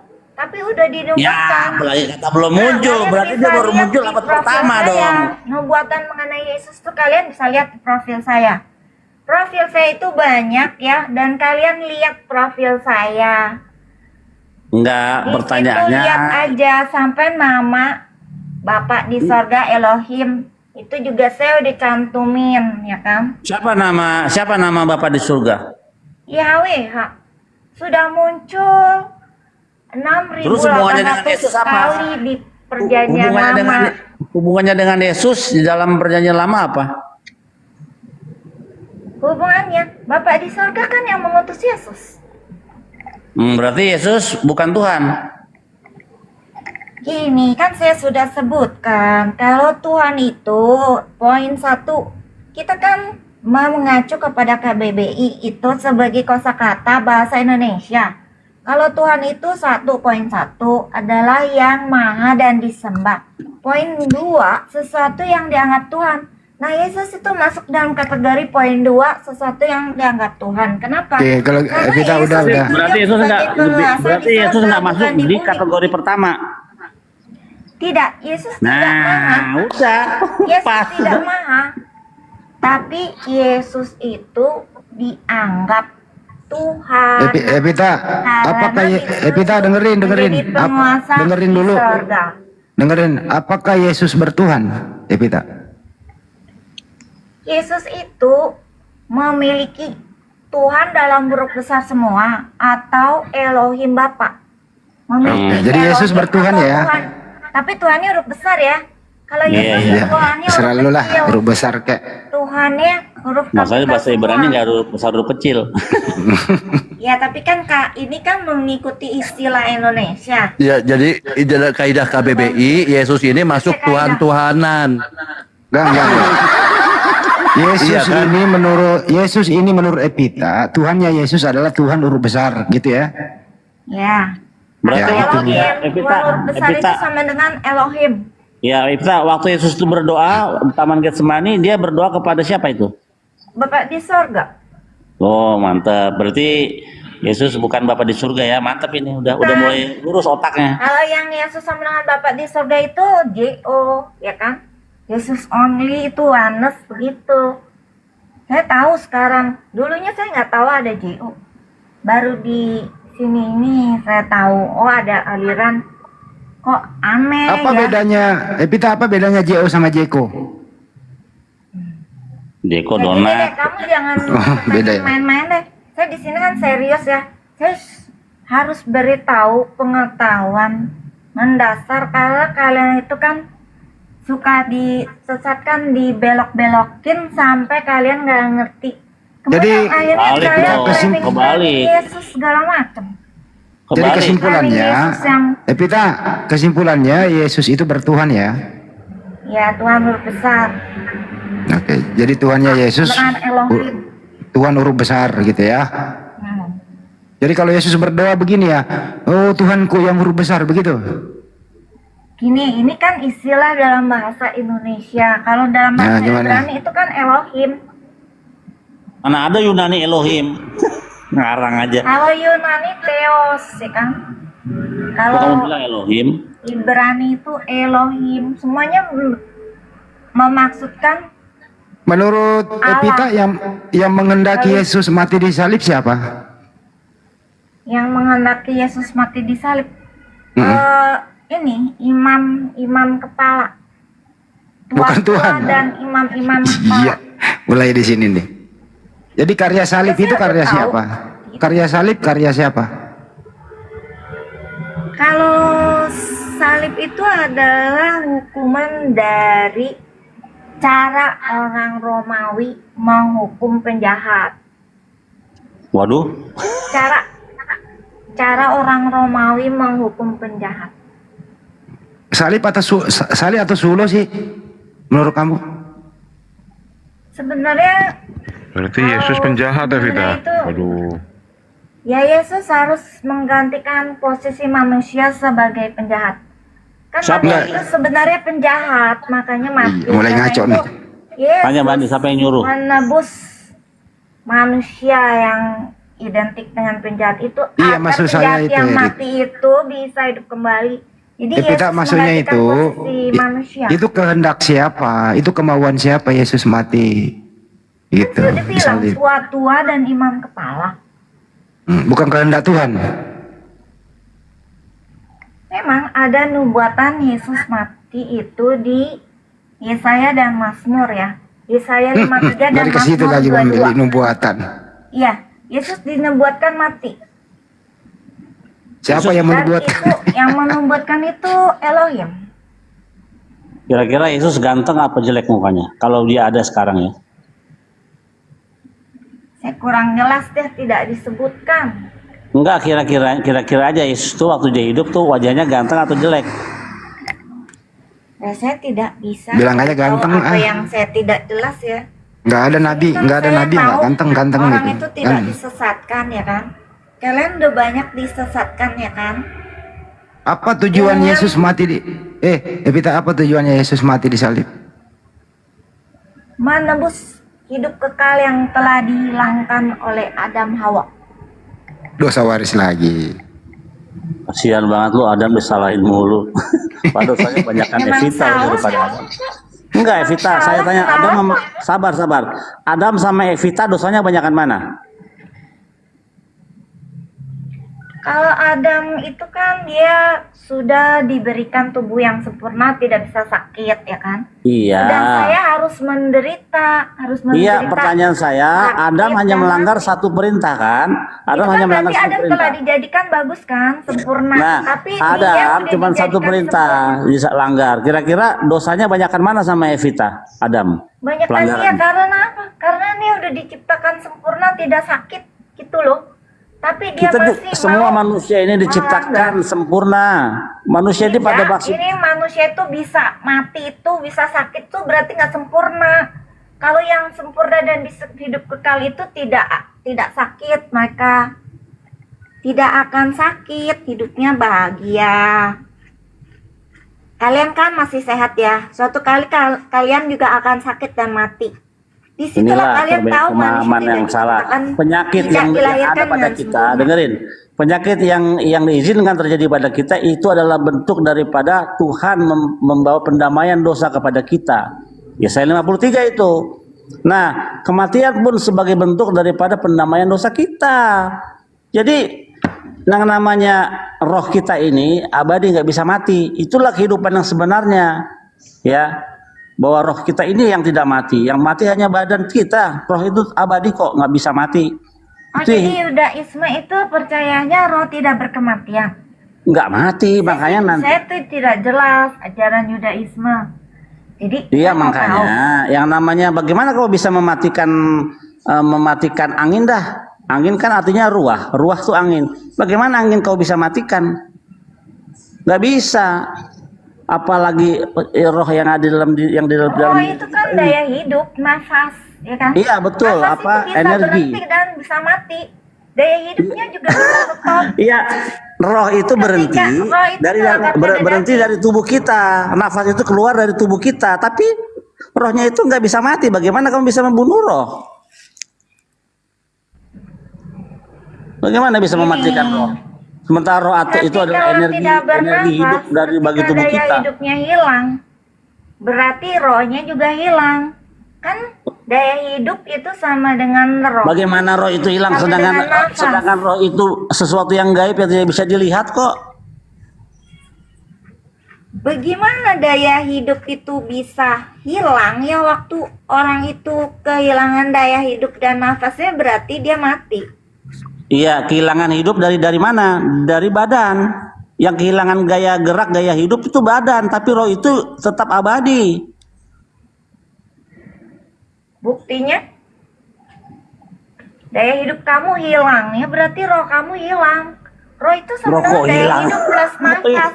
Roh hilang, Nafas roh itu manusia. jelas bukan sesuatu yang bisa kita Selama lihat. manusia Roh itu bernafas dan memiliki daya hidup berarti manusia masih hidup. Tapi ketika nafasnya sudah berhenti dan daya hidupnya tidak ada, berarti rohnya hilang dan mati. yang mati apanya? Rohnya atau badannya? Dua-duanya, karena roh melekat pada daging, Dua-duanya. pada tubuh. Iya dong. Enggak dong. Ini logikanya gini. Roh keluar dari badan, yang mati apanya? Yang mati kan roh itu hilang. Gini, roh ada di badan hilang. kita. Roh ada di badan kita. Begitu orang itu mati, yang keluar dari badan itu roh atau badan? Rohnya kan hilang, lenyap. Nah, dari mana? Hilang dari mana? Udah hilang, lenyap yang tidak ada lagi. Iya, rohnya hilang dari mana? Daya hidupnya berarti hilang dan lenyap. Iya, dari mana? Dari mana? Hilangnya dari mana? Dari tubuh, betul? Benar, dari tubuh. Dari tubuh. Jadi yang mati tubuh atau roh? Dua-duanya. Karena Loh, roh kan ada daging. Dua-duanya. Gimana dua-duanya? Bang Adi, tolong di tengahnya Bang Adi. Saya itu yakin benar. Kayak begini-beginian saya yakin. Karena saya udah selidikin. Itulah kenapa di dalam Islam makanya ada ayat Al-Quran bunyinya tuh Bismillahirrahmanirrahim. Kullu nafsin dha'iqatul maut. Semua yang bernyawa akan merasakan kematian. Jadi akan merasakan mati. Rohnya tidak mati. Tapi berpisahnya roh dengan tubuh, dengan jasad. Orang itu akan merasakan kematian. Yang dikubur ya jasadnya. Rohnya tidak mati. Makanya roh itu salah satu dari makhluk Allah yang memiliki sifat abadi. Yang Makanya diabadikan kalau roh itu oleh mati, Tuhan. Makanya kalau roh itu mati, keluar dari mana rohnya itu? Sementara kalau tubuh mati, roh keluar dari tubuh. Nah kalau roh mati, roh keluar dari mana? Bingung. Angel Jadi kira. gini ya, kalian kan memang kebanyakan orang itu roh itu tidak mati, ya kan? Kemudian ntar setelah mati, rohnya itu melayang-layang. Ada yang pergi ke surga, ada yang ke neraka. Nah, itu Tuhanmu di atas kepercayaan air. umum begitu. Tapi sebenarnya bukan begitu, karena menurut Yohanes 5 ayat 28 sampai 29 itu dikatakan orang yang ada di kuburan. Berarti orang yang mati itu kan pergi semua ke kuburan. Dan mereka nanti akan dibangkitkan. Dibangkitnya apa? Dibangkitkannya tubuh dan rohnya itu, yaitu daya hidupnya. Nah, manusia juga memiliki jiwa kan? Unsur jiwa yaitu perasaan belum dan tuntas pikirannya. Jadi lengkap, manusia terdiri. Pelajaranmu belum tuntas, makanya terlalu banyak asumsi jadinya. Bukan asumsi, di sini ada kesinambungan dan penalaran. Lah, nanti Ya kan? kalau manusia akan dihakimi, di hadapan Tuhan, kalau rohnya mati, tubuhnya mati, yang dihakimi itu apa? Pertanggungjawaban di hadapan Tuhan itu apa? Dibangkitkan dulu kan, tubuh dan rohnya dibangkitkan sekalian satu paket. Waduh. Kalau manusia rohnya udah hidup dulu, masa gimana? Udah hidup pergi ke surga, ke neraka, kemudian ya, kemudian dibangkitkan. Dibangkitkan apanya? Kemudian tubuhnya, rohnya sudah Kan yang dibangkitkan sudah hidup. tubuhnya. Ada Ya, juga loh dan seingatku di dalam rohnya Roma 8 nomor 10. dan nomor tubuh dan rohnya, bukan tubuhnya aja, masa tubuhnya sendiri kemudian rohnya udah bangkit. Oke, Maksudnya kalau tidak kalau mati tubuh gitu. kalau tubuh Berarti mati, roh dan tubuh nih. terpisah itu kan aneh. Gini, kalau tubuh kita mati, sabar dulu. Kalau tubuh kita mati, yang keluar dari tubuh itu apa? Roh, betul?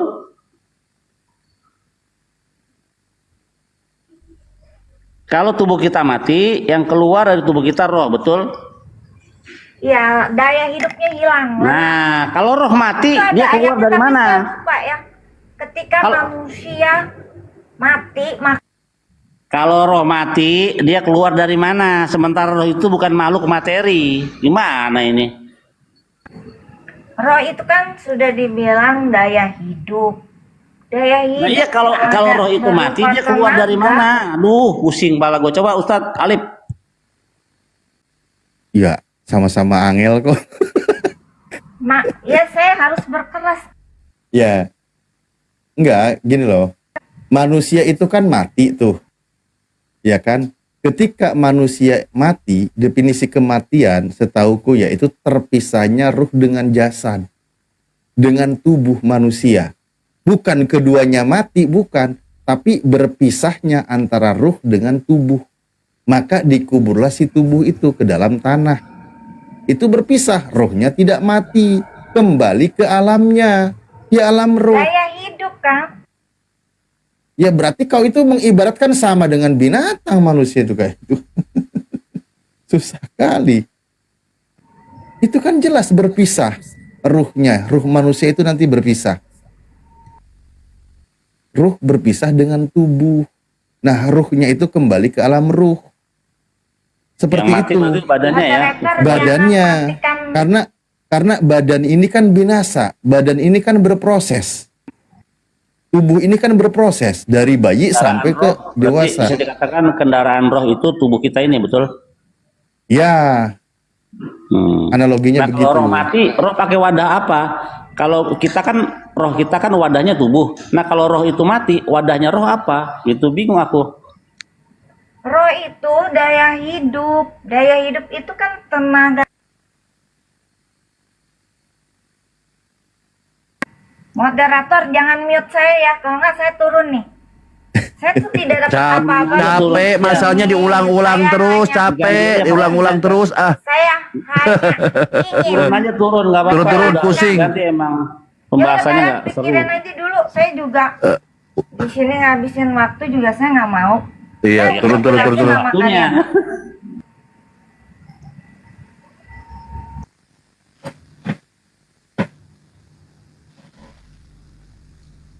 Jadi Ustadz Alif, apa yang diajarkan oleh kekristenan itu berbalik benar 180 derajat dari norma-norma ajaran Tuhan sebenarnya, Ustadz Alif. Lihat tadi masalah roh. Banyak Ya. keanehan, tapi bisa jadi itu hanya dari perspektif dia, nggak sama orang pada umumnya. Karena Ya. semuanya mainnya asumsi. Tuhan adalah roh, itu titiknya di situ sebenarnya Ustadz Alif. Tuhan adalah roh itu di situ.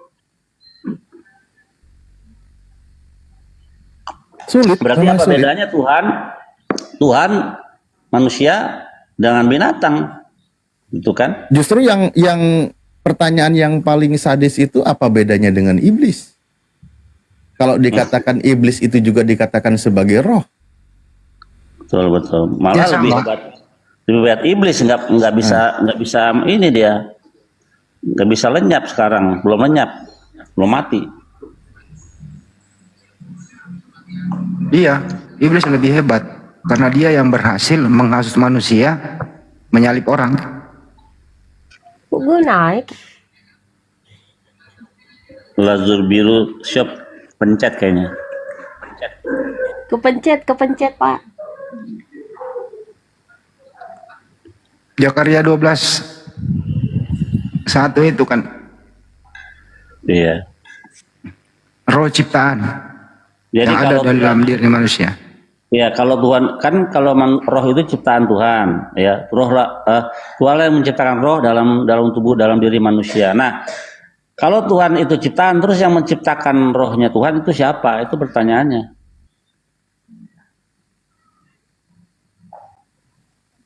Tuhan Ya, rohnya itu nanti ada dengan sendirinya. sebenarnya Tuhan itu lebih besar, lebih di luar jangkauan daripada dimensi roh. Dia yang menciptakan dimensi roh. Mana? Bingung aku jadinya kalau begitu. Kalau kita kan ini loh Ustaz Alif ya sama Bang Billy. Sang pencipta itu tidak terbatas ruang dan waktu kan gitu ya. Betul. Tapi kalau Tuhan itu ada di dalam ciptanya terbatas nggak tuh? Itu yang aku bilang, Tuhan di dalam 3 dimensi jadinya. Dimensi panjang, lebar, tinggi. Sementara jangan kata Tuhan, ciptanya yang namanya roh aja tidak termasuk di dalam 3 dimensi manusia.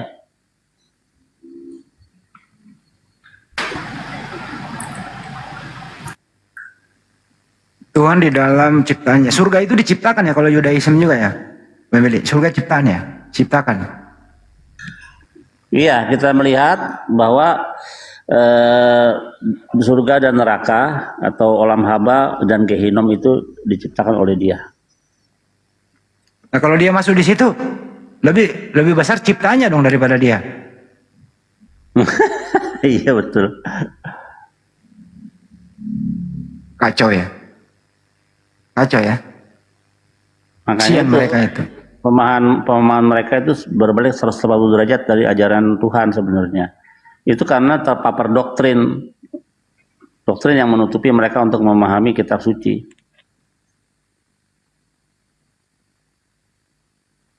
Berbusa Ustaz Alif menjelaskan itu berkali-kali, kalau ditanya itu dijawab berkali-kali. Tetap aja enggak ini Ustaz Alif. mereka nggak connect. Ya karena mereka sudah dikunci oleh doktrinnya, doktrin imannya. Itu susahnya kan kayak gitu. Kayak tadi yang oten tuh sok-sokan.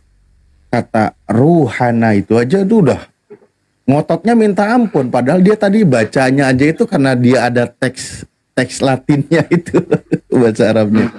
Itu kan terdiri dari 2 kata, makanya kalimahnya sebagai idofah kan gitu. Maka kalau ada 2 kata dalam bahasa Arab itu memiliki kandungan makna. Kalau tidak min, kalau tidak lam, kalau tidak fi gitu di antara makna-makna itu. Maka di situ ruh. Nah, sekarang kita lihat berapa banyak gelar malaikat Jibril di dalam Al-Qur'an yang dijelaskan juga oleh Rasulullah. Kan gitu. Ada Al-Qur'an sebagai penghulu para malaikat. Contohnya di dalam surah Al-Qadar kan gitu.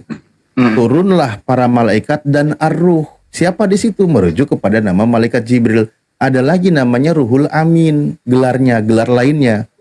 Ada lagi Syadidul Quwa. Di dalam surah An-Najm itu gelar-gelarnya. Maka ruh Allah itu maksudnya Allah mengutus ruhnya. Ruh dari Allah itu yaitu siapa di situ? Malaikat. Malaikat yang menjadi bentuk manusia yang sempurna. Kenapa demikian datang kepada Sayyidah Maryam dengan bentuk manusia yang sempurna? Seandainya itu malaikat dalam bentuk malaikat, ya dia akan ketakutan. Kan gitu. Bentuk malaikat.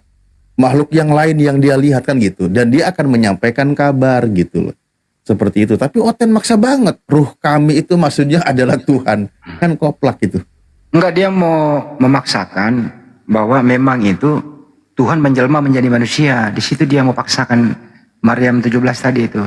Dia mau paksakan sesuai dengan imannya bahwa Tuhan itu menjelma menjadi manusia. Di situ dia.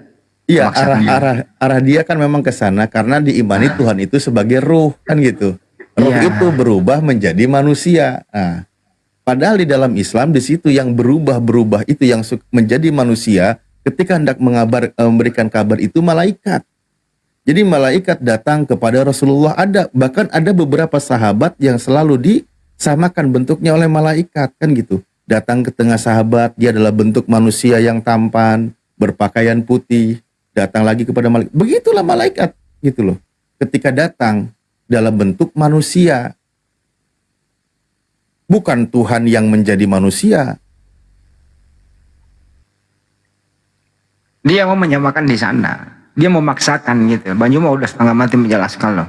Bahkan dia diambil perbandingan ke Torah tadi. Bang Billy juga udah menjelaskan bahwa malaikat itu turun menjadi manusia dalam misi Sodom Gomora tadi itu. Nggak paham-paham juga. Izin sedikit Bang Handi. Ya, mangga. Yang nanya, kalau begitu roh bagian dari Tuhan? Bukan. Ingat, maksudnya tadi ruh itu nama lain dari malaikat. Ya kan, ar-ruh. Jadi nama lain dari malaikat Jibril maksudnya itu kan ruh. Ar-ruh, ada ayat Al-Qur'annya. Nah, kalau kita bahasakan lain, maka Allah mengutus ruhnya, ruh kami, berarti maksudnya Allah mengutus malaikatnya gitu loh. Itu pemahamannya. Itu nama lain dari malaikat. Bukan Allah itu roh. Bukan, iya. Udah dijelaskan kan Ustaz? Malaikat Jibril itu banyak sebutannya. Betul ya Ustaz ya? Betul, dan termasuk salah satunya adalah Ruhul Kudus itu. Yang ada dalam Al-Quran. Yang dipakai oleh Oten dijadikan sebagai Tuhan. Bagian dari Tuhan. Kalau di Tritunggalnya itu. Bapa, Putra, Roh Kudus. Padahal nggak ada loh Roh Kudus di sini. Di sama mereka. Yang ada Yunaninya apa ya? Pneuma ya? Ya, Pneumahagion. Ada juga dalam KJP itu Holigos. Roh suci. Saya nggak mau terlalu jauh ya. Ya, terjemahan aja sendiri. Iyalah, di dalam bentuk manusia yang sempurna ya Ustaz. Jadi malaikat Jibril itu datang menemui Maryam dalam bentuk manusia yang sempurna ya Pak Ustaz ya. Ya betul. Ini nih kalau kita buka ya sambil buka. Bentar. Ya sambil kita lihat Kan kalau di Islam itu memahami Al-Quran nggak bisa mengeksegesi sendiri, menafsirkan sendiri yang modalnya dari terjemahan kan gitu. Tahu gedein dulu. Ya ini tadi yang dikatakan ini ya.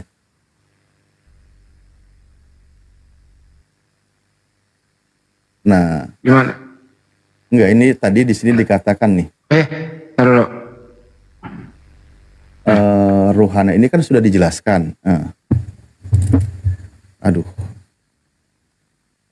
Ini kan ayat Al-Qur'annya Bismillahirrahmanirrahim. Ini kan ayat Al-Qur'an utuhnya. Nah, ini penjelasannya dari setiap ayat. Fa arsalna ilaiha, maka kami mengutus, kata Allah menggunakan kata na, sudah dijelaskan tadi mananya, ilaiha kepada Maryam ruhana, yaitu ruh kami. Yakni dijelaskan siapa di sini? Jibrilun alaihi salam, yaitu malaikat Jibril alaihi salam. Lalu dia pertama selalu menyerupai seorang laki-laki yang sempurna gitu, yang tampan. Di sini dijelaskan wakila al-muradu min ruh al-muradu. Nah, di sini maksudnya adalah dijelaskan tentang bagaimana malaikat Jibril itu mengabarkan bahwa dia itu, ya sudah dijelaskan tadi ayatnya ya, akan mengandung dan sebagainya kan gitu. Alisam ja'a fi suratin bashar. Jadi di sini dijelaskan datang malaikat itu dalam bentuk manusia gitu. Udah jelas di sini merujuk kepada malaikat Jibril. Tubuh bukan, akhi. Basar itu badan bukan, tubuh. Bashar itu tubuh, ya. Sama kayak bahasa Ibrani, basar ekhad. Iya, daging. Maksudnya daging di sini bukan kayak tapi lebih ke manusia gitu loh. Nah, betul dalam bentuk manusia, betul. Iya. Jadi kalau menggunakan kata bashar itu maksudnya manusia yang berjasad, ada jasadnya gitu. Jadi malaikat datang bentuk manusia gitu, ada tubuhnya, bisa diraba gitu. Kiranya itu sempurna, anggun, berwibawa dan simpati kan gitu ya Ustaz ya. Ya. Makanya kurang apa Tuhan, maka sehingga dia harus jadi manusia. Ada instrumen-instrumennya dia yang bisa jadi wakil dia untuk menyampaikan pesannya.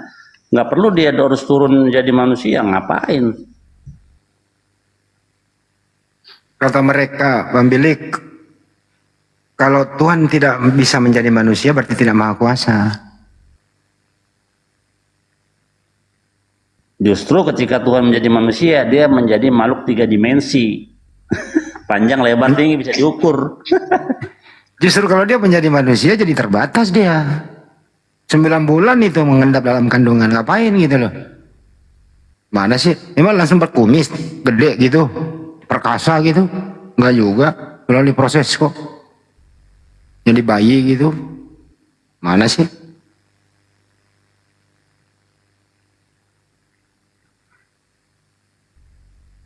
Tapi Bang Biling, ini nggak ada gerakan nggak sih dari Yudaism ini loh, bahwa Torah yang Anda pakai itu balikinlah. Iya, makanya kan itu aku udah bilang pergerakannya kan dimulai dari Rabbi Tovia sebenarnya. Terus ada lagi Rabbi yang di Kanada itu, Rabbi siapa ya? Michael Scobart. Ada itu atas reaksi daripada Jews for Jesus. Jadi pergerakan Kristen yang berusaha mengkonvert orang-orang Yahudi supaya masuk Kristen. Atas itu makanya Rabbi Tovia dan Rabbi Michael Scobart ini membuat antinya gitu, obatnya. Jadi menerangkan mereka bahwa ayat yang kalian pakai kitab orang Yahudi itu salah cara teks dan konteks gitu. Jadi kita memeranginya atau mengantisipasinya dengan mengedukasi mereka bahwa kalian salah loh, teks aslinya nggak begitu gitu. Jadi tapi kita tidak memakai jalan kekerasan, kecuali yang kemarin yang diludahi oleh beberapa oknum ya, orang Yahudi diludahi, itu pun karena malah digamparin. Ya, itu pun karena mereka tidak menghormati kebijakan hukum setempat gitu. Itu adalah tanah suci yang orang sudah punya Tuhan, dan Tuhannya bukan manusia, diajarkan untuk menyembah Tuhan yang bentuk manusia. Itu sudah melanggar hukum setempat sebenarnya. Ada nggak sih remaja-remaja gitu, atau pada scholar-scholar lah Judaism gitu loh, yang pelajari kristologi, supaya mereka paham bahwa dia punya kitab suci itu loh yang dipakai. Rabi Tovia pertama kali baca PB itu tahun ketika dia umur 18 tahun. Dan dia kaget setengah mati. Kok ini bisa begini mereka pemahamannya terhadap tanah gitu. Bahwa Yesus itu adalah Allah dalam bentuk Tuhan dalam bentuk manusia. Itu yang Rabi juga waktu awal baca umur 18 tahun dia kaget setengah mati loh. Ajarannya begini nih. Pakai kitabnya kitab orang Yahudi, makanya dia berusaha menjelaskan. Tapi kalau orang Yahudi yang lainnya mereka nggak peduli karena apa? Mereka pun sudah banyak pelajarannya dari umur 5 tahun ya sampai 18 tahun tuh Rabi baru kelar sekolah agama Yeshiva namanya atau Midrash, Bet Midrash. Oke lah kalau intern ya paham itu. Tapi maksudnya ini berusaha untuk meluruskan, kan ini sembahannya loh Yudaism kan. Dianggap mereka ini menjadi manusia gitu. Makanya aku di sini berusaha menjelaskan kepada mereka bahwa kalian salah paham. Misalnya tadi roh alam melayang di udara, artinya Tuhan itu roh, padahal bukan. Yang banyak-banyak yang lainnya. Gitu. Walaupun ada beberapa juga yang teman-teman Jewish di Indonesia itu kurang suka gitu. Ya saya bilang, Rabi gua kan bukan lu, Rabi gua Tovia Singer, beda kita. Karena ada beberapa yang dekat ya dengan kekristenan. Jadi ya mereka lebih nyaman di sana gitu. Pokoknya serba salah. Yang di TikTok kan cuman gua doang Mang Andi di TikTok yang berani. Mereka nggak berani dan nggak suka gitu. Itu titik sentaranya tentang Tuhan. Belum lagi yang lain-lain seperti dosa waris, Adam lah. Nabi Adam alaihissalam itu loh. Kita lihat tadi kan bagaimana mereka tetap menuduh Adam itu terkutuk ya, itu kan gila. Padahal nggak ada ayatnya Adam terkutuk ya. Belum lagi menuduh Abraham mempunyai istri tidak sah. Iya kan di Alkitab mereka tertulis Hagar istrinya. Udah jelas bahwa itu adalah istrinya. Gimana? Nggak, aku nanya dong, dalam literatur Yahudi itu ada nggak malaikat itu dia berubah menjadi manusia gitu, berubah bentuk? Ada nggak? Itu gitu? Di Parasa Faira yang barusan ini, sahabat ini membahas soal Kejadian 18. Jadi menemui Abraham itu ya? Iya, pada waktu Selosa Anasim atau 3 orang itu yang dalam malaikat dalam rupa manusia, dia mengambil wujud sebagai apa? Sebagai manusia Arab, orang Arab. Ini bisa ditemukan dalam Midrash. Dia nyamar sebagai orang Arab, ya malaikat ini. Nah, di dalam pandangan Abraham, Eskol, 3 temannya dan di hadapan di mata Ismail, mereka itu makan. Padahal di dalam Midrash dikatakan malaikat itu tidak makan, maka api dari langit menyambar melahap makanan itu. Jadi dalam pandangan mereka memang makan, tapi kenyataannya tidak makan. Api yang menyambar makanan mereka. Oh iya, kalau dalam literatur Islam langsung memang disebutkan malaikat itu tidak makan. Dia tidak makan dia. Tapi itu hanya dalam pandangannya yang melihat gitu ya. Kalau dalam penjelasan only their illusion of what, of who, of Eskol, Mamre dengan Ismail. Kebetulan Ismail ada di situ.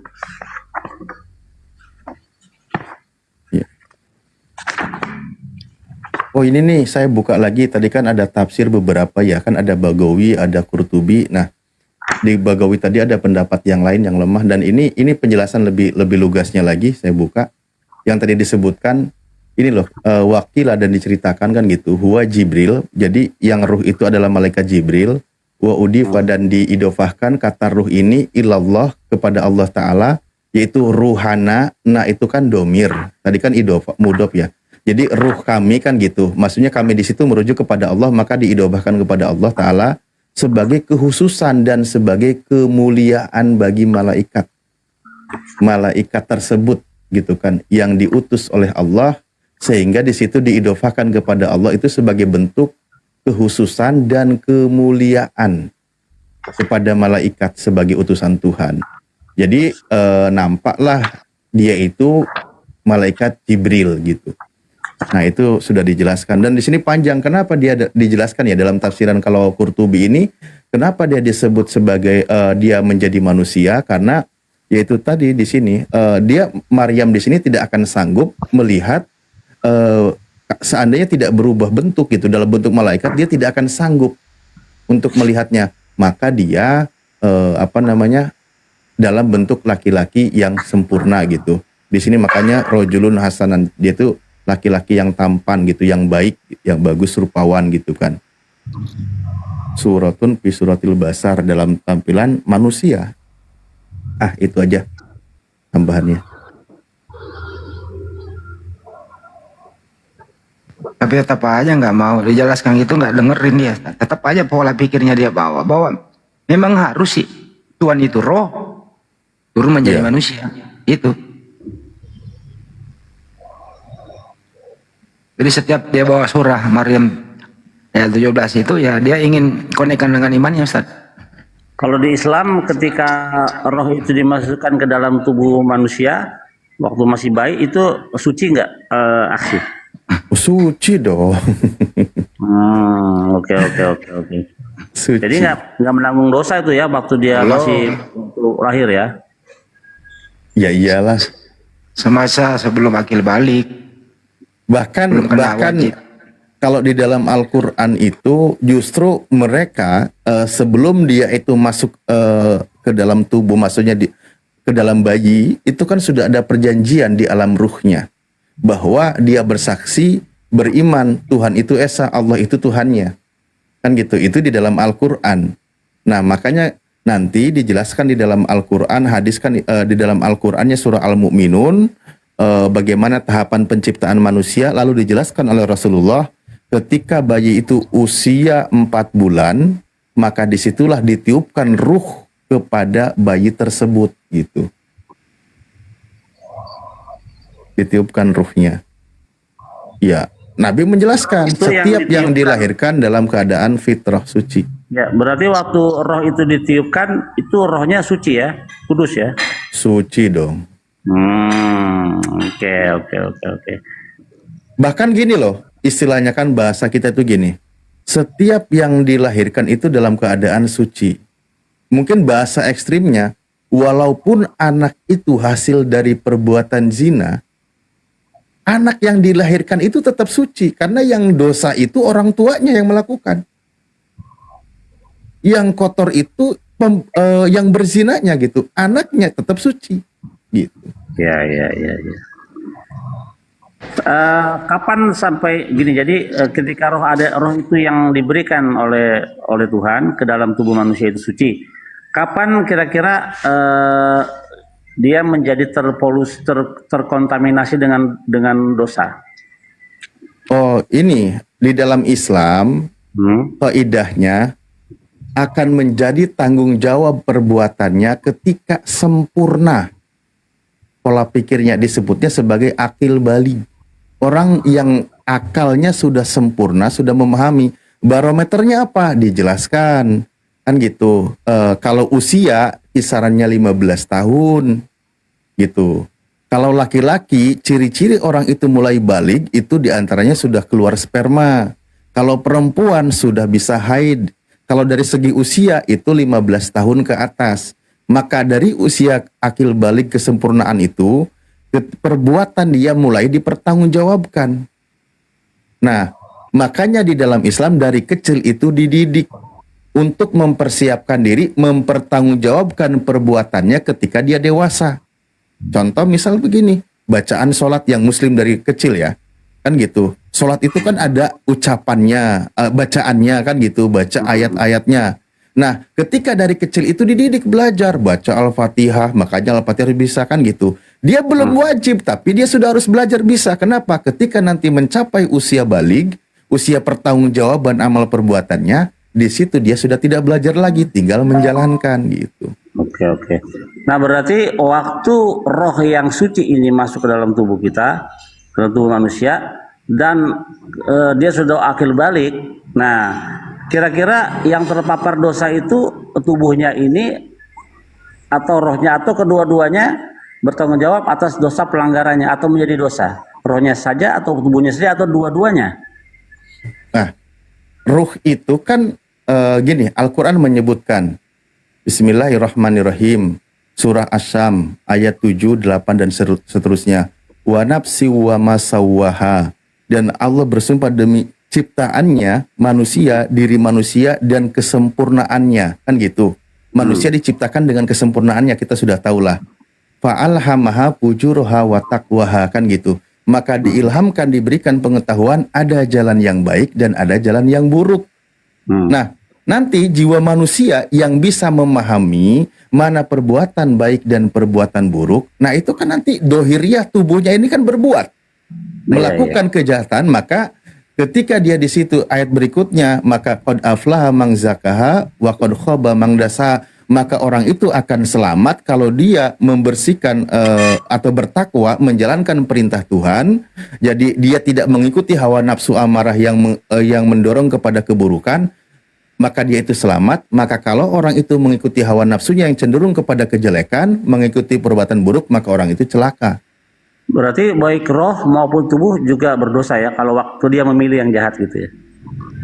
Tubuh itu kan media untuk melakukannya atas dorongan dari ruhnya. Makanya ketika dalam kaidah Islam itu kan ada kata ruh, ada kata nafas. Nah itu lebih jauh lagi sih. Nanti kalau nafas itu kan diri seseorang kan. Itu nafas. Kan bahasa kita itu kan ada bahasa gitu. Diri pribadi. Nah itu kalau diri itu ruh orang yang sudah diberikan oleh Tuhan, namanya fuadah, rasa yang paling dalam yang bisa mengenal Tuhan gitu. Jiwa seseorang gitu kan. Nah seperti itu. Nanti dia sudah mengenal, tahu, sudah dikenalkan, tahu mana yang baik dan mana yang buruk. Nah, nanti media melakukan perbuatan baik dan buruknya itu kan ketika ada tubuh. Tubuh ini bermaksiat gitu. Iya, maksud aku rohnya itu roh yang suci yang diberikan oleh Tuhan itu ketika dia sudah akil balik, apakah itu dihitung berdosa juga atas perbuatan tubuh? Ya, itu kan yang dipertanggungjawabkan, yang kembali itu kan ruhnya, jiwanya. Yang berdosa. Berarti... Al-Quran menyebutkan Bismillahirrahmanirrahim, ya ayat Tuhan nafsul mutmainnah, wahai jiwa-jiwa yang tenang. Nah itu jiwa, itu kan ruh yang sudah melakukan amal perbuatan melalui media tubuhnya kan gitu. Betul. Maka dipanggil yang melakukan perintah Tuhan penuh dengan kebaikan, maka dipanggil tuh. Jadi kematian umat Islam itu, dia itu orang yang beriman ya, yang melakukan perintah Tuhan atau bertakwa itu dipanggil oleh Tuhan penuh dengan kemerduan. Ya ayat Tuhan nafsul mutmainnah, wahai jiwa-jiwa yang tenang. Diajak pulang oleh Tuhan, irji'i ila rabbiki radiyatan mardiyah. Sini kembali kepada Tuhanmu, sini kembalikan gitu. Jadi kematian di dalam Islam itu bagi orang-orang yang beriman, yang bertakwa, itu justru sedang dipanggil oleh Tuhan kembali sini ke kampung abadimu nanti gitu. Ustaz, aku nambahin Ustaz. Yuk. Iya Bang Bil, ada dosanya. Itu kan siksa kubur itu yang disiksa kan ruhnya itu, bukan jasad. Betul. Kalau itu aku setuju, karena di dalam sumber Judaism dikatakan ketika orang di dalam kubur ditanya begini, si badan bilang ini, oh saya nggak bisa melakukan apa-apa tanpa roh. Saya mati tanpa roh. Oke, ditanya kepada roh, kenapa kau begini? Loh, saya nggak melakukan apa-apa, badan yang melakukan. Disatukan lagi mereka di dalam kubur untuk menerima, nah, reward and punishment begitu. Oh, di Yahudi ada gitu juga? Ada. Mantap. Berarti tadi roh yang aslinya itu adalah murni dan bersih, suci, akan terkontaminasi kotor ketika tubuh ini memilih jalan yang salah atau bergerak ke arah yang bertentangan dengan Tuhan. Begitu ya kurang lebih ya, Kores. Oh, mantap. Bang Bil, aku mau nanya satu nih. Ya. Tolong kasih tahu apa nama goa di mana Musa mendapatkan wahyu. Nah, itu kan udah gue kirim ke lu videonya. Iya dong, ayo. Yang ini belum pada tahu soalnya, kasih paham. Tunggu bentar, gue mesti ke situ dulu nih. Lu dah yang kasih tau dah, gue udah lupa ini cek linknya kemarin tuh. Gua nanya makanya gua nanya karena gua lupa. Tunggu bentar, gue juga lupa. Gue udah share ke lu tuh. Tunggu bentar. Sabar. Gua harus cek WhatsApp juga berarti. Itu Rabi ini yang ngomong itu kemarin, Rabi Moshe Dror. Yang gue kirim sama lu. Oh, yang ini. Oh iya, ini keras banget ini sama misionaris ini. Tahu gua Rabi ini. Dipagan-paganin itu Tritung.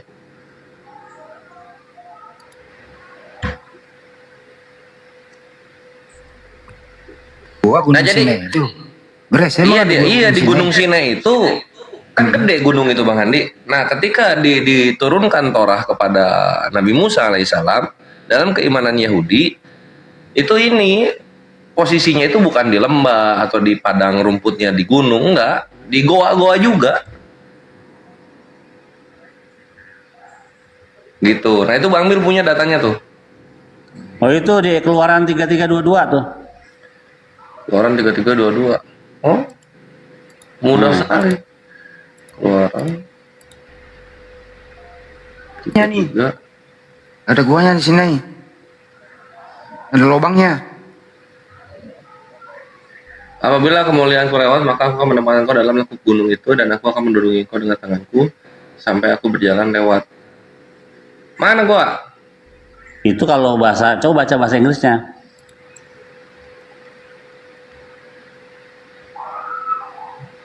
Bahasa Inggris ya. Cleft of the Rock. Gua Elia. Coba ketik aja itu di situ. Nah, Elia sama Musa itu guanya sama. Iya, gua Elia namanya. Disebut Horeb. Iya, itu kan udah gua kirim videonya. Cuman gua tak tahu nyarinya di mana tuh. Tuh Rabi. Coba lu ke chat gua, mungkin di situ masih ada. Coba. Biar didengerin lu setel videonya. Gimana caranya? Nih, gua cek dulu ya. Ini sambil nunggu, ini ada yang naik. Feli ini dari mana? Tanya dulu. Feli, selamat malam. Oh ini, nah jangan diputer. Ini nanti diskon, Bang Bil. Video ya? Gua kira Safari ya. Enggak, di itu aja, didengerin aja. That man Moshe built himself for years. And only when he was 80 years old, he saw Hashem first time in his life. All his first 80 years were full of dedication, without seeing a spiritual sight in his lifetime. Only when he was 80 years old, he chased after a young calf that ran from his herd and ran towards a cave inside Mount Sinai. He didn't recognize the mountain. It was before the great revolution of light of Hashem on Mount. Jadi lagi ngejar domba, masuk goa. Dalam goa, nah disitulah langsung dikasih wahyu gitu. Ini kata rabinya. Rabi siapa nih? Rabi Dror. D-R-O-R. Ya. Gitu ikhwan. Jadi baik Nabi Musa maupun Nabi Muhammad SAW, ya. Gua apa namanya tadi? Nggak ada namanya ini. Gue juga nyari nama-nama guanya nggak nemu. Yang gua tahu itu gua Elia sama gua Musa di puncak Gunung Sinai. Goanya sesuai nama orangnya ya? Iya, sesuai nama orangnya. Jadi tadi gimana? Tadi penjelasannya lagi ngejar domba gimana? Lagi ngejar domba, dombanya masuk goa. Musa ikut ke goa. Nah, ketika dia di goa, langsunglah di situ diberikan spiritual insight, diberikan penglihatan gitu. Penglihatan Tuhan gitu. Langsung revealing di situ tuh. Revealing itu apa ya? Dibukakan, diwahyukan. Ini kata Rabi Dror, dan dia sesuai dengan keimanan Yahudi. Gue udah nemu tulisan-tulisannya soal Musa itu dapat wahyu pertama kalinya di gua. Cuma nama guanya belum nemu. Ya gua Musa lah ya. Setelah berpuasa 40 hari 40 malam kan di situ ya? Bukan. Bukan. Sebelum lagi itu. Lagi apa? ngejar ternak yang kabur. Lagi ngangon dombanya Yitro itu.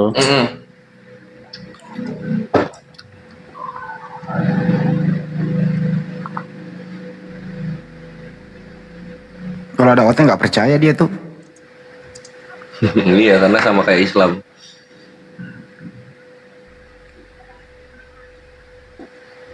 Jadi pada dasarnya itu para nabi menerima wahyu itu pasti menyendiri ya, nggak mungkin di tempat keramaian.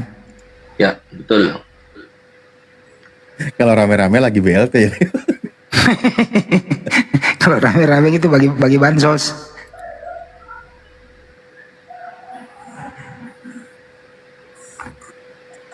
Oh iya, benar-benar Bang Hani ngasal tapi benar loh. Namanya Goa Musa. Iya, mana gue ngasal, orang gue baca kok. Gue Musa sama Elia. Kalau Elia itu di dia berlindung juga. Elia sama 40 hari 40 malam dia perjalanannya. Jadi ada 2 pintu, Kres. Pintu kecil. Elia tuh yang ngasih makan timur. Pintu kecil menghadap timur, memiliki prasasti kuno, bahasa Yunani dan Armenia. Kok ada bahasa Yunani sih sama Armenia di situ? Di pintu kecilnya, gua itu.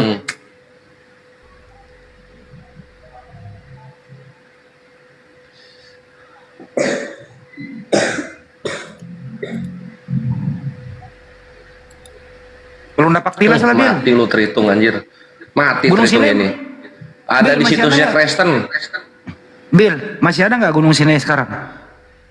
Nah, itu kalau menurut Rabi Tofia, Gunung Sinai yang asli itu di Arab Saudi. Karena kan nggak mungkin, kan keluar dari Mesir. Masa masuk lagi ke Mesir? Kalau Gunung Sinai itu di Mesir, mereka keluar dari tanah Mesir. Masa tiba-tiba menerima wahyunya di Mesir? Logikanya begitu. Jadi Gunung Sinai di Arab Saudi ya? Iya.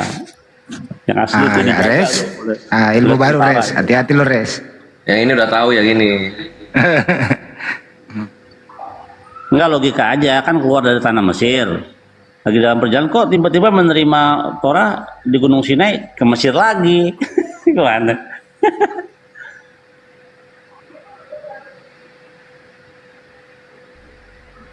Sama Gua Hiro beda. Tapi sama-sama Jabal. Jabal Sinai namanya kan.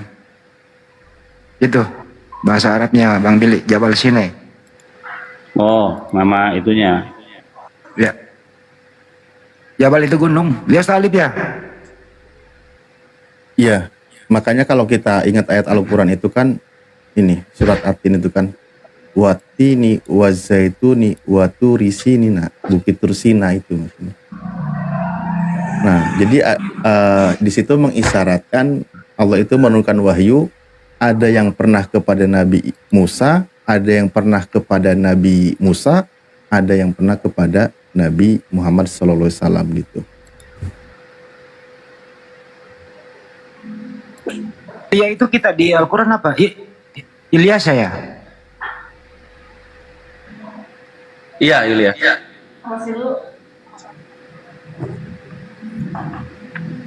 Iya ya, iya ya, Res ya. Ilyas. Iya.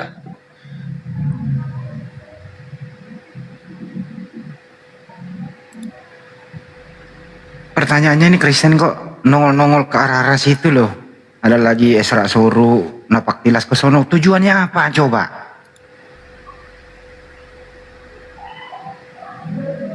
Apain gitu loh? Oh, jadi ada 2 gua Musanya. Ada 2 gua.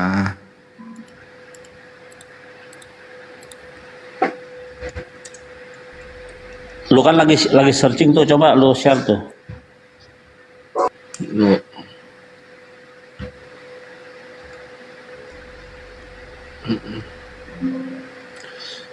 Jadi dia itu 40 tuh mana sih 40?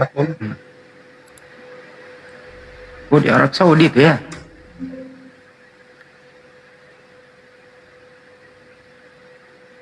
Oh, Keluaran 24. Buka aja dulu Res, gambarnya itu goa ada kok. Res. Nih, there are 2 caves at the peak of Sinai. Ada dua gua. Di situ situs Kristen itu. Holy Summit nih. Iya, SinaiMonastery.com itu. Nih. Yoi, bacain Res, bacain Res. Nah ini ya. Nih, ini tuh goa-goa Musa. Jadi ada 2 goa di puncaknya Sinai yang dihubungkan dengan Nabi Musa. Yang pertama itu lokasinya di selatan dari keberadaan chapel. Chapel ini Kristen yang bikin ya. Dan ini dihubungkan dengan berdiamnya Musa di puncak gunung di mana dia berpuasa selama 40 hari 40 malam waktu nunggu Torah. Nunggu Torah turun. Ini bisa dicapai dengan tangga. Pintunya menghadap timur dan dalamnya gua itu tuh 2 meter.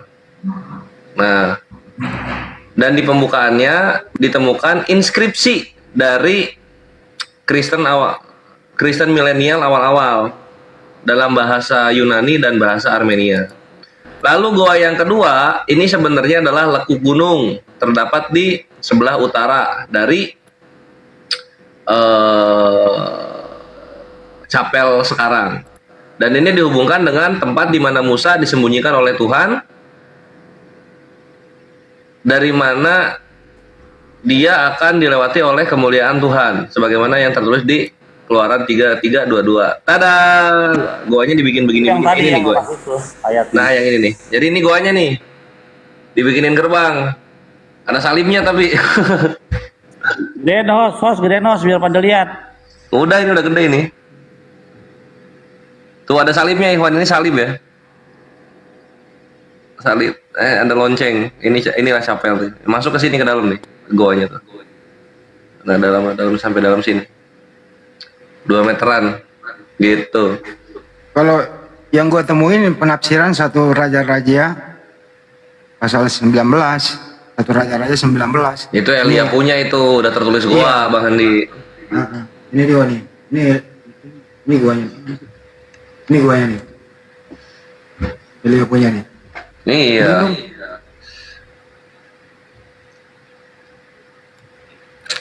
Itu ya Ikhwannya, ilmu buat kalian tuh. Jadi pertama kalinya Nabi Musa menerima wahyu itu di dalam goa juga. Ini gua tahu dari Bang Bil pertama. Bang Bil dari rabinya. Tapi itu Sinai versi Mesir ya. Iya, ini Sinai versi Mesir gitu. Tapi tetap tidak merubah mau gunungnya di mana, tetap lokasinya di goa. Karena dalam keimanan Yahudi di goa itu letak posisinya. Selamat datang di kebenaran. Mantap sih ya. Mantap lah. Nah, karena mantap sih Ikhwan, beli buku gua. Ayo beli. Jualan dulu izin Ikhwan. Ya, ini programnya alhamdulillah sudah terkumpul. Tunggu. 118 buku Ikhwan, 182 lagi kita akan ke Bandung untuk menyerahkan 300 buku yang kita janjikan untuk umat. Satu bukunya 100.000. Aku tuh berharap Ikhwan kalian itu ketika wakaf, Kore saya mau 10 buku, gitu. Kore saya mau 25 buku, kayak kemarin Ukhti Norio ya. Jazakillah khairan katsiran bil jannah Ukhti. Beliau langsung beli 20 Ikhwan. Jadi mempercepat program ini beres. Karena ini udah jalan 3 mingguan. Nah, tunggu. Ini udah 118 buku. Tafadol silakan kalian yang ingin mewakafkan buku ini buat santri bisa chat Kores atau DM Kores. Nanti aku kasih nomor WhatsApp aku di DM gitu. Ya. Satu bukunya 100k. Satu bukunya 100k. Gas wakaf. Kores saya mau wakaf 5, saya wakaf 10, saya wakaf 30. Wah, alhamdulillah cepet kelar gua. Alhamdulillah. Tapi kalau misalnya seikhlas-ikhlasnya, Kores cuma mampu 1, Kores saya ridhonya cuma 1, nggak apa-apa, aku tampung Ikhwan. Yang penting cepet kelar.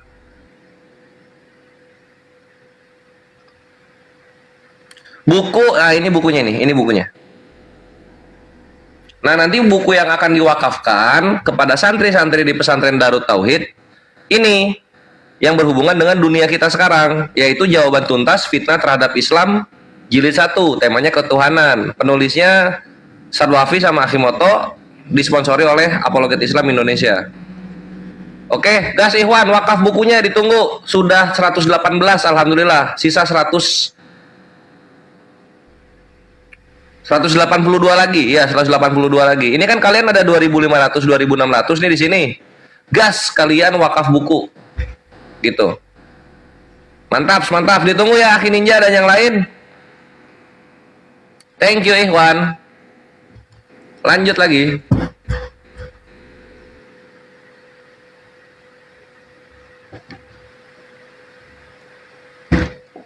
Nabi Isa menurut Nabi Isa menerima wahyu. Nabi Isa menerima wahyu belum.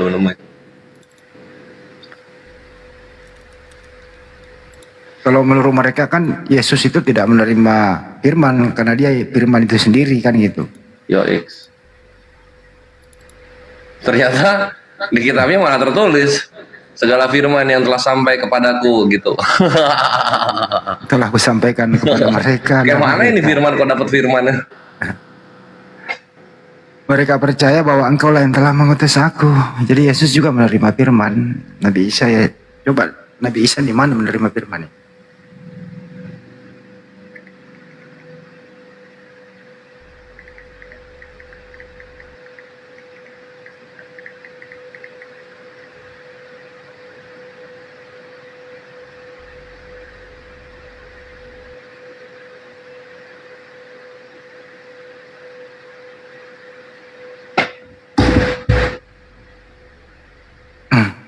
Nggak ada ya. Menerima di Yerusalem doang sekitar abad pertama Masehi. Res? Apanya? Menerima firman di Yerusalem lokasi waktu sekitar abad pertama Masehi. Tuh Ikhwan ya yang mau wakaf tafadhol. Wakaf buku nomornya udah aku chat.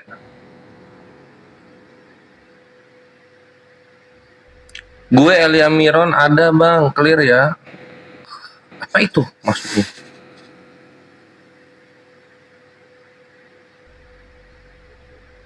Ya jadi lucu yang tadi dibawakan Bang Andi, Ikhwan. Yesus diklaim sebagai firman Allah, tapi dia dapat firman juga gitu. Jadi gimana ini firman dapat firman? Gimana penjelasannya itu?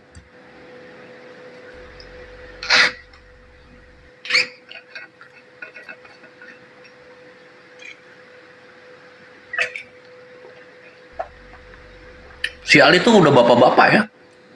Gue kira masih muda loh.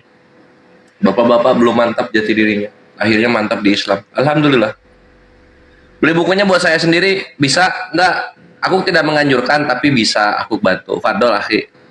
Lebih afdol, satu buat santri, satu buat pribadi gitu tuh. Afdol itu.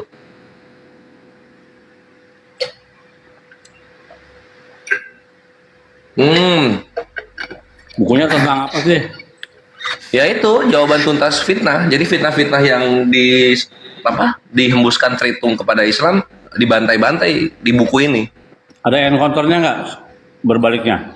Iya, ada counter attack-nya. Jadi kita jawab dulu secara Islam, lalu counter attack gitu. Toh ujung-ujungnya nanti kalian akan baca Ikhwan.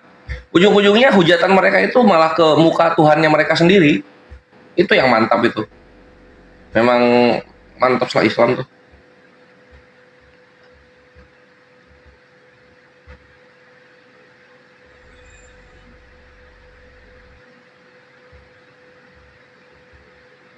Ada nggak sih si Peli ini? Peli ngomong dong. Peli.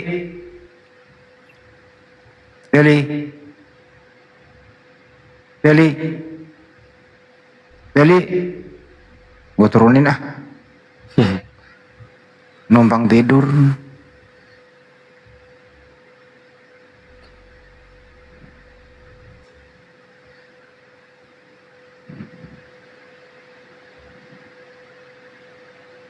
Ayo teman-teman, dipercepat itu bukunya supaya cepat kita bawa ke Bandung.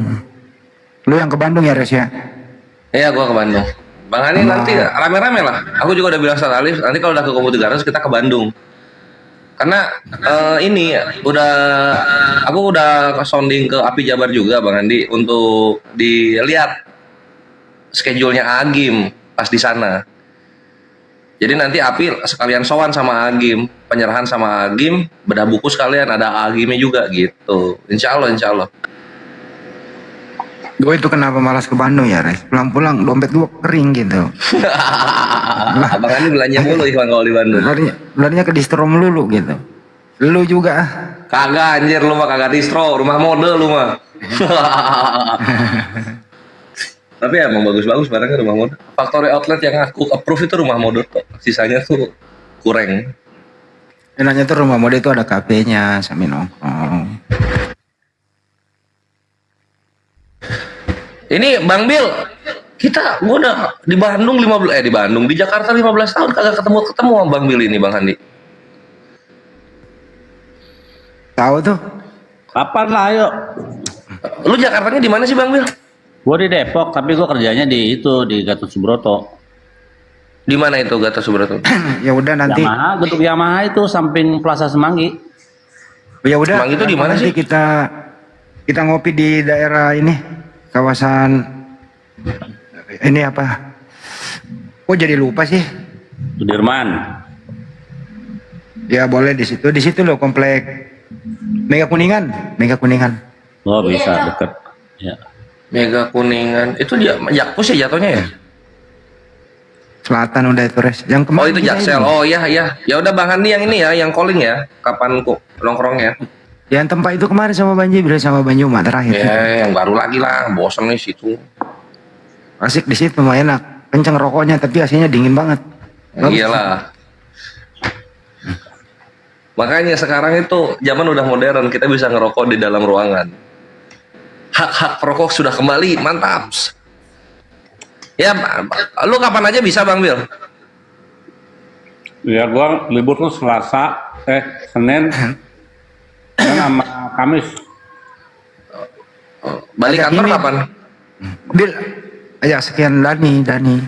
Kalau bisa. Enak tuh Dani ada diskusi agama loh Bil. Dani sama Dani? Sama Dani lah. Oh, Ahmad Dani kok ada Ahmad Dani? Kita ke itu. Bang Bil kan satu geng sama dia. Res gimana sih? Pas latihan enak, pas lagi latihan. Dia suka ngomongin. Dia suka banyak ustadznya ada Habib yang dia sangat hormati suka datang tuh. Jadi di mana ngumpulnya kalau sama Ahmad Dhani? Ya di sono di Pondok Indah. Kemarin aku ketemu dia itu Bil mau makan di kafe yang samping Polres Jaksel sama bininya. Ternyata si Fadli siapa grup Padi itu sering nontonin kita tahu. Iya orang Bugis. Masa? Iya, Fadli itu dia tahu Hasem, tahu Elohim. Waduh, gue bilang wah, nggak tahu dari TikTok. Wah, ada kacau. Oh gitu, dari TikTok wah. Iya. Mantap. Dia itu anak pejabat di Makassar, Bugis gitu kan. Terus dia kuliah di Surabaya. Nah, mulai di Surabaya lah dia berkarir nyanyi gitu. Minta nomornya Bil kalau ketemu. Nomor siapa? Fadli. Adi. Ya. Ada nih gua. Ada minta grup. Minta dong. Oke. Fadli Padi. Tetaplah menjadi bintang. Ya itu kan. Nah itu kan lagunya ya. Padi itu apa vokalisnya Fadli itu? Iya vokalisnya Padi. Oh. Mantap ya. Orang Makassar dia kan? Bugis. Orang Bugis.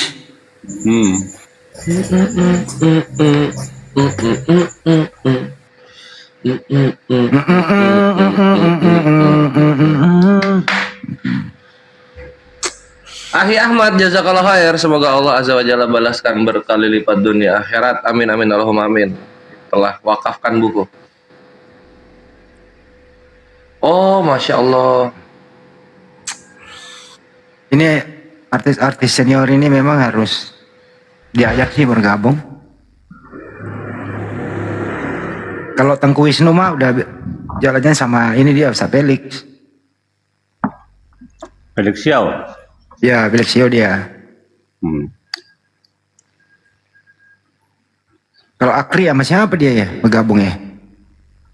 Jamaah mana dia tuh Akri ya? Akri pelawak. Iya. Dia kan lari ke dakwah dia. Oh.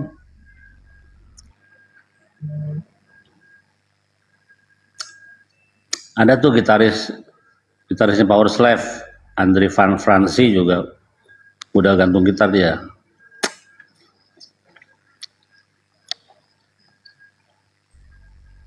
Dewa Bujana mualaf ya? Masa?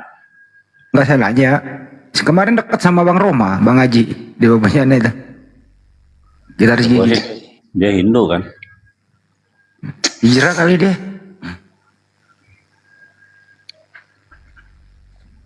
Coba contoh Koles, salah satu bahasan di buku lu tuh gimana?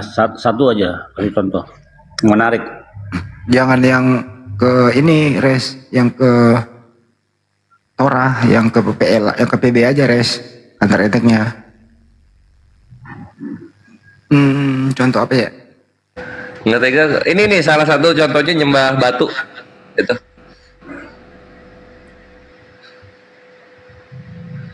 Karena kemana? Kantor eteknya ke Yohanes 19:30.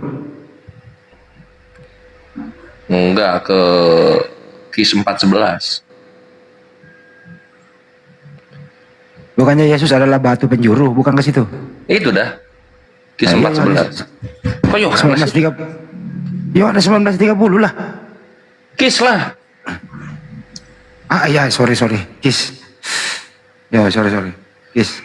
Iya, ini apa kan jadi fitnahnya itu karena ada hadis tertulis bahwasanya ketika kita mengistilami itu mengusap dan mencium Hajar Aswad sehingga dosa kita terampuni. Di framingnya ini batu ngapus dosa. Terus mereka bilang premis keduanya yang ngapus dosa cuma Tuhan. Mereka simpulin artinya Islam Tuhannya batu, Islam nyembah batu gitu dia. Iya ya, Kis 4:11. Nah, terus jawabnya gimana lo? Ya di pertama secara Islamnya dulu gitu kan. Ini terhitung ini takiyah mereka. Dalam hadisnya itu tertulis dua yang diistilami itu. Pertama rukun Yemeni, kedua rukun Aswad. Jadi rukun itu kan sudut Yaman tuh. Sudut Ka'bah yang menghadap Yaman itu yang diistilami pertama. Terus sama rukun Aswad, sudut yang ada Hajar Aswadnya itu juga diistilami. Nah, nanti barulah menghapus dosa sehabis-habisnya, kan gitu. Nah, yang bagian mencium rukun Yemeni itu kagak dibawa sama si terhitung penghujatnya gitu. Curangnya di situ mereka, kan gitu. Cuma ya karena Tuhannya berkelamin jadi bohongnya gampang ketahuan. Nah, setelah itu udah terbantah di situ bahwa perbuatan kita lah yang membuat Allah meridhoi kita diampuni dosanya, gitu kan. Baru kita counter ke sebelah gitu. Kita counter attack. Oh ini Bang Handi, ada salam dari Akhi Ahmad. Beliau berpartisipasi dalam wakaf buku. Alhamdulillah. Waalaikumsalam warahmatullahi wabarakatuh. Akhi Ahmad. Akhi Ahmad Syaiful, Masya Allah. Beliau lagi sakit. Ya ikhwannya mohon doakan kesembuhan untuk Akhi Ahmad karena beliau sedang Allah uji dengan sakit dan semoga sakitnya ini menjadi penggugur penghapus dosa-dosa beliau sehabis-habisnya. Amin amin Allahumma amin. Dan semoga segera diangkat penyakitnya, sehat sedia kalah. Amin. Kabul ya Allah. Amin. Selidiki Kidung Agung 516. Aduh, bosan banget itu akhi. Dari dulu itu mah. Ini ada nih bawa Ari Untung nih di YouTube gua nih. Ari Untung itu teman-teman masih ada teleponnya sama aku kemarin masih ketemu kok. Ari Untung termakan cerita dusta katanya. Ini nih, gua baca ya Res ya. Oh, cerita Ari dusta apa? Untung termakan cerita dusta buatan Juma sampai dia bingung tetapi karena namanya asal pembenaran bagi nama Muhammad, dia ngantuk-ngantuk aja. Ngantuk-ngantuk apa sih? Ngetik jangan sambil emosi. Jadinya bingung bacanya kita. Bukan ngantuk-ngantuk, mangguk-mangguk kalau ya. Ari Untung jangan salah loh, ngajinya lancar. Enak aja loh. Ngerti dia.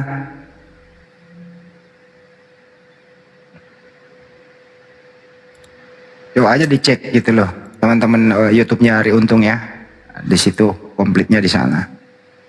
Waktu ke sana juga saya sama Bang Juma sama siapa dulu ya? Ke studionya dia waktu podcast.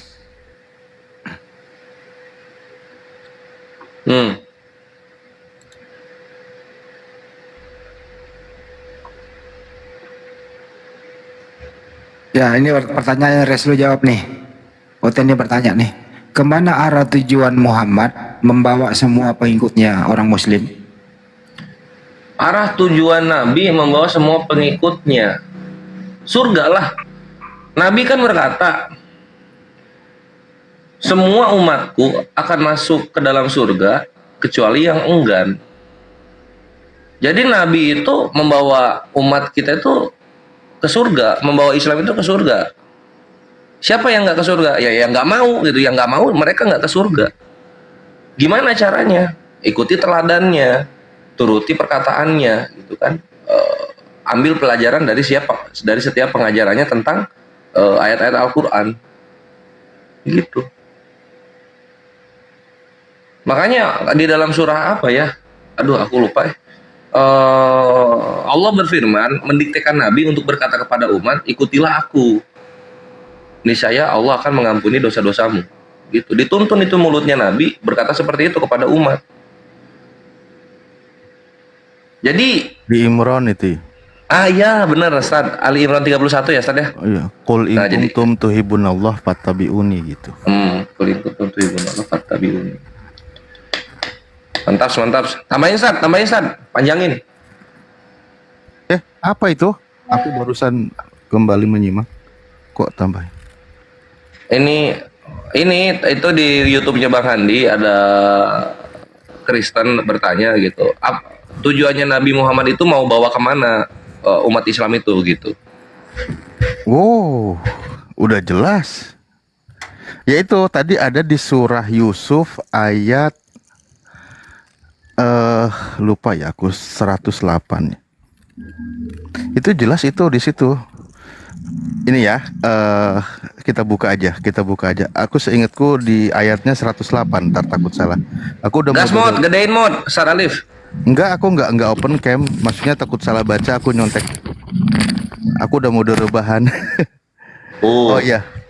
Bismillahirrahmanirrahim. Ya, itu tadi sempat aku bacain juga.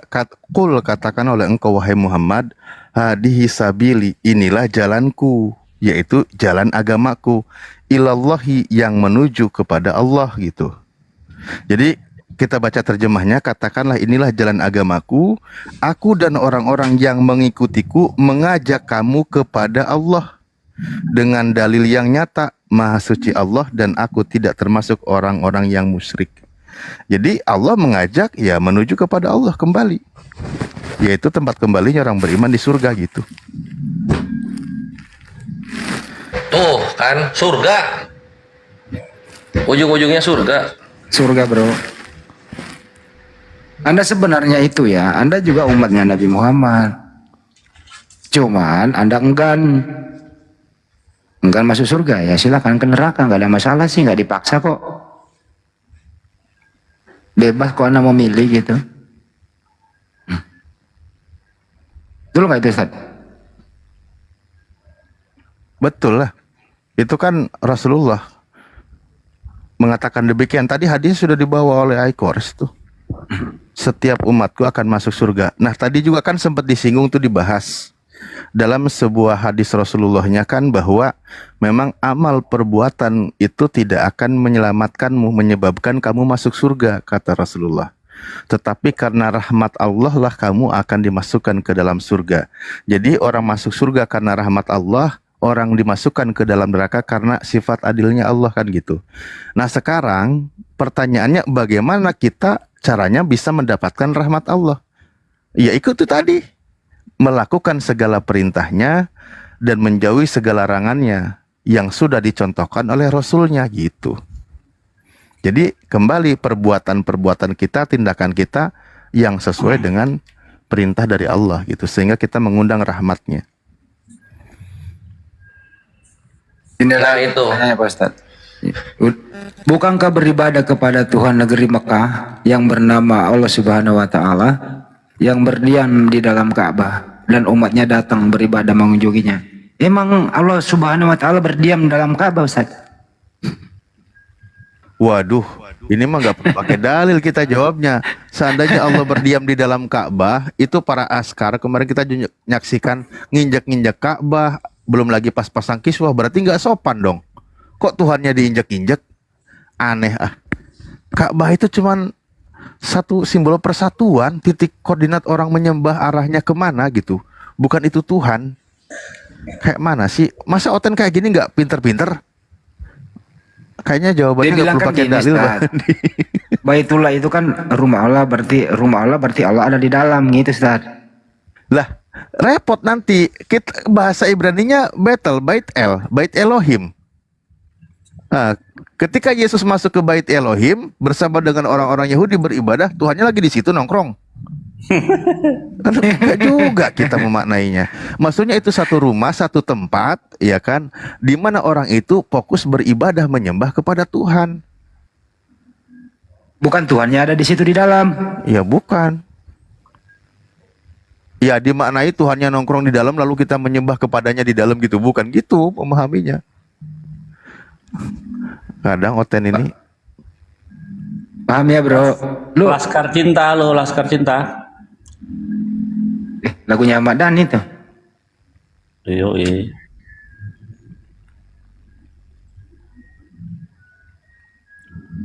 Bil, megang gitar itu bahasa apa? Melodi. Gitar ya. Dari kecil. Sampai SMA. Iya dari SD.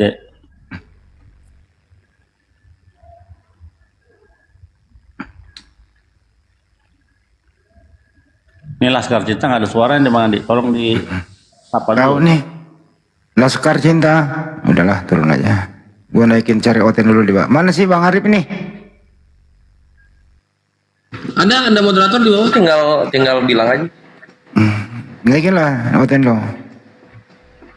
Ini MacGyver nih. MacGyver, namanya keren banget.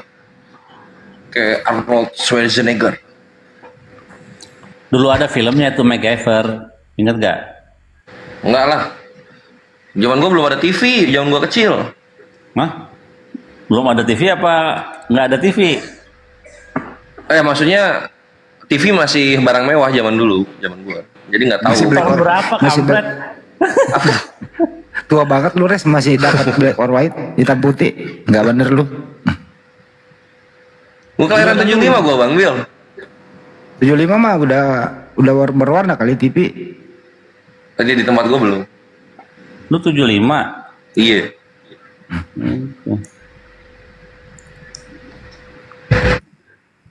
Bil, kalau di Judaism itu mengenal ini nggak sih aurat?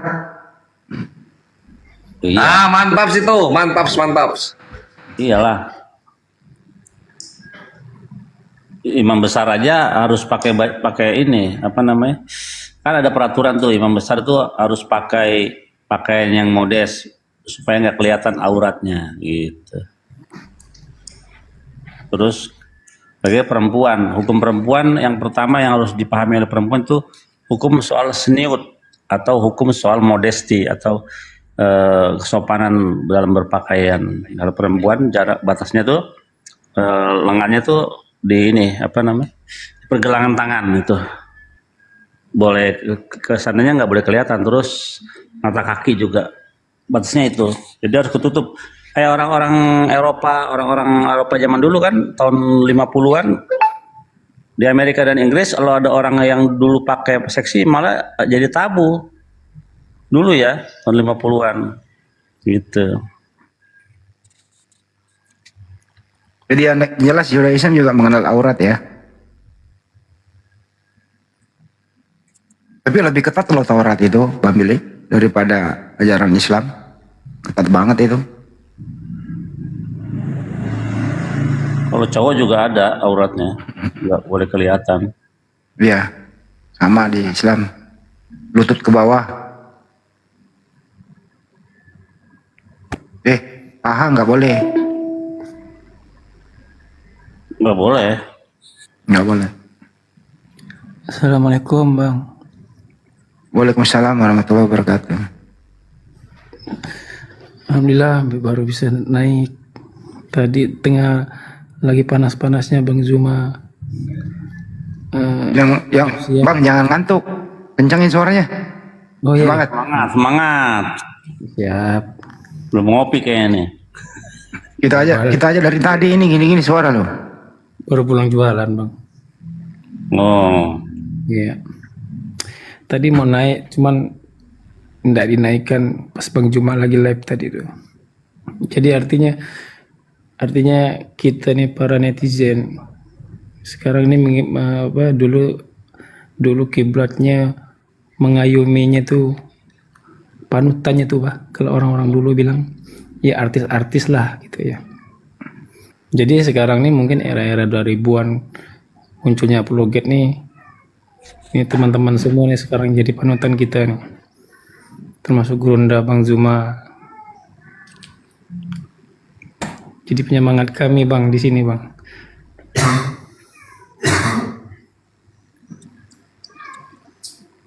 Oh nggak paham maksudnya apa sih? Iya, maksudnya gini, dakwah atau tangkisan terhadap apologet kan zaman dulu kan cuman beberapa dan medianya paling radio. Iya. Nah, zaman sekarang udah canggih, di TikTok ada kalian nih api gitu maksudnya dia. Oh. Iya. Gitu Bang maksudnya Bang. Dulu tahun 70 tahun 80 siapa yang berapologet? Hampir nggak ada tuh. Siapa paling tahun berapaan Bang? 2000-an ya? Oh jangan salah bro, dengerin baik-baik. Gimana? Dengerin ya. Oh kita dijajah Belanda berapa tahun? 350 tahun. Pejuang Islam itu berapologet. Artinya melawan Belanda, melawan ajaran-ajaran sesat yang dibawa oleh Belanda itu. Kalah mereka Belanda itu.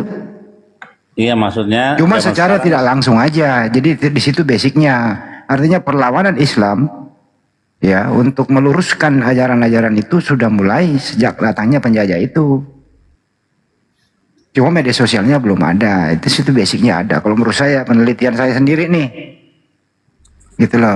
Jadi nggak boleh juga bahwa kita ini Muslim dari dulu mah diem aja enggak.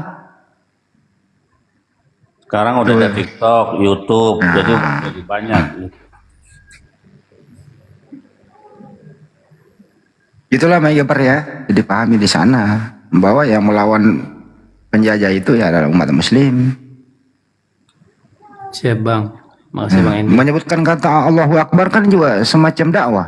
Meluruskan haleluyanya itu kan Belanda itu. Benar nggak tuh? Nah itu. Itu Bang Endi waktu kita dijajah dulu itu para oten ngumpet kemana ya? Waktu kita dijajah. Oten Indonesia itu ngumpetnya pada kemana ya? Kan mereka kan kita kan takbir bersahut-sahut itu. Gema takbir di mana-mana di pelosok negeri. Cara mereka sekarang ini berbeda dengan cara Belanda. Karena ini sudah zaman kemerdekaan, ya nggak bisa lagi kekerasan. Dia dengan cara ya bermanuver. Ya termasuk terjemahan yang kita baca tiap hari itu dari Bible mereka kan itu semacam bentuk misionaris juga. Iya, bahaya itu sebenarnya. Nah, itu yang kita luruskan tiap hari. Tadi kita baca tadi dari kepentingan baru, rumah berhala, rumah Allah katanya, rumah berhala. Wah, geblek. Nah, itu. Di sini Bang, di sini mereka mulai terang-terangan nih Bang, mereka dirikan spanduk diri itu. Jadi mereka sediakan buku di tepi jalan tuh. Oh iya. Nah, udah sini mereka mulai mendakwahkan merajalela mereka nih. Jadi saya kemarin tuh dengar debat-debat begini tuh rasa geram juga kan, rasa kepengen gimana mau saya datangi gitu. Cuman kita minim ilmu masih. Nah, makanya harus ada bukunya Kores tuh. Coba minta sama Kores tuh. Buku Res. Ah, mantap. Akhi Megever wakaf buku buat santri sama beli buat pribadi. Ini bukunya 100 kap per buku. Ah, ini beli bukunya ini. Ini yang bikin kita juga semua ini. Jawaban tuntas fitnah terhadap Islam. Tebalnya semana? Tebalnya ini 300-an halaman. Lumayan tuh. Nih. Itu ada jurus-jurus menangkis ya. Misalnya belum sempat baca, udah datang itu misionaris, tabok pakai buku ini langsung. Nggak perlu dibaca, langsung tabok aja. Ini covernya mahal, keras jadi. 3 kali tabok berdarah itu. Jadi Bang Kores ya? Iya, ini Megever. Covernya itu triplek itu. Oh, jilid 1, berarti ada jilid 2 dong ntar. Iya, nanti jilid 2-nya insya Allah tema kenabian. Oh, iya, insya Allah. Ya, nanti DM atau enggak chat ke nomor Kores ya. Gini, soalnya ini program wakaf buku juga sekalian. Misalnya desanya Akhi Megever mau beli, gas beli. Kuotanya 182 lagi, 182 buku. Gitu, Akhi. 100 ribu ya? 100 ribu per buku, ya. Gitu, sip. Untuk nabok pun boleh tuh ya? Untuk nabok kuat, nggak dengar kata Bang Handi, covernya dari triplek. Triplek itu, triplek yang 3 mili yang biasa dipakai di dinding itu. Kalau garam-garam kita kan nanti keluar kecap itu Bang. Tabok. Itu ujungnya runcing loh, itu tajam. Iyalah, oke lah Bang. Itu cara belajar apologet dari situ bisa kalian. Iya, basicnya di situ, konsep ketuhanan. Jadi itu kan pengalaman para apologet Islam di dalam menghadapi kekristenan. Nah, di situ pengalaman mereka dituangkan, betul nggak itu? Saya kan betul. Bang, saya kan non-stop dengar teman-teman apologet semuanya debat dari pagi sampai malam. Jadi depan rumah saya itu pendeta Bang, sebelah rumah saya juga ini jemaat, maksudnya jemaat yang fanatik Kristen. Saya sengaja tuh buat saya full kan kalau abang debat semua itu. Saya sengaja pendeta depan rumah saya itu. Itu pendeta memang juga aneh juga Bang ya. Inilah perlu juga memang ditameng oleh apologet kita nih, seperti debat di TikTok ini. Itu Bang. Makanya baca dulu tuh buku Korea supaya kamu ntar ketemu mereka bisa adu argumen. Jadi ada muslimah itu berobat sama beliau. Astagfirullah, saya bilang nih. Iya, ya pendeta nih kan ilmu dari mana dapat dia? Ilmu pengusir jin segala macam tuh. Itu kan bohong-bohongan dia. Jadi entah mulut ke mulut atau gimana. Jadi jadi ada orang muslimah berobat ke dia? Iya.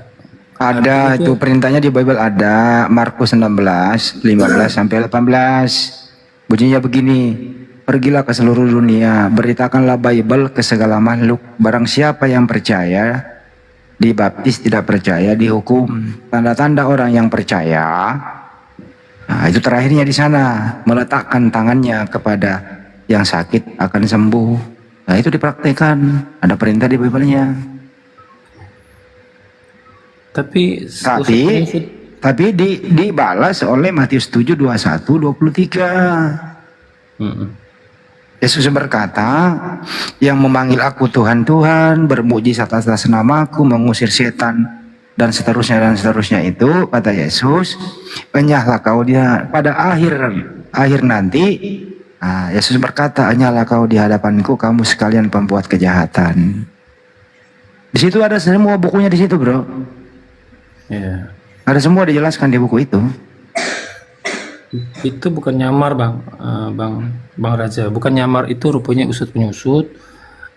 Anak si pendeta ini menikah dengan muslim, anaknya laki-laki, tapi masih beda agama mereka ini. Jadi kadang-kadang suami istri deketin dikit apa? Gue nggak pakai handsfree nih. Oh iya. Kalau gue gedein suaranya kurus tambah gede gitu loh. Gedein dikit suaranya. Gue gedein res, waduh. Jadi Gue kurangin ukuran kores gitu loh. Lu, aduh. ya Bang Endi, ntar. Jadi dB-nya ditambah dB-nya. Jadi Enggak, kalau bahasa Abang radionya tuh enggak Q5, suara lu enggak Q5. Enggak, readability-nya enggak 0.5. Lu di bawah 2 gitu loh. Ini bahasa orari lagi nih, res. Jadi rupanya keluarga beliau ini sering ke masjid, keluarga istrinya tadi nih. Tapi masih beda agama dia nikah, tapi beda agama. Kadang suaminya ke gereja, dia di rumah. Karena istrinya, abang-abang istrinya itu ke masjid. Jadi mungkin kemarin yang berobat itu mungkin dari keluarga istri lah kayaknya itu. Kalau saya dengar sih menjerit-jerit gitu Bang. Wah aneh nih, kayak kemasukan orang, kayak kerasukan jin kayaknya. Tapi anehnya tuh apa yang dibacanya ya? Kira-kira apa yang dibaca pendeta nih Bang Endi? Agak ngeri kayaknya. Kok menjerit-jerit atau dia nih seperti tersugesti gitu, terbawa suasana aja kan? Lu kisah apa sih lu bawa itu? Duh, ya Allah nih Bang. Gimana Bang? Yang jelas itu nggak boleh nikah beda agama dalam Islam. Iya itu. Ini nggak sah itu. Gimana mau nikah secara apa? Bagaimana cara ijab kabulnya? Tapi kayaknya acuh tak acuh kalau saya lihat tuh. Kayaknya Jadi teman-teman ini mumpul lagi live ya, dengarkan dulu ya. Ini topik bagus juga sih untuk edukasi ya. Siapapun di luar sana ya yang menikah, baik lakinya yang muslim, istrinya yang nggak muslim atau sebaliknya, itu ya disegerakan lah. Nggak bagus juga serumah beda agama, kasihan anak-anaknya tuh. Disegerakan saja, ambil jalan yang terbaik. Ini himbauan aja sih. Iya, kasihannya ke anak. Itu kalau ditinjau dari hukum Islam itu ya pernikahannya nggak sah kalau beda agama. Jatuh-jatuhnya zina. Bener nggak itu res? Woi, itu dibawa Pak Sarul Imam tuh, zina seumur hidup katanya. Ya iyalah, kalau nggak sah. Iya. Zina. Tapi kalau saya lihat tuh itu istrinya. Udah lah, nggak usah dibahas mendalam. Itu kan saya sudah ambil poin pengikatnya begitu. Nah, adapun umbu-umbu.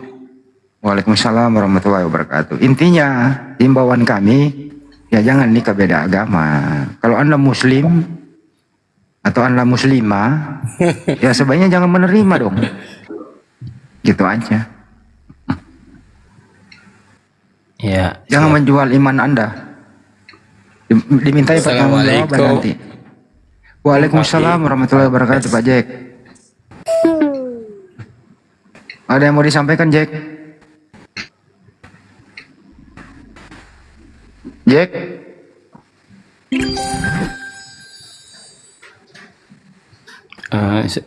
Bang, izin turun ya Bang. Izin turun Bang ini. Kawan-kawan. Izin turun ya. Iya oke. Kasih ya. Make paper itu aja intinya. Kalau ada keluarga lu, ada yang demikian, tugas lu yang memberikan edukasi. Disegerakan, diselesaikan dengan cara Islam. Siap Bang.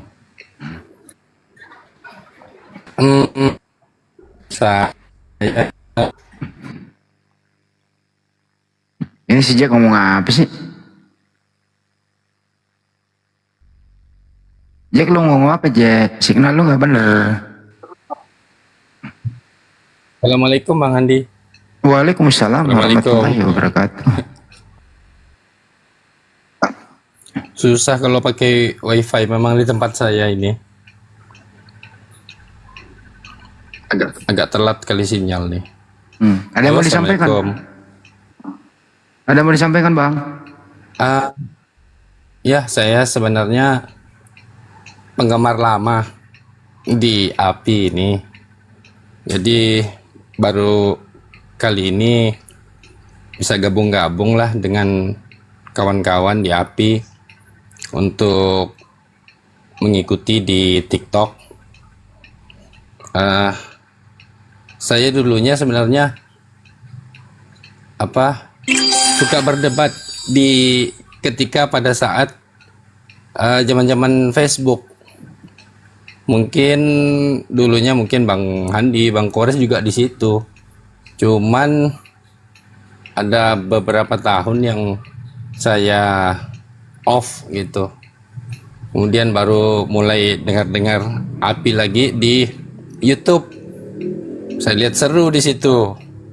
Nah, jadi saya belajar TikTok ini baru 3 mingguan saya bisa gabung di TikTok. Pertanyaannya, channel siapa yang di YouTube yang Anda tonton?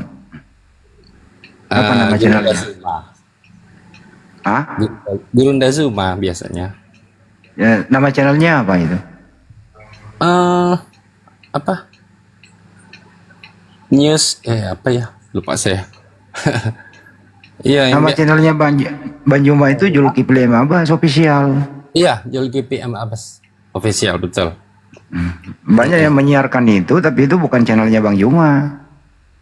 Tapi saya yakin itu Bang Juma. Ya memang yakin suaranya Bang Juma, tapi belum tentu channelnya Bang Juma kan gitu. Ya? Belum tentu. Oh, belum tentu ya. Zulkifli M. Abbas official. Zulkifli M. Abbas official. Tapi perasaan itu yang saya ikutin.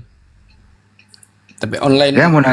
Ya, mudah-mudahan. Tapi yang jelas kami di sini termasuk Muslim yang minoritas. Boleh dibilang daerah pedalaman yang minoritas lah. Abang di mana daerahnya? Daerah pedalaman Kalimantan. Oh, Kalimantan. Iya. Jadi minoritas kita di sini, sehingga gimana caranya? Tapi ada masjid di sana ya? Ya, ada masjid. Alhamdulillah, sekarang udah syiar udah cukup lumayan lah. Tidak seperti ketika saya baru masuk di sini, kita mau buka puasa pun ya azan nggak kedengaran sama sekali. Nggak ada jam. Tapi kalau sekarang alhamdulillah sudah cukup berkembang Islam di sini. Alhamdulillah lah. Ya antum semua lah yang harus memajukan Islam di sana. Jangan berkecil hati kalau Anda minoritas. Justru kalau menjadi minoritas itu tantangan loh. Iya.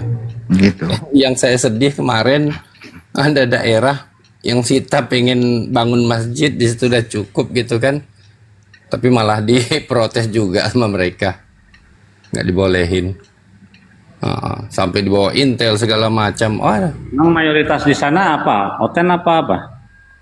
Oten di sini. Nah, ini bisa juga nih di expose mandi. Iya. Tapi kita ini orangnya nggak tukang framing. Beda sama mereka ambilnya. Kalau kita ini orangnya nggak tukang framing. Siapa tahu memang di sana belum memenuhi SK 2 menteri. Karena membangun rumah ibadah sekarang itu minimal 90 tokoh, 90 ya. Mereka dekat-dekatan kok Bang Andi, kok boleh dekat-dekatan mereka. Cuma lain denom aja saya lihat. Dekat-dekatan. Membangun rumah ibadah itu harus ada aturannya sekarang. Iya. Ya harus ada 90 orang yang beragama stay di tempat. Iya. Terus 50 tokoh agama harus memberi persetujuan. Iya. Kemudian KTP-nya itu divalidasi di tingkat kecamatan sampai kabupaten. Baru dan kemudian didiskusikan di forum di FKUB-nya itu, forum komunikasi umat beragama. Tapi kalau jauh bisa gimana Bang Andi? Nggak bisa, harus pokoknya misalnya kecamatan ini. Iya. Gitu ya, harus ada 90. Oh, minimal 90. Iya, nggak boleh ngimpor. Nggak boleh ngimpor. Oh, mereka saya lihat ngimpor juga Bang Andi. Ya jangan ikut yang salah lah. Iya, saya lihat sepi di tempatnya kan, saya nanya-nanyain. Gimana jamaahnya di sini? Mereka dirikan juga di situ kan. Ternyata diangkutin semua kalau hari Minggu. Ya jangan ikuti yang salah bang. Iya. Supaya Iya. nggak kena framing. Kena framing juga sih. Tapi memang ada daerah. Tapi alhamdulillah sekarang udah sekitar dua tahun ini, alhamdulillah dirikan masjid juga di situ. Tapi perjuangannya cukup lumayan, hampir sekitar 2 tahunan baru mereka bisa. Karena untuk sholat Jumat itu mereka harus menempuh jarak hampir 30 kilo.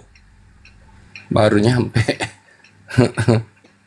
Kalau saya lihat selama ini kan membangun rumah ibadah itu pertama mengukur tanah dulu, kemudian sedikit dibangun.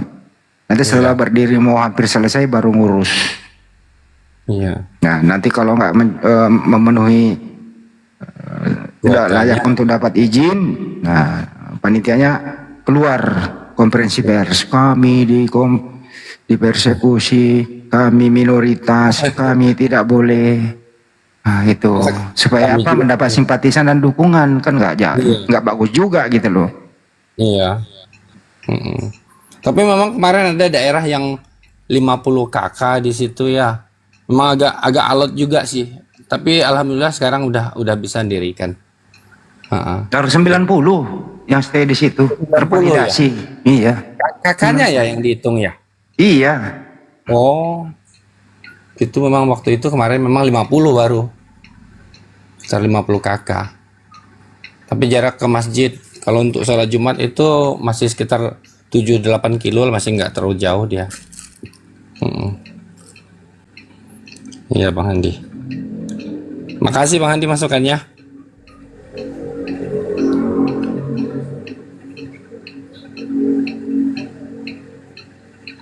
Bang Handi? Iya, makasih Bang. Iya. Kalau gitu saya turun, boleh? Oke Bang, makasih. Salam buat teman-teman di sana ya. Ya insya Allah. Terus semangat.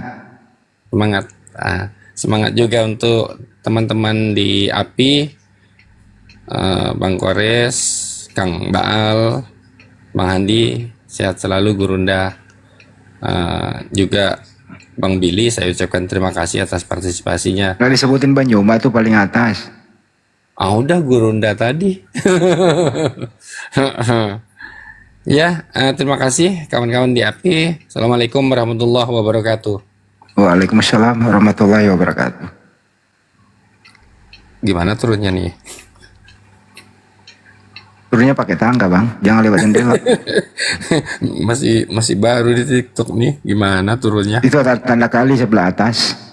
Oh iya. Makasih Bang Handi. Assalamualaikum. Waalaikumsalam warahmatullahi wabarakatuh. Jadi karena malam Ahad nih saya belum ngantuk nih, habis ngopi tadi. Tadi nongkrong ngopi gue dua gelas. Kopi hitam lagi ya gue.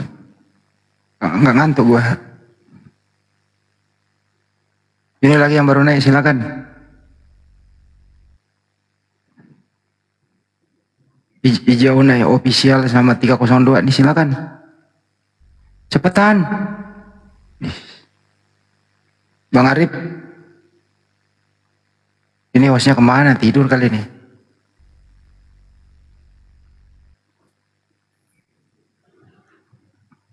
Bro, follow me. Ya, siapa?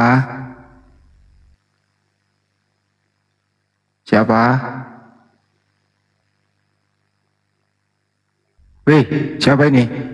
Gue turunin nih. Bang Baal, gantiin gue Bang Baal. Iya, kenapa Bang? Nanti absen dulu tuh. Iya, cari ini dulu ya. Bentar gue yang naikin, absen dulu.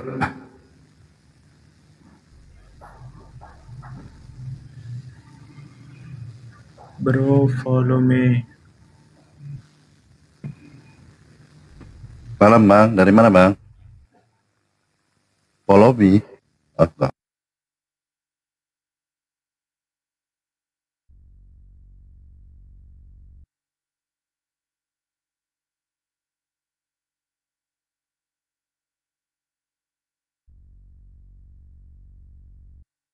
Di YouTube ini, apakah kalian menyembah Tuhan yang dipanggil orang Israel dengan sebutan Yahweh? Ya kagak lah. Tuhan kita namanya Allah kok. Ada aja pertanyaan lu itu. Semuanya umat Islam itu Allah, bukan Yahweh. Lu kali yang nyembah Yahweh. Emang Yahudi mengenal Yahweh?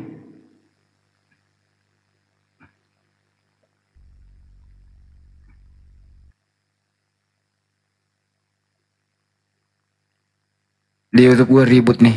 Ajar itu, oke. Ajar aja dia, jangan di-kick. Ajak dia ngobrol. Atau kalau enggak lu kesini deh, ke Komal sini. Itu Bambal, aku naikin di absen dulu Bambal.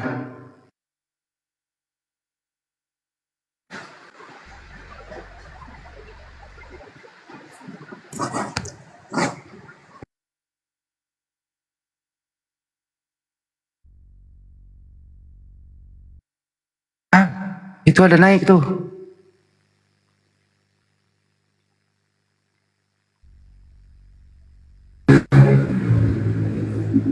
Wit, silakan Wit.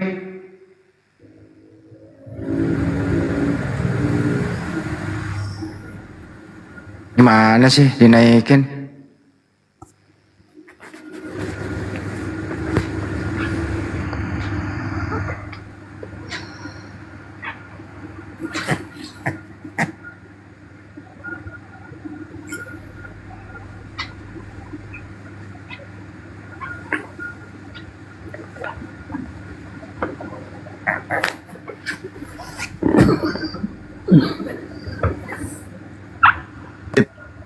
Monitor, Wit. Turun aja ya, Wit ya.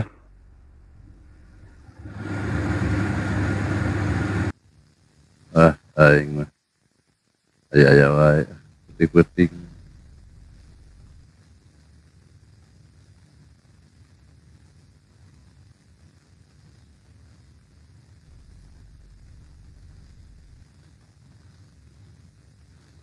Eko, selamat malam.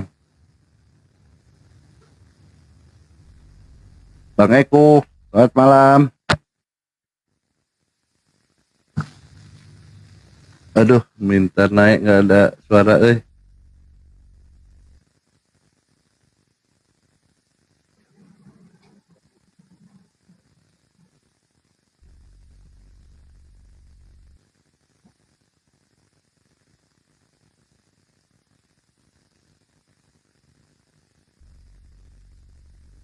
Siapa?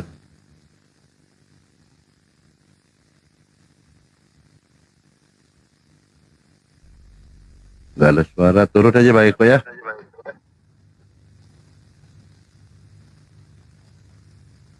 Iya, yang oten-oten di bawah tulis ketik 3 ya. Oh ya, mau naik ya. Ini ada Bang Andi, guru kita, Bang Juma, Bang Kores.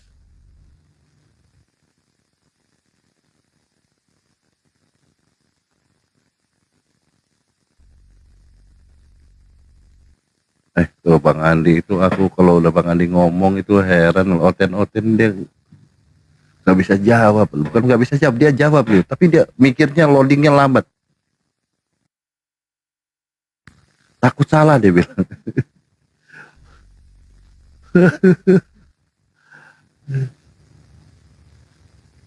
Teman-teman yang Kristen ya, tolong ketik 3 ya kalau yang mau naik ya.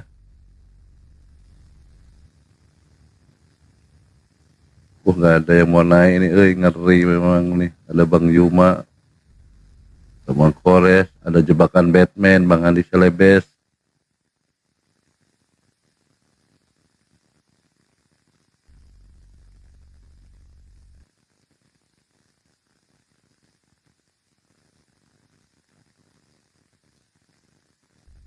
Ada Ustadz Alif, wah lengkap kan.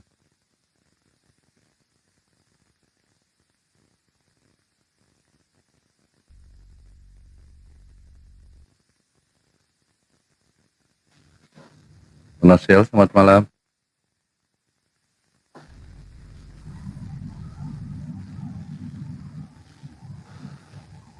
Bang Nasel. Nasel C, bisa monitor.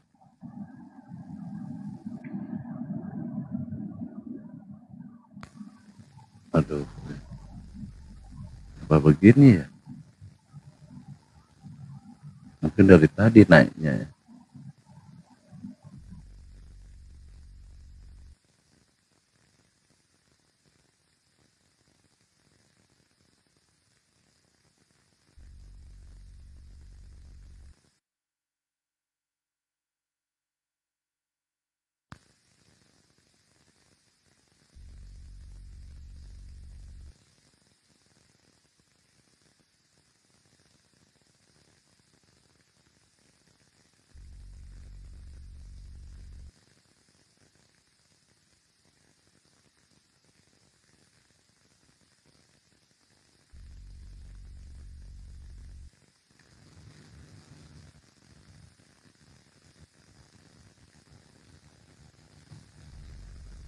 Gak ada ya ordenator yang mau naik ini.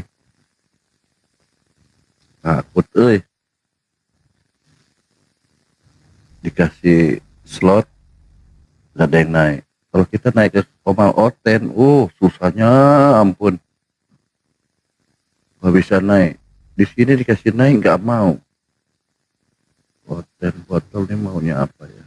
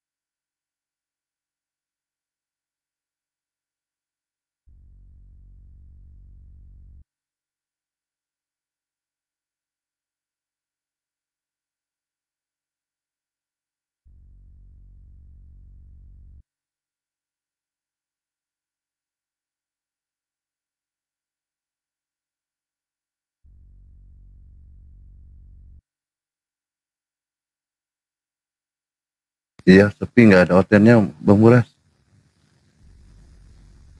gurunda-gurunda kita biar istirahat dulu. Maksudnya kalau ada oten gini kan dimanfaatkan untuk istirahat.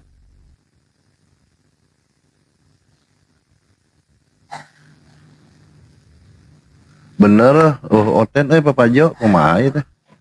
Sarieun oten. Atau ke otennya ke mabok ke. Nanti oten pulang mabok jam 3, jam 4 baru pulang dia. Araik biasanya. Nanggung jam sekian.